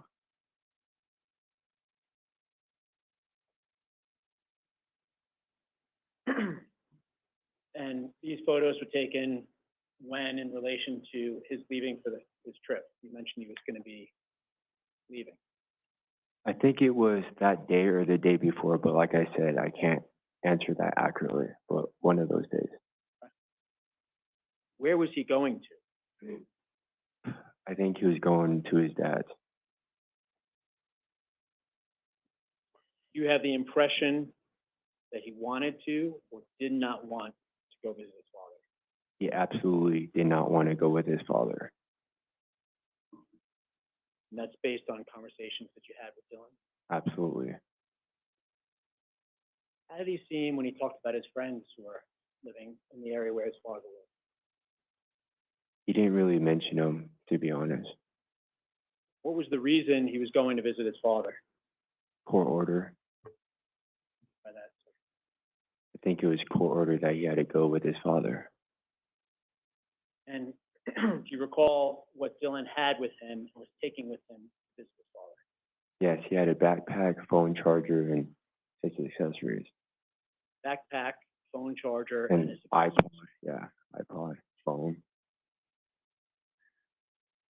What was his mood and demeanor before leaving for the airport? He really didn't want to go. I could see fear and sadness in his eyes. Do you remember his mom picking him up for a trip to the airport? Like at my house? Yes. Can you describe that for us, please? It was pretty quick. It was just, I said, bye, I'll see you whenever. I gave him a hug, and then she was like, we got to go, and then they left, and pretty much that's what happened. You indicated with your arms it looked like a hugging motion. Yeah, I hugged him. Remember doing that? Yes. Ever see Dylan again after that? No. What further communication did you have with him after he left with his mom to the airport? I texted him. He sent me a picture, and that was it. What was the picture of? The plane? Do you recall what he said in the text? I do not. You recall meeting with investigators soon after Dylan went missing and talking to them about what you recall? Yes. Would it refresh your recollection if I give you an opportunity to look at that report, sir? Yes. Can I approach, Your Honor? You may. If I may, I did not hear the witness didn't remember something. I thought he said yes. I may have missed the question before, but what are we refreshing? Sorry, I believe I asked, Your Honor, what he There- said in the and I know exactly what it was. That was the next question where he said, yes, he did not recall what the text message was. So we're good. Go ahead. Thank you, Your Honor.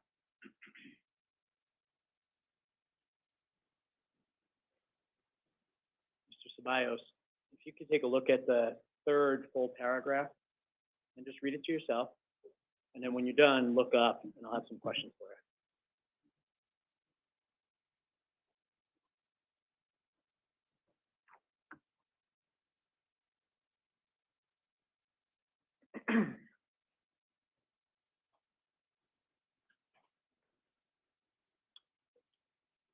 Does that refresh your recollection? Excuse me.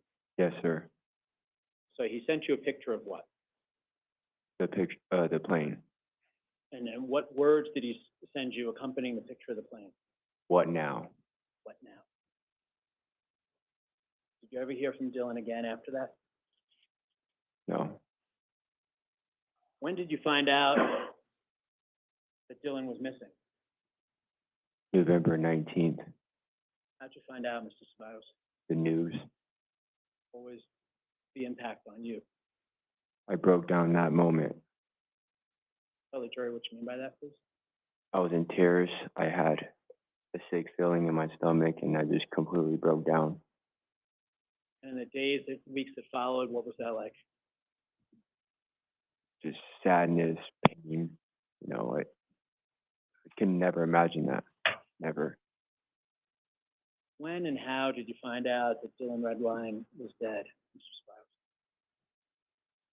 When I heard in the news that they found his remains. Your Honor, I have no further questions for Mr. Ceballos. Thank you very much, sir. Thank you. You have to hold on, though. We have the defense attorney who's gonna ask you questions, probably. My bad. That's okay. Mr. Moran? Your Honor, I'm sorry, before Mr. Moran begins, the report is still in front of Mr. Oh, could you Ceballos. get it, please? Yeah, sure. Thank you.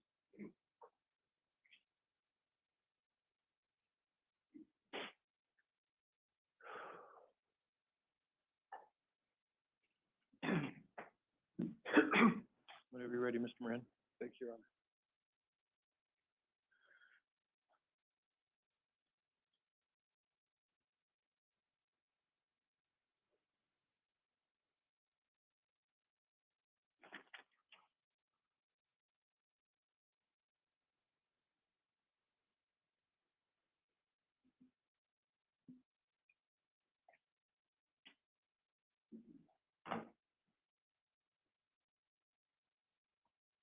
Let me know if you can't hear me. It's been an issue today. I'm going to project and enunciate.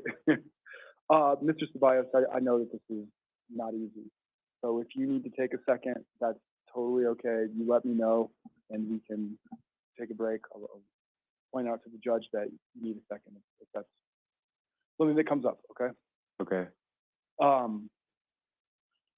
I want to just clear some things up that you were discussing about the last time you saw Dylan. So you were remarking that you gave him a hug as his mom was rolling up to drive him to the airport, right? No, I gave him a hug at the door before he left. Okay.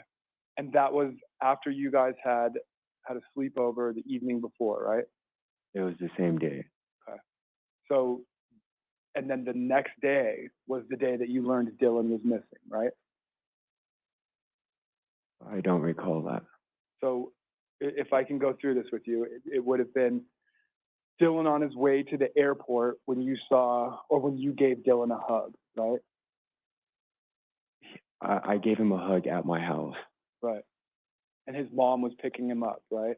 His mom was already at the door. I see. To take him to the airport. Yes. And then it was the next day that you learned that Dylan was missing, right? I really don't recall. I just remember knowing for sure he was missing on November 19th. I see. And do you recall what happened the day before you learned that Dylan was missing? Kinda, it happened like 9 years ago. Sure. And was it, you guys spent the night together, Mm-hmm. then that evening after spending the night together, Dylan's mom came to pick him up and you gave him a hug, right? Yeah. And then sometime thereafter, you learned that Dylan was missing, but you're not sure when. I feel like I heard him go missing, like, I felt like days later, honestly. I see. All right. The evening that, let me say it this way.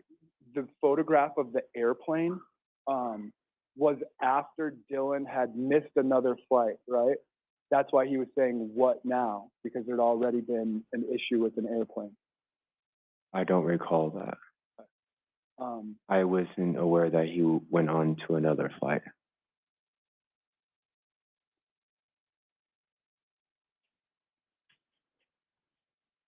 The night that you guys had a sleepover, Kristen Baird was not with you that night, was she? No. So the photographs that were taken were before that evening. Is that fair? It makes sense to be, but I really don't remember. Okay. And so then the day after the sleepover, the day that Dylan was picked up by his mom and you gave him a hug, that day, were you spending the day with Kristen Baird? I don't recall. Okay. Was Kristen Baird at the sleepover? No. Okay. And then do you recall watching Dylan and his mom depart after you gave him a hug? Like walk to the car or otherwise? I remember them leaving, yeah. Okay. And then did you have a view of them leaving from where you were standing to the car where they drove off? I honestly just gave him a hug. He left. I didn't even look outside to see, so I can't answer that. Do you remember Ms. Baird becoming very upset that Dylan was leaving after you gave him that hug? No.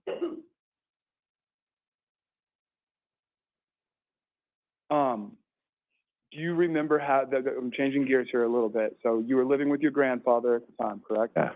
And occasionally your grandfather would allow your friends to come spend the night, sleep over. Is that right? Yeah. And you were, at some point, you had to communicate to Dylan, if we sneak out any further, if you leave the house at night, you will not be allowed to come over anymore, right? Yes.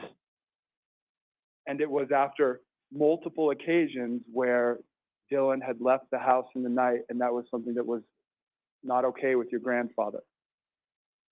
Yes. A moment, please.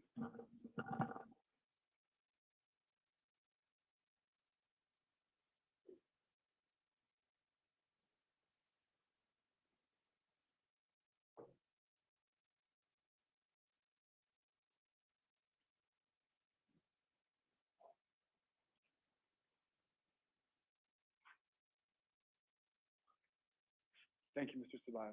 Hang on still a little bit longer. Any redirect? Yes, Your Honor. Mr. Ceballos, when you got the text that said, "What now?" with the airplane, Yeah. what did you think that was regarding? I think it was referring to, like, what do I do now? Like, because like I already communicated, because you asked me how he felt, and he was scared, and that's what I took it as, and like, what now, Out going to visit his father. Yes. I'm going to object at this point, I think that the previous answer be stricken. This calls for speculation. Your Honor. No, I'm gonna overrule that, but I think you're starting to get outside, cross-examination in terms of the scared, aren't you? That's actually my last question. Okay, great. Thank you, Your Honor. Right. Thank you, Mr. Ceballos. Any Thank you. questions from the jury? No, thank you. No, okay, just hang on. There's a question from the Oh, jury. Okay.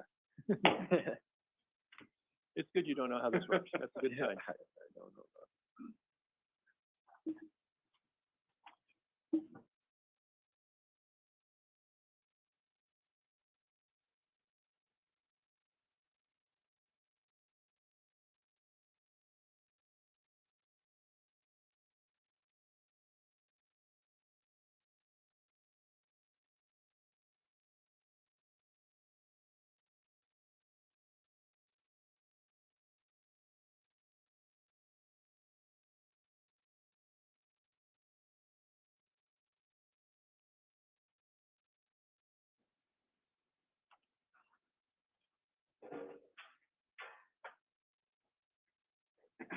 So, Mr. Ceballos, at night when there was these sleepovers going on and you guys would leave, did you go with him or was it just Dylan?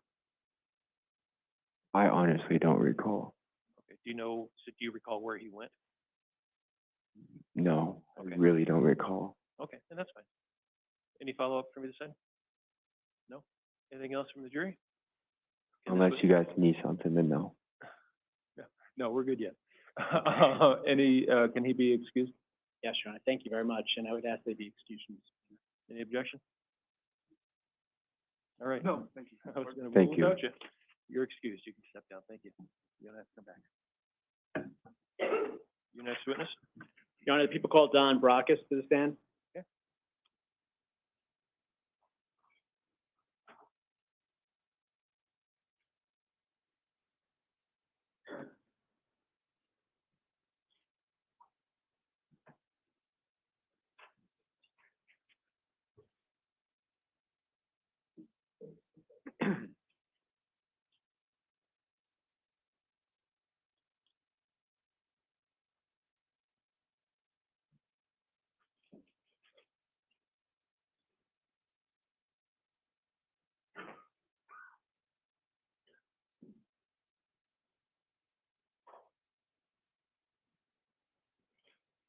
Mr. Brockus come up to the witness stand up here, please?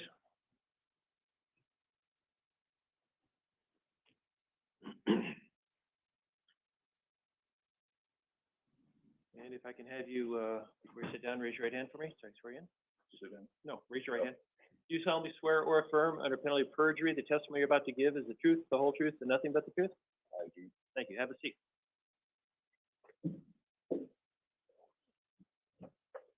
Good afternoon, sir. Afternoon. Can you please state your full name, spelling your last name for the record? It's Donald, actually, Brockus, Brockus. How are you today, sir? Doing well. Are you currently employed? I am. How are you employed? I work for the Southern Ute Tribe Permanent Fund as a risk and emergency manager, How long have you lived in La Plata County, Mr. Brock? 30 years. And how were you employed in 2012? As of 2012, I was Deputy Director of Aviation, for Durango La Plata County Airport. What were your duties and responsibilities in that role at the airport? A lot.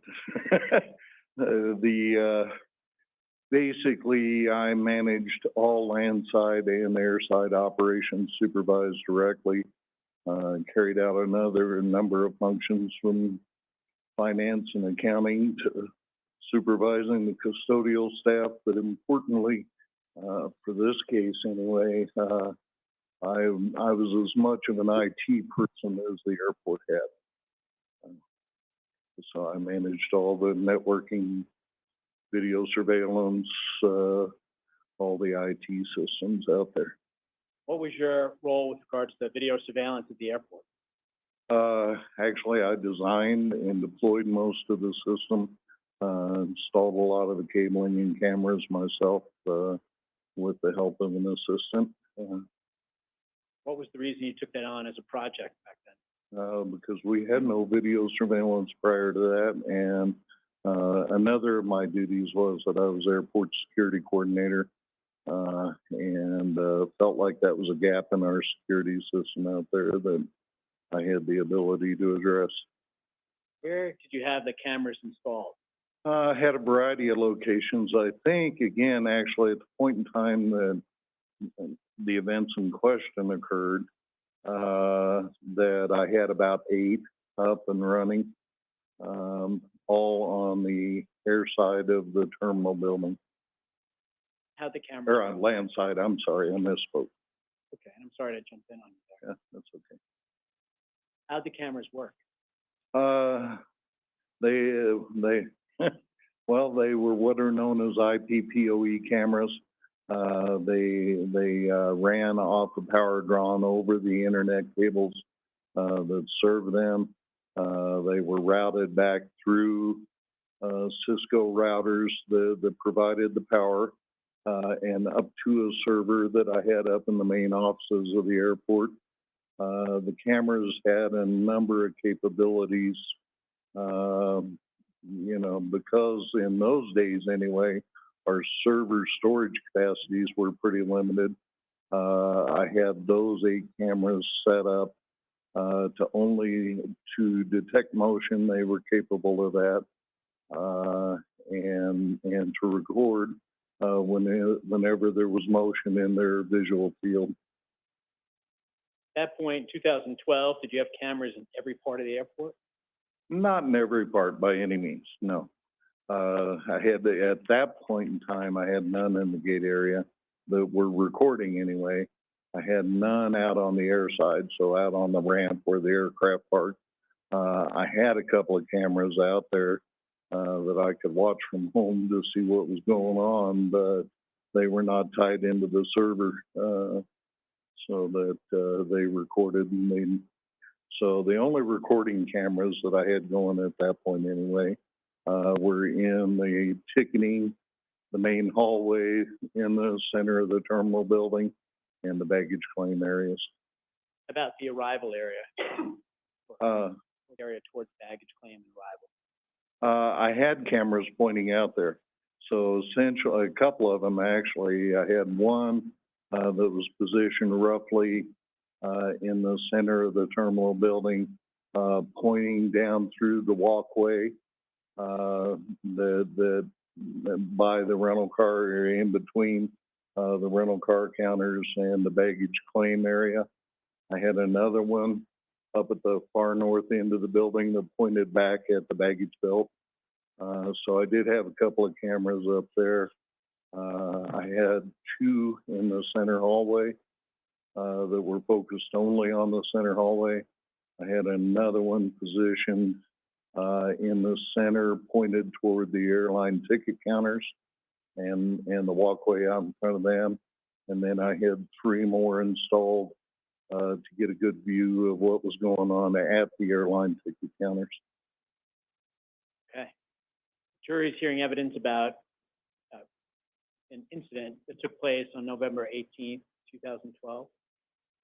Do you recall being requested by law enforcement to look for recordings from different locations in the airport on that date, November 18th, 2012? I do. Do you recall finding a video relevant to their request? I do. Your Honor, if I may approach with what's been marked as People 37 for identification, it's been previously provided. Thank you.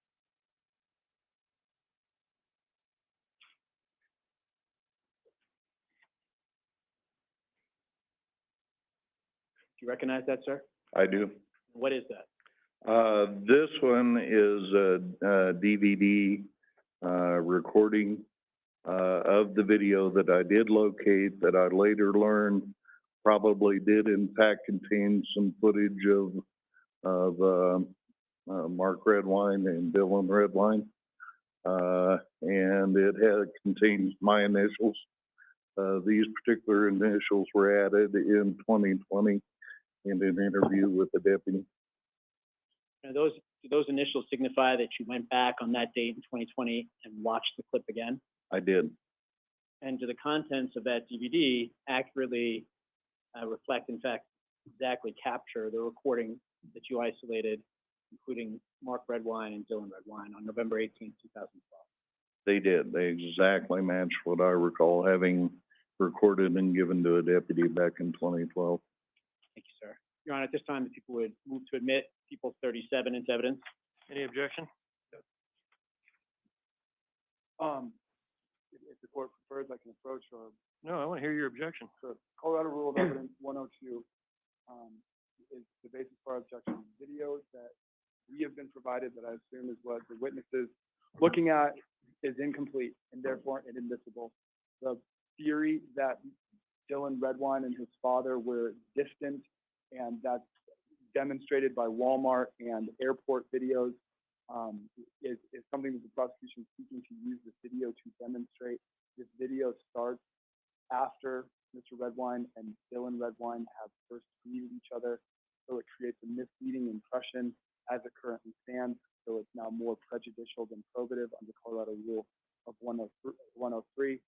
I'd ask permission to voir dire on this if the court has any further questions on it, but based on the lack of personal knowledge with respect to all of what's contained on this video, then I believe it to be more prejudicial than probative and would object to its permission. You want to make a record? Your Honor, this video clip was provided to counsel years ago, and I can look up the exact date if needed. The witness has already testified. It captures the exact and complete recording that he was able to isolate of Dylan Redwine and Mark Redwine. If counsel has questions about other recordings that he may think exist out there, obviously he can cross-examine the witness on it. But otherwise, I do believe the foundation's been laid for a proper admission. Court agrees the foundation's been laid. If there's additional video you wanted to show, you can show it. So, it's admitted. Thank you, Your Honor. Mr. Brockes, I'm going to have People 37 in evidence put on the screen and played. A short clip, we'll watch it, and then I'll ask you a few follow-up questions, okay?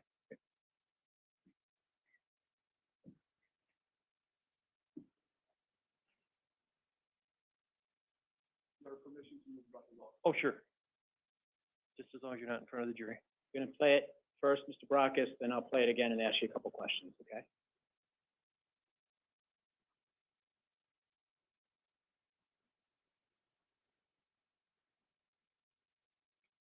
All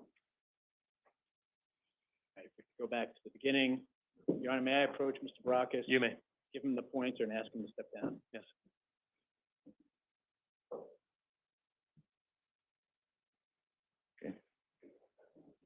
So Mr. Broadcast, or Mr. Broadcast, excuse me, we're streaming this. So if you could hold the microphone in one hand, you have to hit the mute button to make it work, I think. You see it on the left button? Okay. And then you can hold that and just tap on the top so you know it's working. I'm not hearing anything. Yes. No, we're not hearing anything. The battery said, do you think? Yes. Hold on a second, Mr. Brockes, with the reporter.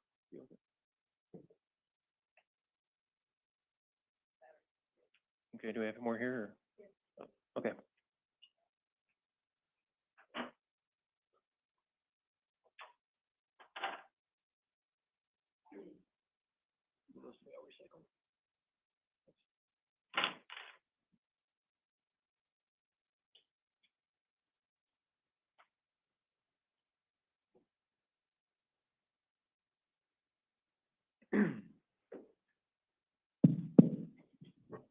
Okay, thank you.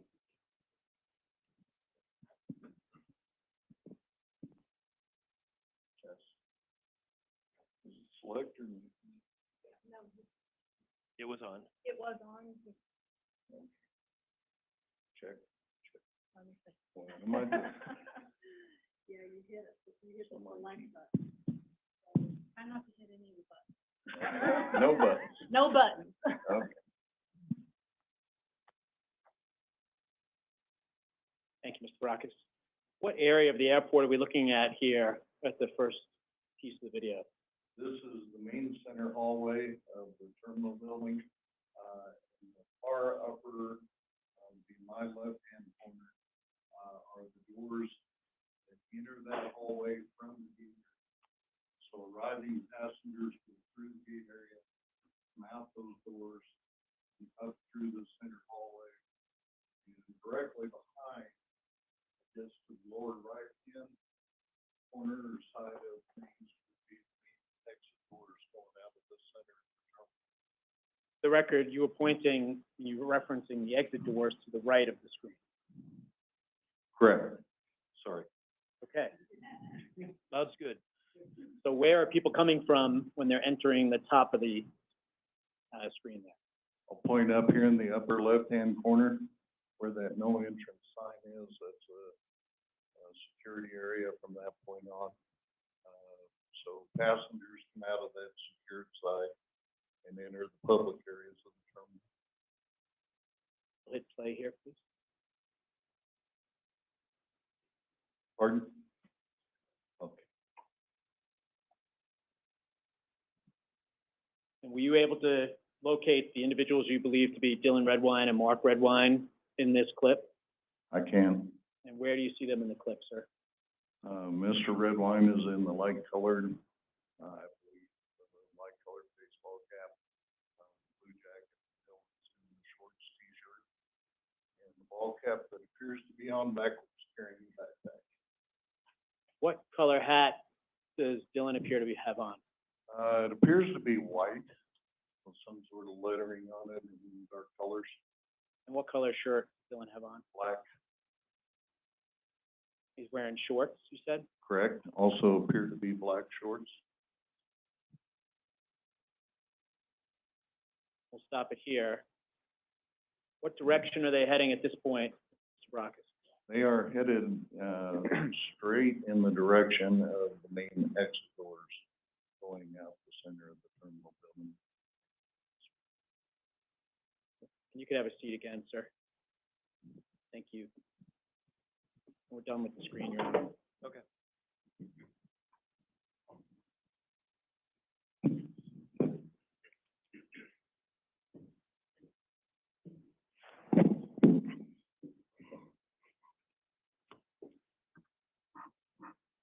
Mr. Brockes, were you able to locate any other video before or after the clip that's played here? I was not. And what is the reason we would not have them on video after that point? Well, I can only assume from the positioning of my cameras and the fact there were no videos there, the only way you could get out of the building without showing up on other cameras would be by exiting the center doors. So if they left straight from the airport at that point, they would not have shown on other cameras? Correct. Your Honor, I have nothing further from Mr. Brockes. Thank you, sir. All right. Mr. Moran? Thank you, Your Honor. And if I could request that exhibit just be put on the first frame.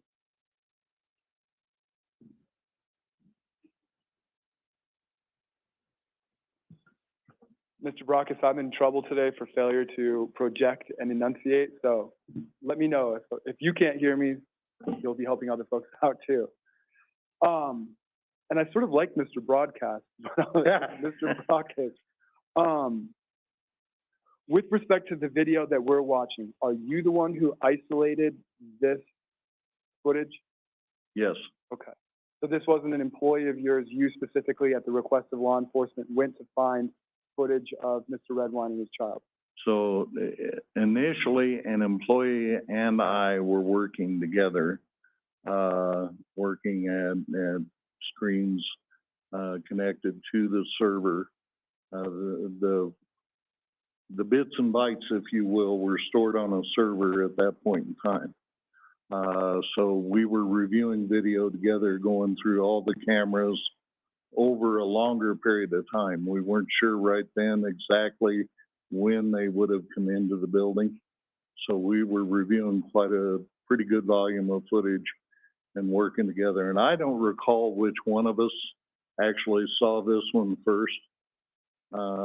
It could have been either one of us. But then we began to work together as soon as it was identified. And I was the one that made the initial CD copy. I see. Yeah. I got the impression that you were the boss based on your. I was. Okay. Yeah. Your Honor, may I approach? I'd like to point Yes. something out on this.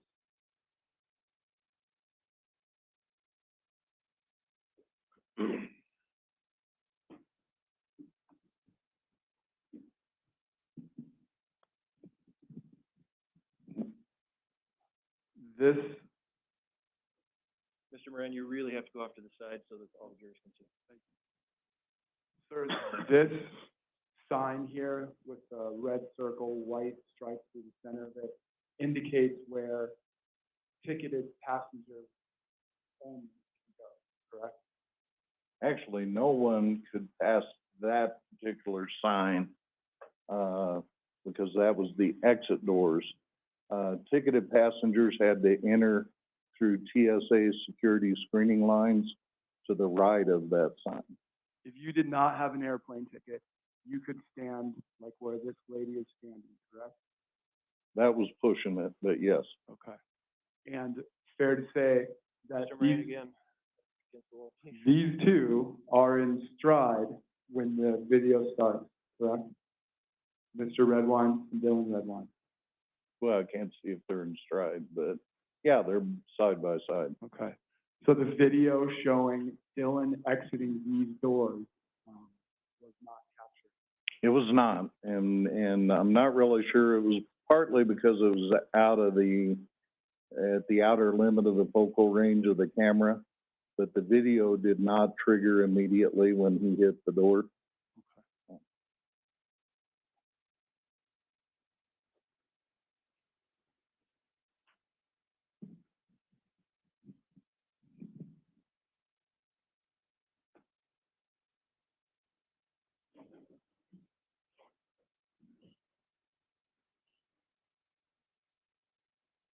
Mr. Brockes, with your time spent at the airport,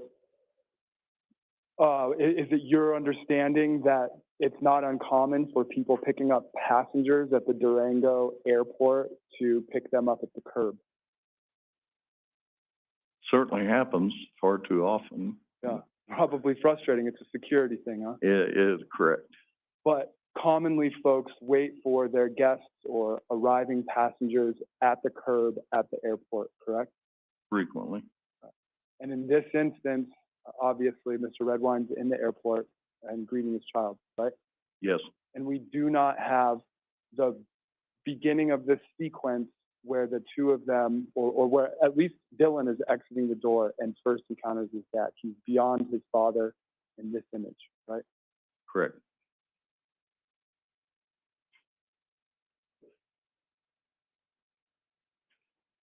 Thank you, sir. Any redirect? Mr. Brockes, what do those people seem to be doing standing right there?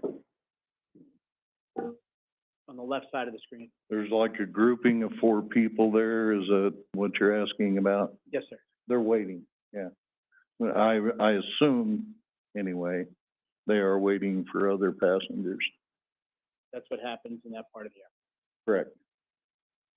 Actually, you can see a white tape there, in front of them, and that's normally where we try to stop,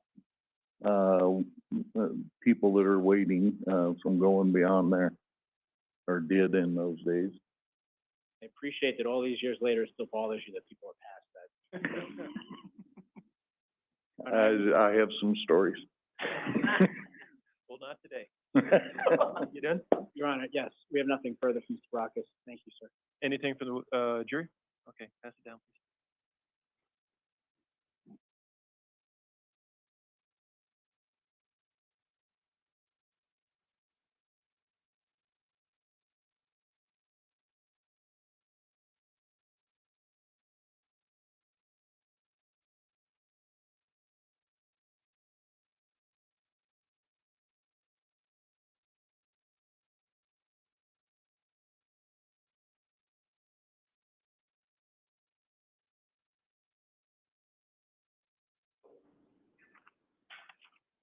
No, I think I should probably wait. Thank you. All right, Mr. Brockus, I'll get your name right. Do you remember, what the weather was that day at the airport and or the temperature? I do not All right, at thank all. you. Anything else for me to say? No, Your Honor, thank you, and the people would ask that Mr. Baracus be excused from the subpoena. Any objection? No, thank you. Okay, you're free to go. Thank you very much. Thank you.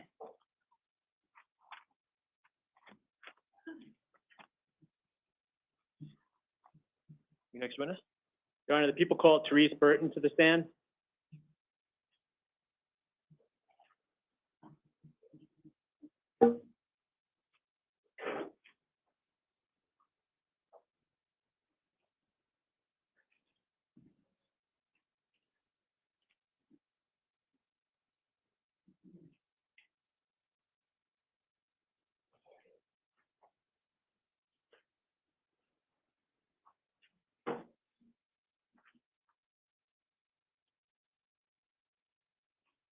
You ready here, Ms. Burton? And if you'd raise your right hand before you sit down, please. Thanks for again. Do you solemnly swear or affirm under penalty of perjury the testimony you're about to give is the truth, the whole truth, and nothing but the truth? I do. Thank you. Have a seat.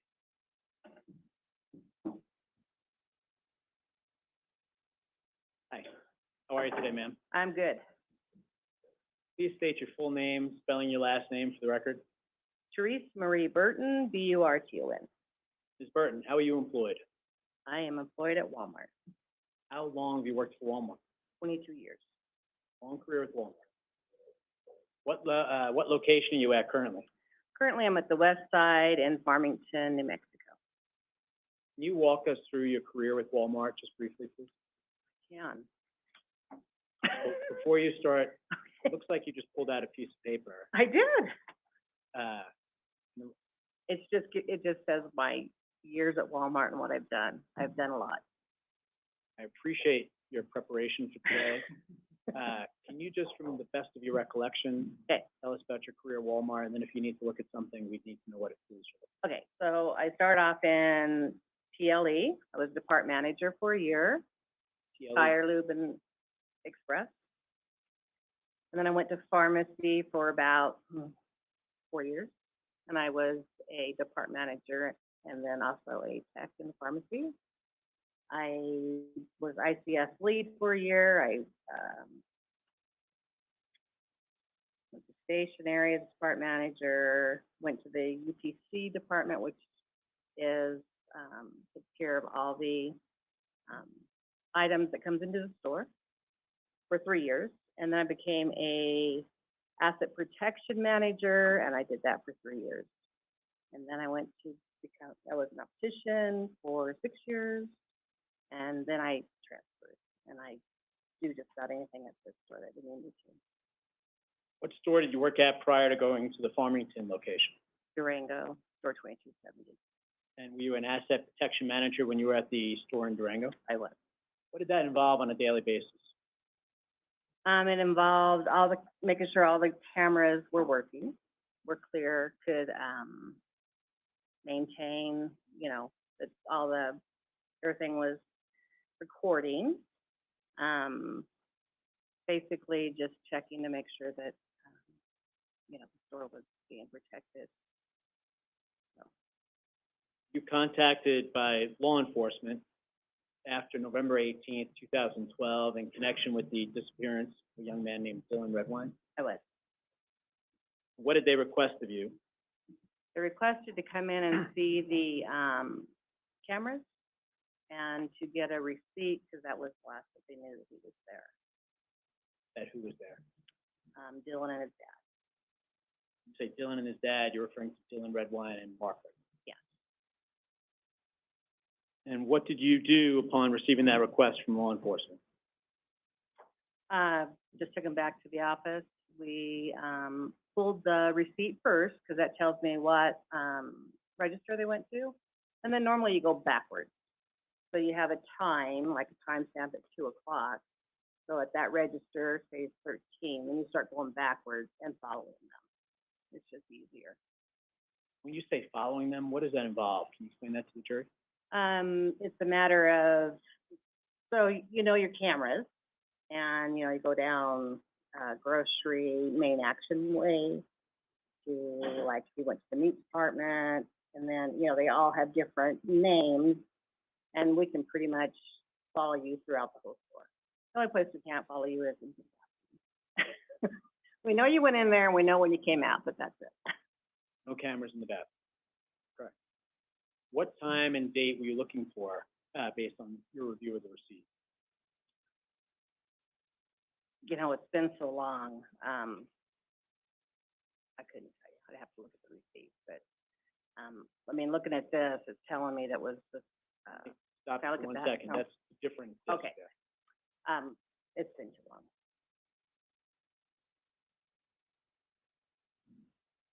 I understand it's been a long time.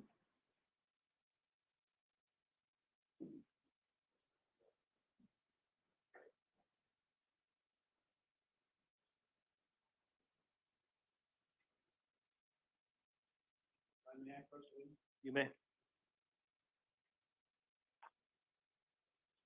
Bert, I'm gonna ask you to take a look at what's been previously marked as People's 40 for identification. Do you recognize that, ma'am? I do. What do you recognize that to be? That's the receipt that we pulled off of, the register. And do you want to know what register it was, or? Yes, please. So it was register 14, and the time was 7:05 On what date? on the 18th of November. 2012. Yes. And was that receipt made at or near the time that the purchase actually happened? Ms. Well- Burton, you gotta speak up. Sometimes you're tailing off there, so make Oh, sure I'm sorry. So this receipt, is a copy that I did, I'm pretty sure. And it would have been done the next day. So, you know, we just go in and go into the spooler, find what we're looking for, and then we're able to print it. And purchases are recorded at Walmart as part of their regular business activity? Right, And the regular practice of Walmart is to make receipts such as that one? correct, And the receipt was retained and kept in the course of regular business activity? right. Your Honor, at this time, I move to admit People's 40 into evidence. Mr. Bogan? No objection. submitted. Thank you, Your Honor. So the time on the receipt was 7:05 in the evening. that means what time they're paying and checking out. Right, that's when it's ended, basically. So when you have that information from the receipt, what do you do next? So, I started from the register and I started just following them back. So they did split up, and at that point I had to take one of them, you know, follow, write it all down as to, where everybody went, what was picked. And so I followed Dylan and I also followed his dad throughout the whole store. When they met up, when they didn't meet up, you know, what they were doing. And did you put together a disc capturing all those things? I did. And how'd you go about doing that? So, since everybody's tech savvy now, everything is there and you tell it, I want from, 7:05, you know, a little bit before 7:05, putting everything on, and then you just start going backwards. And, you know, so until I get to that clip that he's out of that camera shot, which could have been 6:59, I take that and then I go to the next camera and I take that, drop it to the disk that I'm gonna copy, and I go to the next camera. I start from that time until he's out of the, range, and I tell the computer to take that and drop it over to be copied to the disk too. You know, all the way through until they walk back, they walk in. So in other words, I got them walking out and walking in.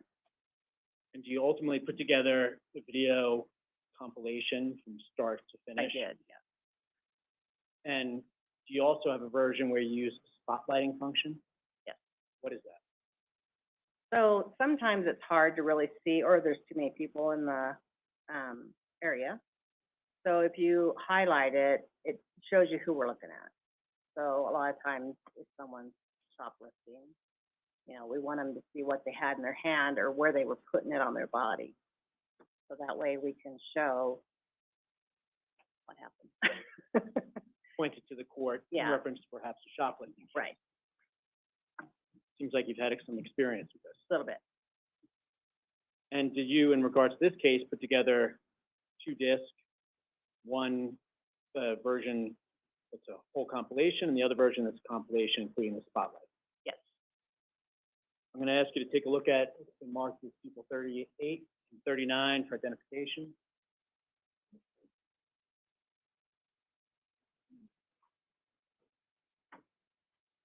Do you recognize those, Ms. Burton? I do. What do you recognize those to be? They're the discs that I made. How do you know that People's 38 and People's 39 are the same disc that you made? Because it's got my signature on it, and I did come in and review it before this to make sure it was the same one. So is there, I'm sorry, your, initials or signature on each Right. disc, as well as the date that you reviewed it last? Right. And are each of those discs, if they're accurate and exact recording of the clips that you were able to identify and put together from November 18th, 2012? They are. Your Honor, at this time, I'd seek to admit 38 and 39 into evidence, please. Any objection?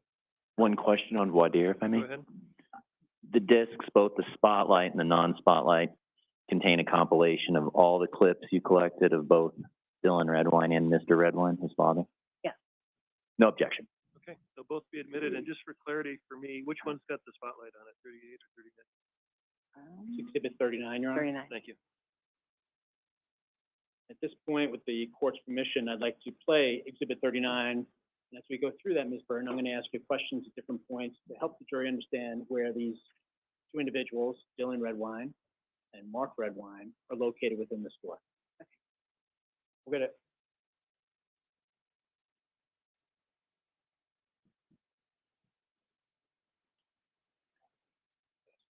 is there an issue? No issue. Okay. Mr. Champagne was suggesting that I talk with Your Honor about the timing for the finish of the day, and I think that might be a good idea. We could, It's 3 o'clock, we have a hard stop at 3. and we will definitely stop by then, of course, Your Honor. The video itself that we're putting into evidence is approximately 34 minutes.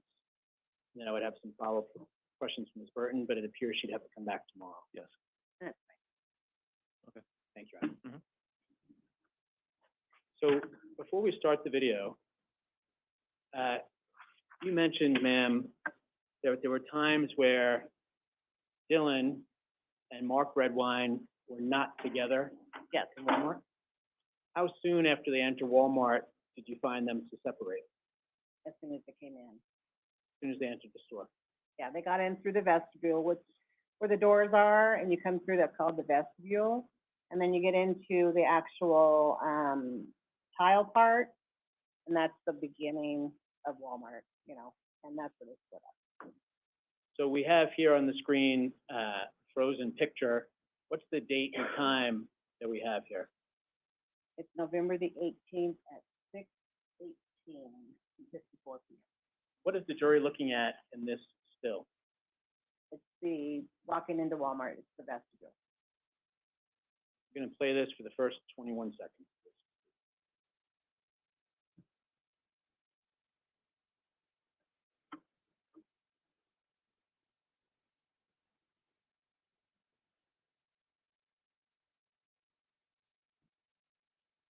Let me stop it there. Were you able to identify Dylan Redwine entering the store? Yes, that's the one right there. Okay, that's Dylan Redwine. Where in particular is he in this He's picture? has the hat on, the black and white hat with the black shirt. Okay, so he has the white hat, and then you said black and white hat and black shirt? Yes. And we could just back up a few seconds, please. Were you able to identify Mark Redwine entering the store? Yes, he's going in to get the carts. He's got the white hat on and the jacket. Where is he on that picture, ma'am? He is heading into the cart bay. He's behind the lady in the green. We're gonna move ahead somewhat until 37 seconds.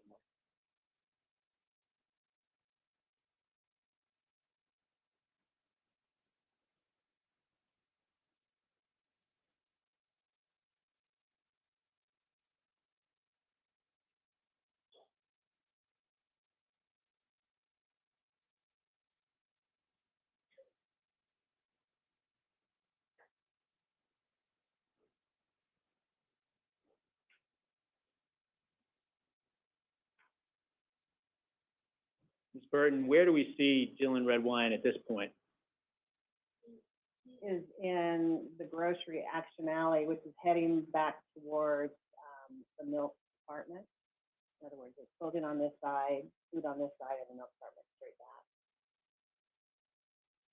Can I approach, Your Honor, and give Ms. Burton the pointer? Yes.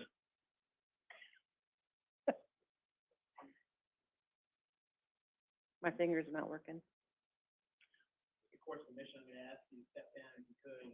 Ms. Burton, would you also pick up the, if you get down? There's a microphone on the stand next to you, it's a wireless mic. If you could hold that in your other hand so that, it's to the right, to your right, to your right. Oh, this guy right Yeah, just split out and talk into it. We're streaming this so people can hear. So this is Dylan right here, and he is heading towards the dairy department. This is your soft line area, this is grocery, so he's heading straight back towards that. And where is Mark Redwine at this point? He is heading out of the store. And can you please point to that on the screen, please? And the circle of light there, is that the spotlight that you referred to earlier? Yes. We're gonna go ahead until the minute 13 mark.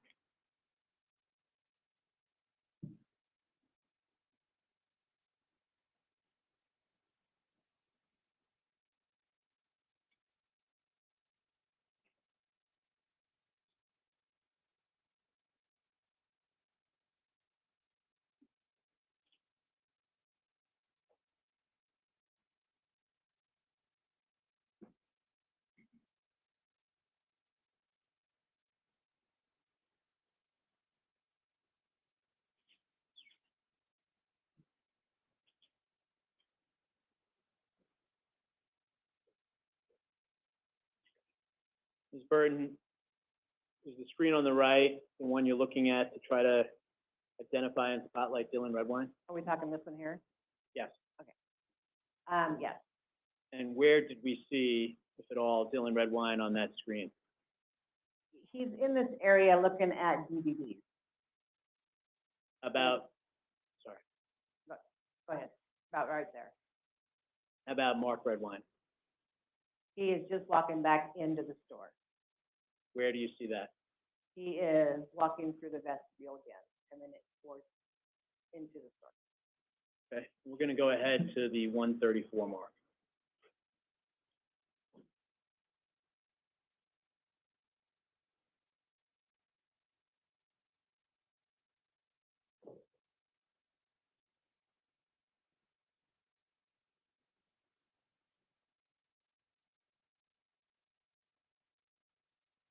And what did we see with regards to Dylan Redwine on the right-hand side of the screen? He went into the men's restroom. And who did he go in with? No one inside. And where is Mark Redwine at this point in the store? He is walking down the, looks like it's the chemical side of the, he's still in grocery.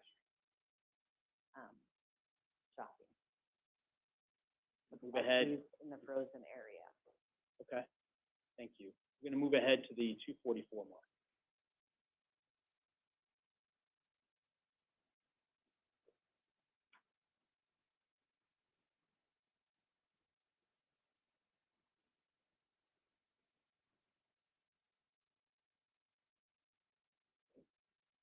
We'll let this keep rolling, but Ms. Burton, did we see Dylan Redwine leave the restroom?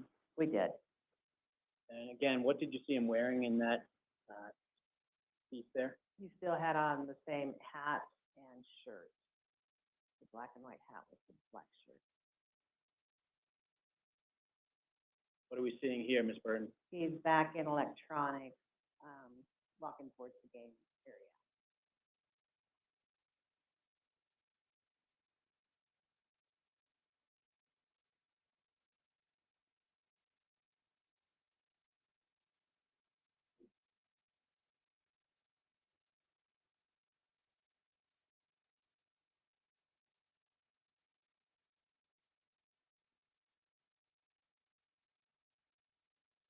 What is Dylan Redwine looking at this point at the 2-minute and 45-second mark? That's usually controllers and stuff in that area to play the video games with. Where is Mark Redwine at this point? He's in the vegetable department. Produce area. Produce area, you said? Yeah. Okay, thank you. We're gonna move ahead to the 441. We're gonna keep this playing here, Ms. Burton, but I may ask you a couple questions as we go, okay? Okay. You see now a spot of light on the left-hand side of screen, and it just faded. What was that spotlight focused on? I'm sorry, I was watching Dylan. Can you go back? Sure, I'm sorry.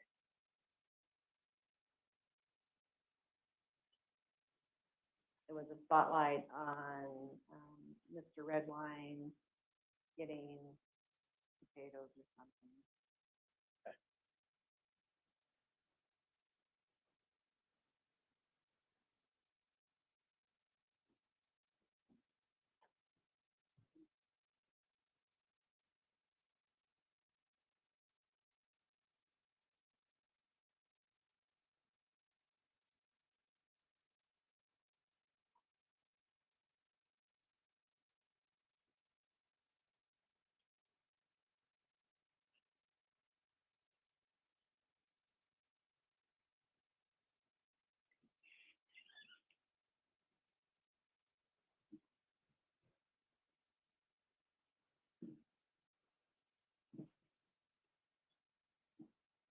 What do we see Dylan Redwine doing here at the 346 mark, Ms. Burton?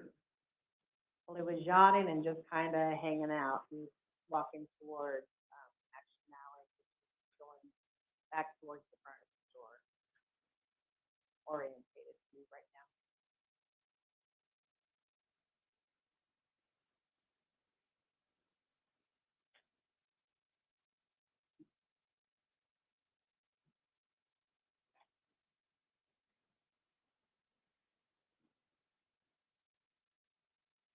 Where is Dylan at this point? He's still electronics. He's over by the video game cages. Where's his father in the store at this point? He's still in produce.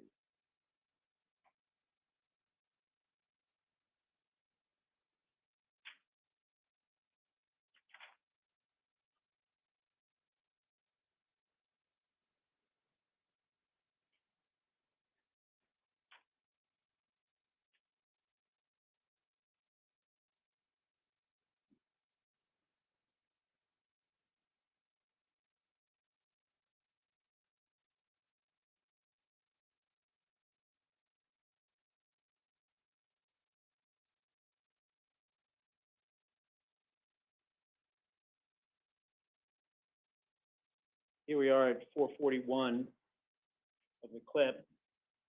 What do we see Dylan Redwine doing, Ms. Burton?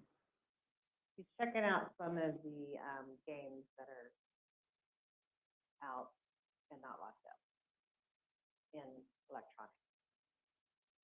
Where is his father, Mr. Redwine? He's still in produce, getting fresh vegetables.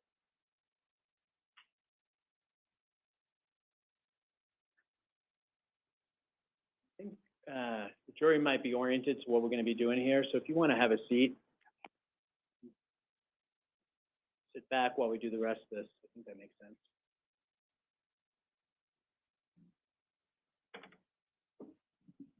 And if you still talk into the handheld microphone, if you turn away, they won't be able to hear you. So- Oh,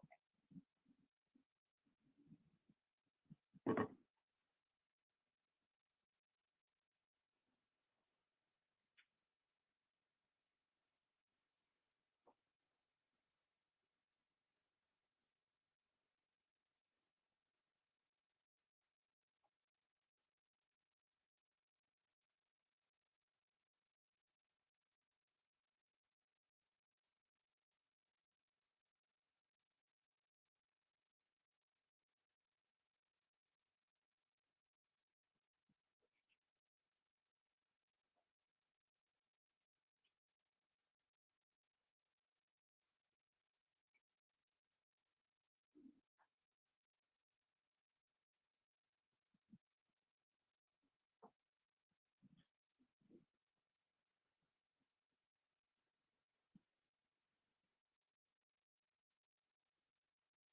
Burton, one screen has gone black, what does that signify at that point?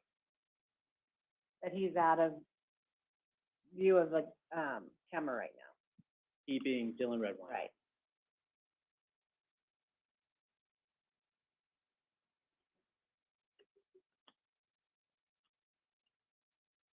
A lot of times we don't have cameras in soft lines, which is the clothing area. So that would be why you wouldn't see him if you went in there to look at stuff. That's what, yeah. If you walked into soft lines, which is the clothing area, we don't have cameras in there. You just see Mark Redwine exit that camera view on the left-hand side of the screen. Right. What are we looking at on the left-hand side of the screen here at the 7-minute mark? That's the meat department. He's looking at meat. He being Mark Redwine.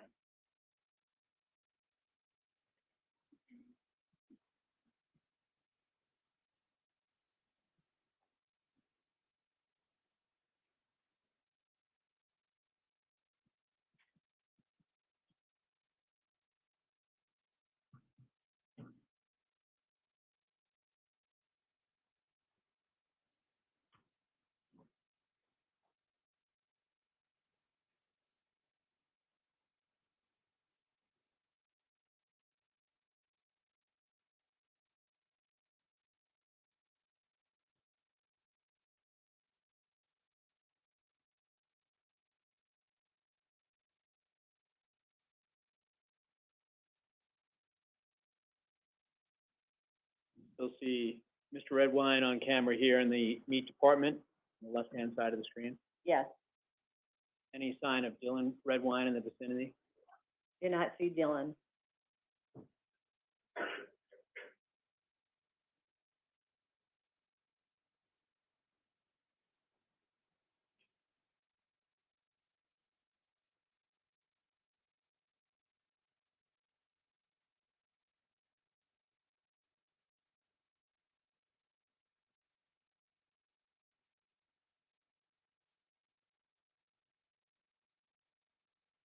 What do we see here, Ms. Burton?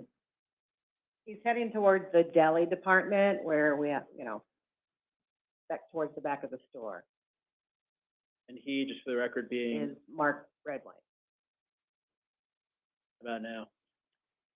He is still in the meat/deli area. Do we know where Dylan Redwine is at this point? No, But not in that area. he is not in the area with his dad.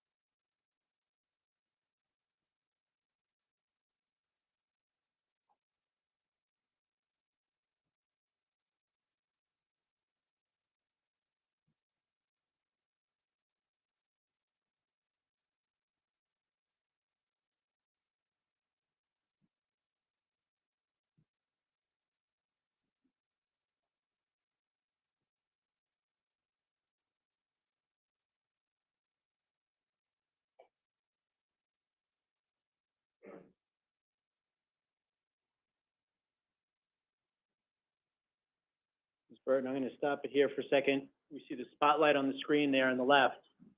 What was the reason you put the spotlight on there? Just showing that he had left the, bunkers of meat and headed down the aisle, and it could be the beer aisle, I'm not sure until the next shot comes up. Could be the what aisle? The beer aisle, alcohol aisle, that's right in through there. So until the next screen comes up where we catch him, that'll tell me the next aisle he went down. And where do we see Dylan Redwine, if at all? We don't see him.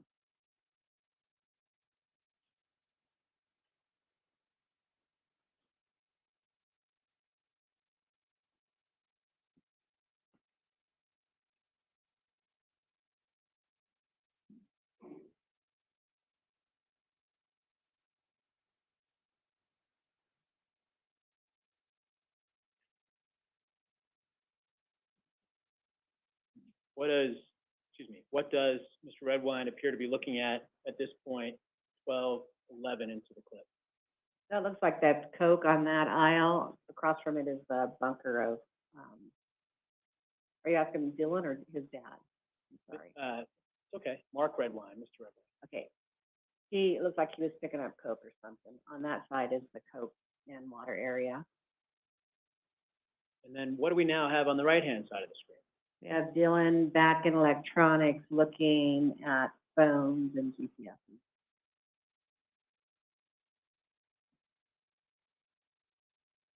Still wearing that same hat? He is.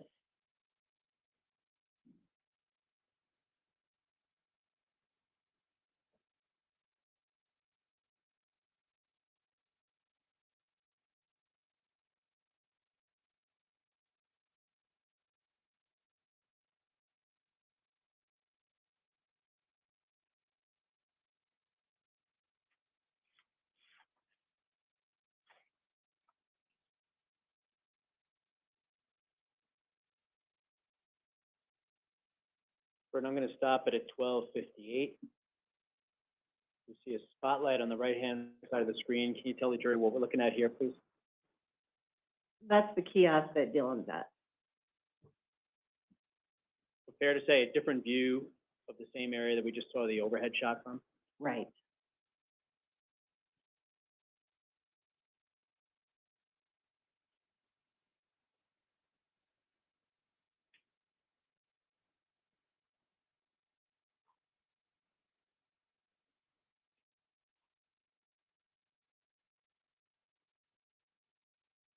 What is Dylan doing at this point, Ms. Burton?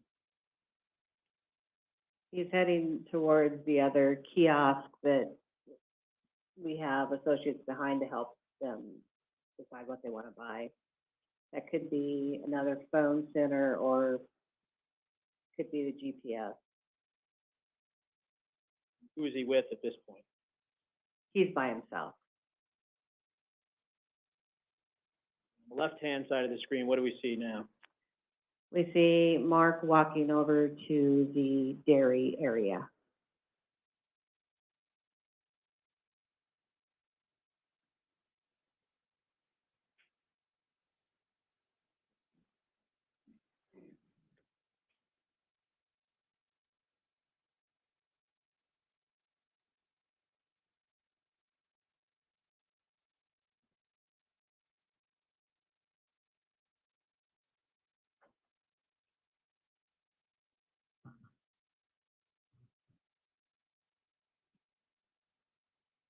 What do we have Dylan doing here, Ms. Burton? He's looking at the DVDs to buy. Action Alley in front of electronics.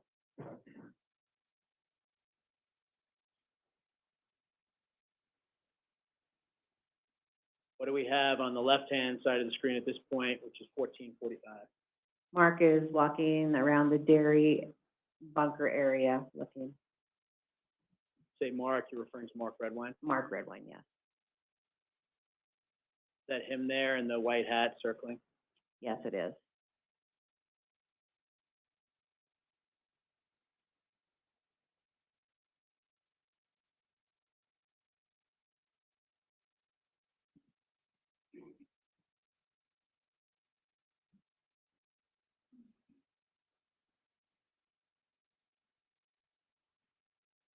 What do we see Dylan Redwine doing? Dylan is heading, towards the auto area, leaving electronics. And now he's coming back into electronics.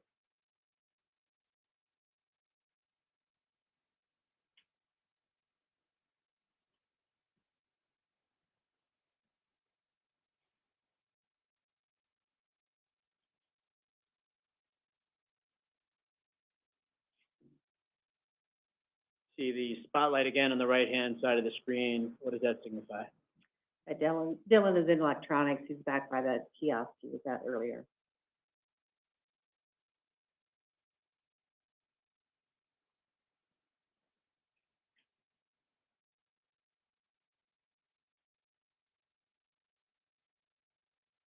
Sixteen oh four, Ms. Burton?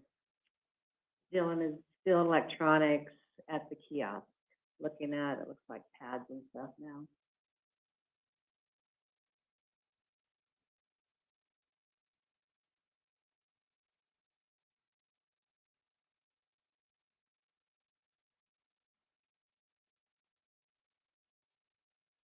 What do we have spotlighted here? Dylan is leaving electronics, heading towards the, grocery area. The record, that's the 1616 mark, 6:38:55 PM, is that right? Yes, that's right.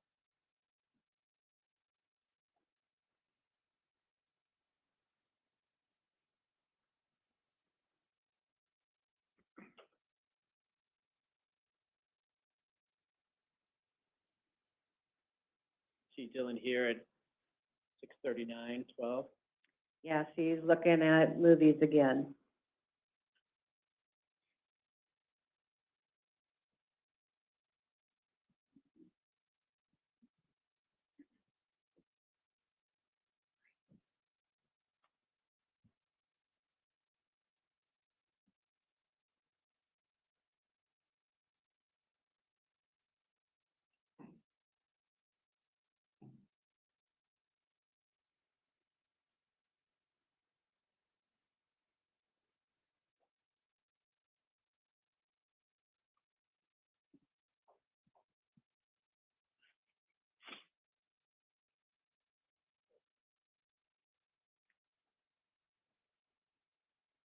The spotlight here at 6:40 PM.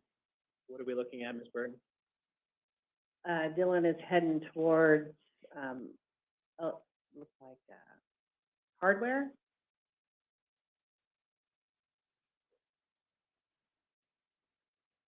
And now he's back in electronics. That's at 6:41 PM. Yes.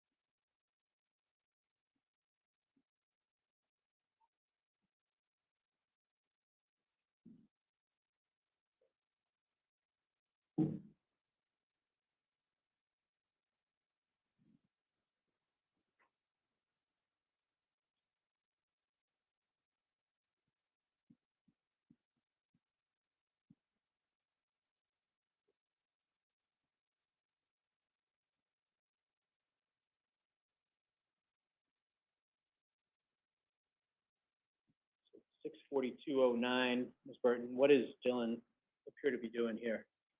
He's in electronics, and he is going through the dump bin of movies. You say dump bin, just to make sure we're all on the same page. What do you mean? So we get big boxes of movies that come in, we just dump them in that bin, and then everybody just goes through them. That way, that's just a dump bin. Cheapest movies we have that, everybody gets to buy.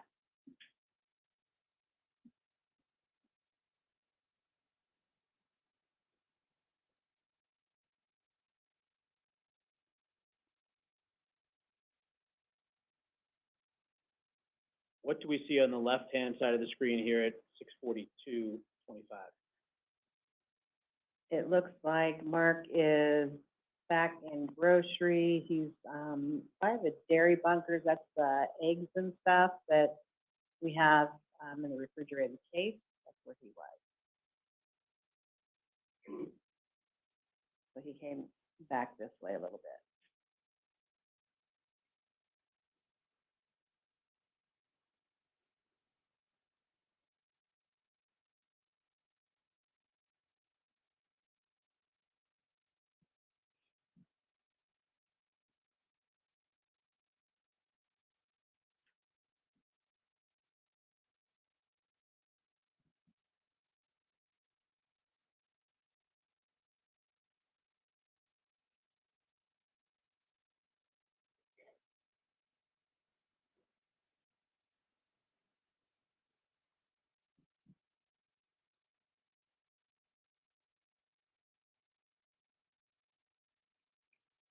Here at 6:43:30, we see a spotlight on the right-hand side of the screen and a spotlight on the left-hand side of the screen. What are we looking at, Ms. Burton? On the right-hand side, you see Dylan still going through the dump bin, and Mark is over in grocery, at the cold bunker where the eggs and cheese are, heading back up towards, it's called Action Alley Grocery, where basically he is.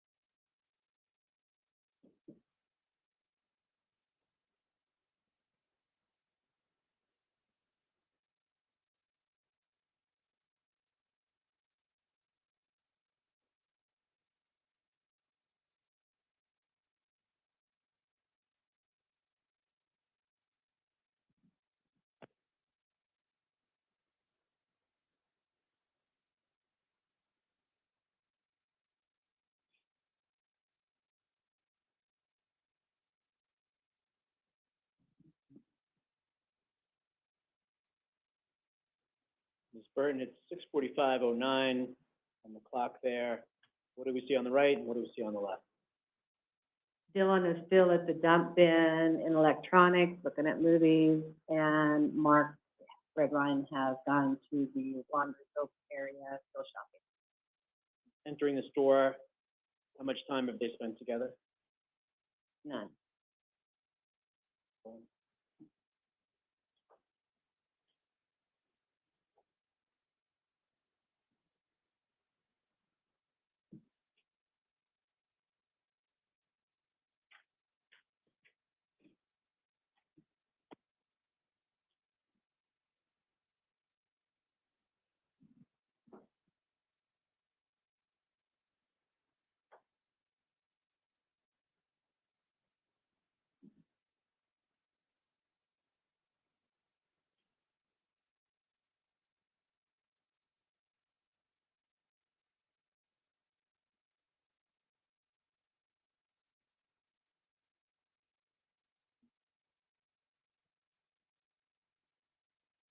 6:45:57, Ms. Burton, what do we see at this point?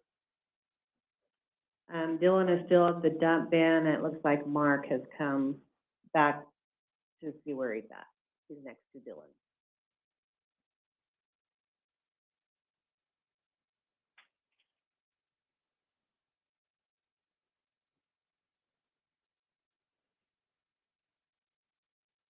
what did it appear Dylan just did? Looks like he picked out some movies and put them in the cart.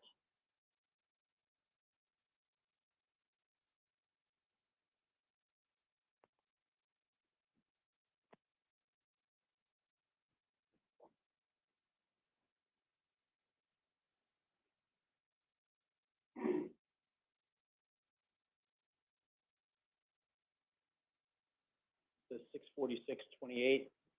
Mark, Ms. Burton, what do we see happening here? Looks like they're having a conversation in electronics right in front of the, DVD movies. Your Honor, we have a ways to go. This might be a good stopping point with the 3 o'clock stop sign. I was about to interrupt you, so 6:48:28 is where we'll start again tomorrow on this. Ladies and gentlemen, please remember, you're not to discuss this case, either amongst yourselves or with anyone else during the course of the trial. Do not initiate, post, or respond to anything about the case on social media. Keep an open mind throughout the trial. Reach your decision only during your final deliberations. Don't let any third parties talk to you about the case. Again, if anybody does over your objection, let me know. Don't talk with anybody involved in the case other than Aaron or myself or Cindy. Particularly not the lawyers, witnesses, or anybody else that's been in the courtroom today. Don't gather any information on your own. Do not engage in any outside reading on the case. Do not attempt to visit any places mentioned in the case. Don't read about the case newspaper. Listen to it on the radio, watch it on TV, look at the internet, social media, any other media source about this.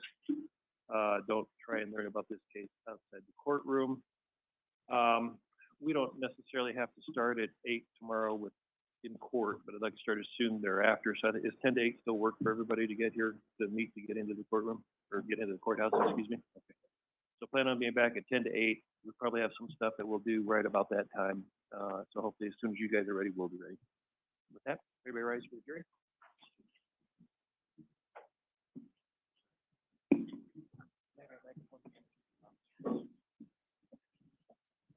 Good thing you do, huh?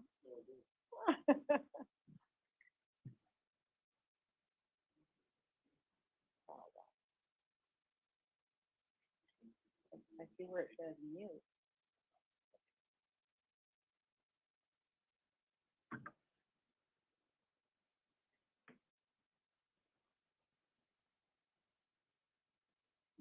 Okay, jury's almost done. The door is open. There it goes. Okay,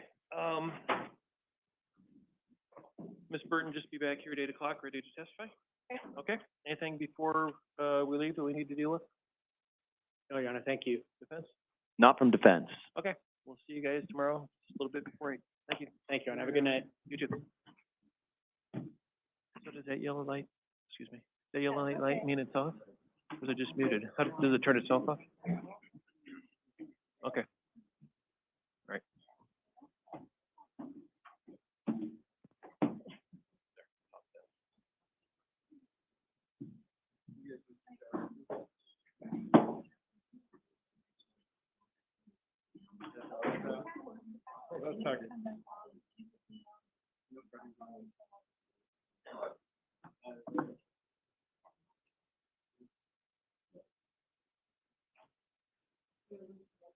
Yes, please.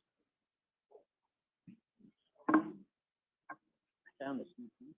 So this is thanks to you want this in your house. Let's move this game.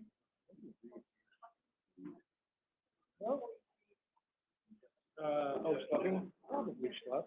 I mean, do we want to stuff this back down every night? Yeah. 1, 2, 3. On the floor. Right? Right? What? Is that it?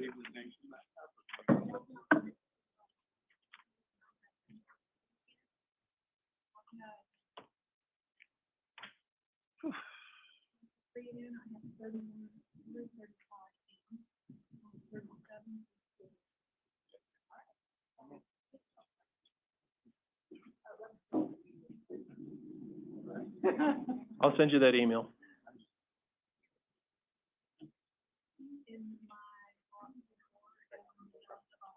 Right. You just send them all? I just wanted to know you don't need anything.